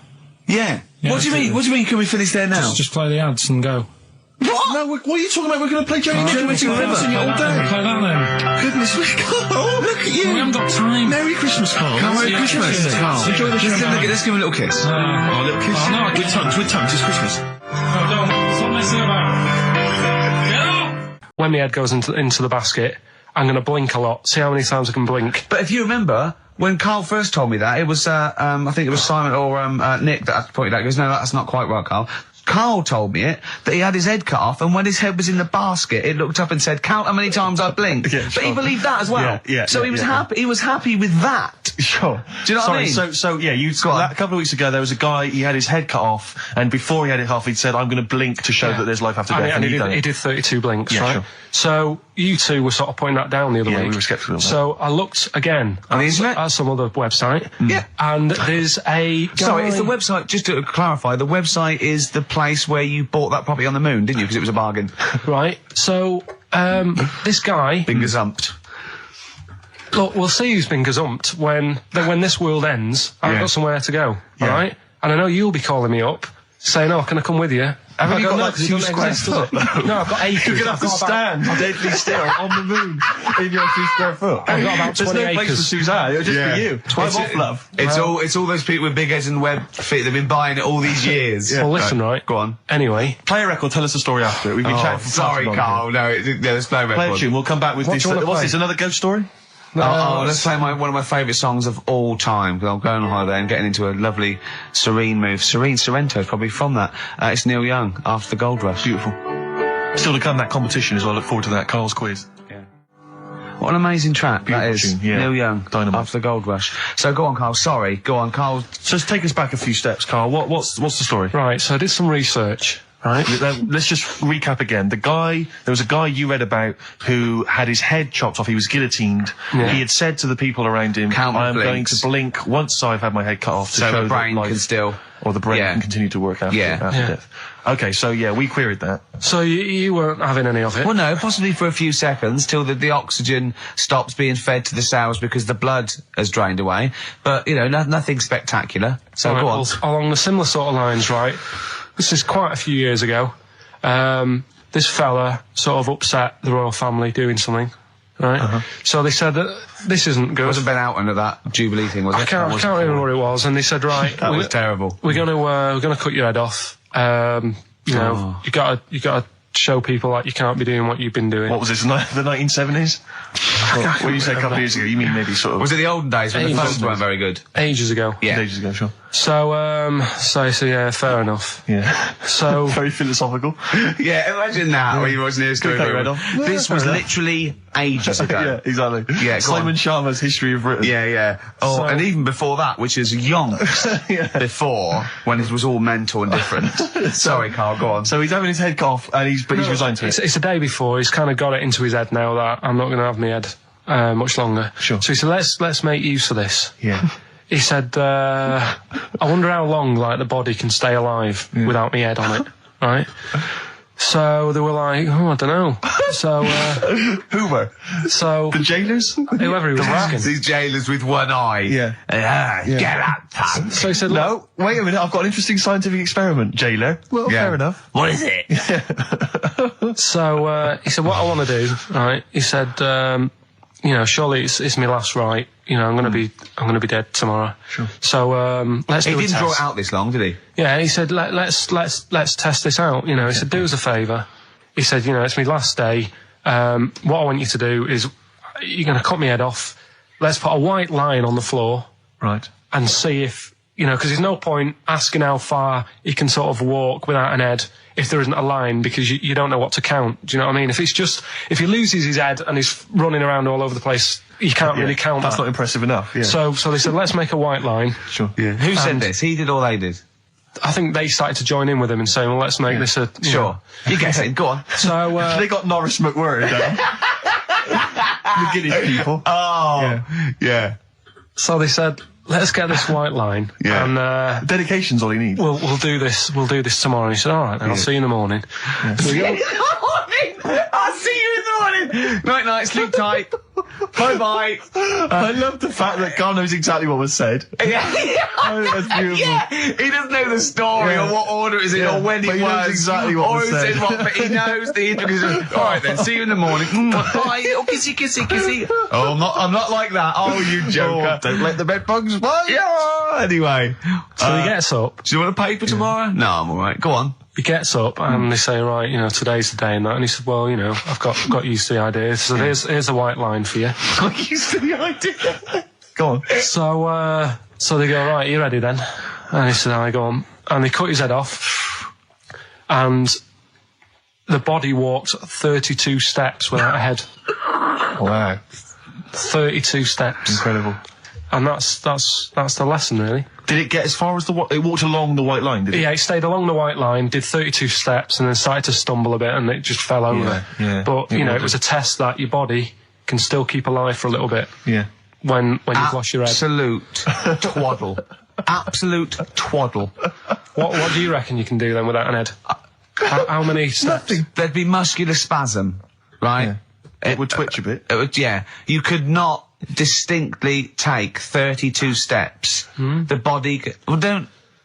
Yeah. Is the doctor still on the line? Yeah. The fella that bought 6 parrots. Yeah. And, you could have got 32 steps. Right, so A you don't beheaded believe man that. doing a bit of line dancing. Right, you don't believe that, but something that you do believe is that a cockroach can live a week without an head. It can. Slightly different kettle of fish there. Why? Wow, insect to human is what I'm thinking. Yeah, that but difference. There's not that much difference in Well, of course some there insects. is. Do you know that a snake has a heart and lungs and kidneys and stuff? Go on. No, well, I'm just saying. So? You're making out as if like they're a totally different being. Species.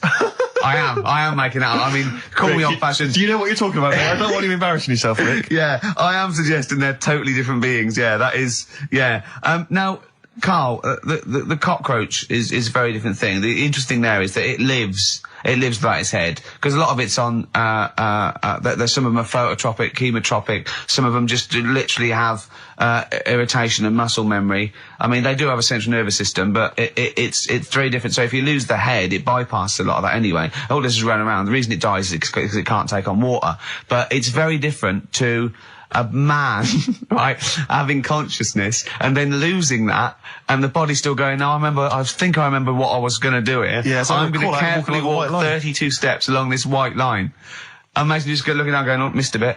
Yeah. Maybe the head was in the corner going, left, Yeah. left, left. Oh, he's now, Well, let's just put it out. I mean, if anyone listening has maybe had a relative beheaded, maybe in a horrendous car accident, but they got up, maybe they went for a walk, they had a little chat before Oh, they passed dear, on. Carl. Get in touch. Oh, Carl, you are my favourite being.